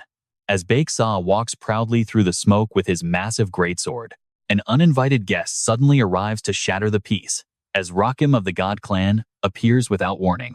The bloated, arrogant, noble strutted directly onto the training field, sneering in disgust as he evaluates his surroundings, muttering that this must be the training ground of Guild Division 6. He notes it is quite spacious, likely costing a fortune to build. Clenching his fists and gritting his teeth, a gaudy purple aura of absolute arrogance erupts around him. He boasts that since he finally awakened this year, he is dying to test his true strength. Unsheathing a massive, heavy broadsword, he slams it into the stone floor to show off his power. With a smug, arrogant grin, Rakim challenges everyone, demanding that they entertain him in a duel right now, radiating the sheer conceit of someone carrying divine blood. The entire training ground clears out in confusion as he openly demands to fight anyone from the guild. Sixen grimaces, breaking into a cold sweat as he whispers a tense warning to Baeksa and the others in the corner. He tells them their master is away today, so they must never fight seriously against the God Clan. Staring warily at the arrogant fat noble leaning on his giant sword, the tense warning is passed along, emphasizing that knowing their place is absolutely vital here. Rakim arrogantly tilts his chin, pointing the sharp tip of his sword directly at the passive targets before him, telling Sixen to step up. Singled out, Sixen freezes in a cold sweat, looking back nervously while Baeksa stands beside him with a completely expressionless face. The fat noble Rakim sneers, calling him a pathetic, weak chicken. Unable to sit back, Sixen quickly steps forward to shield his junior, politely offering to duel the noble in his place. The bloated celestial blinks in absolute surprise, completely thrown off by this sudden and highly unexpected interruption. But then he smirks with extreme arrogance and accepts, saying that a weakling is boring anyway, so his opponent had better unleash his full power. The battle erupts instantly as Sixen charges forward with his blade, but a devastating slash rains down on him. Sixen struggles to block the brutal strength of this divine bloodline, and the fight ends in a flash as Sixen is quickly defeated by Rakim's overwhelming power. I know what you are thinking, but watch how Bakes observes this calmly from the corner, realizing Sixen purposely held back, using some incredibly clumsy acting. Swallowing his pride, Sixen quickly waves his hands and flatters his opponent to protect the guild, praising the noble's outstanding power and readily admitting defeat. But his hunger for violence is not satisfied. Rakim points his blade to demand the next opponent step up. Disregarding all rules, he delivers a devastating punch straight to another member's face, hiding his pure bloodlust under the guise of a friendly spar. He madly swings his weapon in wild strikes, brutally knocking down the mercenaries with pure contempt. Amidst the chaotic violence, Baeksa stands completely frozen like an ice statue, his cold gaze showing zero emotion as his allies are brutally battered. A bitter narration echoes as another comrade falls under the savage assault. Done playing his sick game, the fat noble points his sword forward with an irritated grimace. He whines that they are all completely pathetic, complaining that not a single one can even last 2 rounds with him. A bloodied guild member forces a smile to appease his rage, admitting defeat and calling him a true genius. Yet despite that submission, the cruel beast violently slashes his blade right into the surrendered man's shoulder, completely crossing the line of a friendly duel. Watching their friend get hacked to pieces, Sixen and the others widen their eyes in sheer horror, sweating profusely, yet no one dares to utter a single word. Blood splatters everywhere alongside a painful scream, while the Celestial curls his lip in disgust, mocking how they dare call themselves the strongest guild. He throws his head back with a cruel laugh, declaring they are all nothing but useless trash. Pointing his blood-stained blade right at the trembling crowd, he barks a threat, saying he will have the DBIS come look at what kind of pathetic garbage they are actually funding here. His pride brutally crushed. Sixen bites his lip until it bleeds, sweat pouring down his face as his eyes burn with rage. Yet his hands hang completely powerless. The cold glint of his blade cuts through the air again as the noble prepares to strike down the helpless man once more. At that critical moment, a figure steps forward, and Baeksa coldly uses his own sword to perfectly block the demon's lethal strike. The youth looks up with eyes as sharp as razors, calmly muttering a cold line as his monologue begins to set up an epic counterattack, stating that for the first time since leaving prison, he felt true rage. Before him, the fat noble's face twists in pure fury as their blades clash in a shower of sparks, everything happening so fast that the battle is over in under 1 round. As Rakim's sword clangs onto the stone, Baeksa stands tall, pointing his blade at the fallen noble, and trust me, you and I are going to love seeing his epic rise. Alright, let's dive into this wild scene where the fat guy falls backward, pale with horror, unable to believe his humiliating defeat. With resolute eyes, the white squire silently delivers judgment for his fallen comrades of Guild Number 6. Gently asking, "Are you okay?" His companion stared in utter disbelief. This quiet kid, who usually kept his head down, actually stood up to fight for them. A bloody, satisfied smile played on his lips, pretty satisfying indeed. But stripped of his pride in front of these commoners, the fat noble glared madly at the white squire and roared in absolute rage. "So, what do you mean by that?" The fat noble's chubby hand squeezed his sword hilt so hard, his knuckles turned white, veins bulging with rage. His bloodshot, swollen eyes glared as his sacred divine pride was utterly trampled, driving him to pure madness. He roared, "Am I some joke to you?" shouting insanely, while shocking flashes of future memories flooded his mind like a devastating accusation. He dared to wound a divine god, breaking the chains of fate forever. For the very first time, I began to uncover the world's dark truth. Suddenly, the noble grabbed the bare blade, leaving the white squire completely baffled. Then, clang.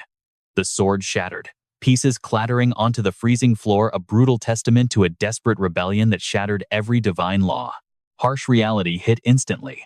A forest of sharp spears from the divine guards aimed straight at him, trapping the white squire in a deadly corner. Seeing his junior brother on the verge of death, the comrade screamed at the top of his lungs, "Go, warn the master." The image of a lonely Bach, standing behind freezing iron bars, flashed once again. The white squire hung his head in the dark, hiding his ultimate helplessness beneath his messy hair. Just when I genuinely thought there was absolutely no escape from this nightmare, and that I would be trapped here forever, the heavy iron gate suddenly swung wide open, A guard walked in with an unexpected release order, setting me free out of nowhere. He delivered the lifeless monotone announcement. You are allowed to leave now. Returning to the noisy reality of bright lights, he was greeted by a lively scene completely opposite to that dark prison cell.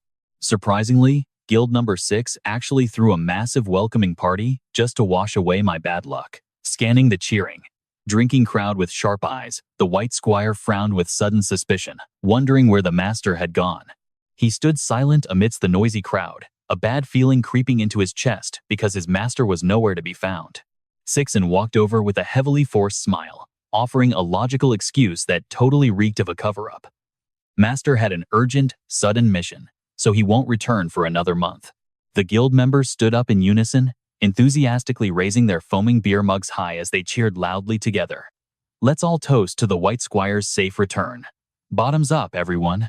Pay attention here, because my battle-hardened instincts immediately warned me that something was terribly wrong. Looking at my lifeless reflection in the rippling cup, I could feel a massive, collective secret they were all desperately hiding from me. Every single person here was keeping a dark secret from me. Trying to act casual, a flushed, drunken Sixen turned to his teammates and slurred playfully. "Don't you dare pass out on me," he said, slapping his chest to hide his nervousness. My alcohol tolerance is legendary, but the spilled alcohol on the table proved his facade was crumbling. After 3 long weeks, the painful truth finally leaked out. Pain and helplessness washed over his face as he gritted his teeth, spitting out the harsh truth. Those bastards of the God clan wanted you dead. Gripping his glass so hard his veins bulged, Sixen shakily analyzed the death sentence hanging over his head. If you are dragged back to that divine court for another trial, you will be expelled from Guild number 6 forever. Your entire future will be completely destroyed with absolutely zero hope left. His shoulders shook with heavy tears. Sixen choked back tears, expressing his master's deep desire. He wanted to see you stand proud again, holding your head high at the absolute peak. I know what you are thinking, surely there was some other way. But look at his absolute, heart-wrenching despair as tears streamed down his face. Just as a tiny sliver of hope appeared, the White Squire's eyes widened in breathless shock at the devastating revelation. So, our master chose to take the divine punishment in your place. Sixen frantically grabbed the White Squire's shoulders, crying and pleading to stop his reckless junior brother. That cursed place is far too dangerous. Only master can survive there. Flashbacks of his master running desperately under a violent, lightning-filled sky hit him. That life-saving decree could only be used once in a lifetime. To save you from prison, master already used it up last time. Shoving everyone aside, the White Squire bolted into the dark night, his soul screaming with guilt. So this time, to protect me, he made a direct deal with the gods. His legs dashed forward like the wind with unwavering determination. A terrifying scene unfolded before him, a forest swarming with countless roaring beasts waiting to devour any intruder, the forest of divine punishment. Without a second of hesitation, the White Squire leaped into the horde, dodging bloody fangs. To face divine punishment, one must carve a bloody path through this monster-infested forest all alone. His blade swung mercilessly, burying its sharp steel into the spiky hide of a massive beast as black blood sprayed into the air. Escaping the horde, his bloody, heavily scarred hand desperately clung onto a slippery rock ledge, fighting with everything he had to survive. Suddenly, the fragile stone crumbled, breaking his grip and sending him plunging straight down.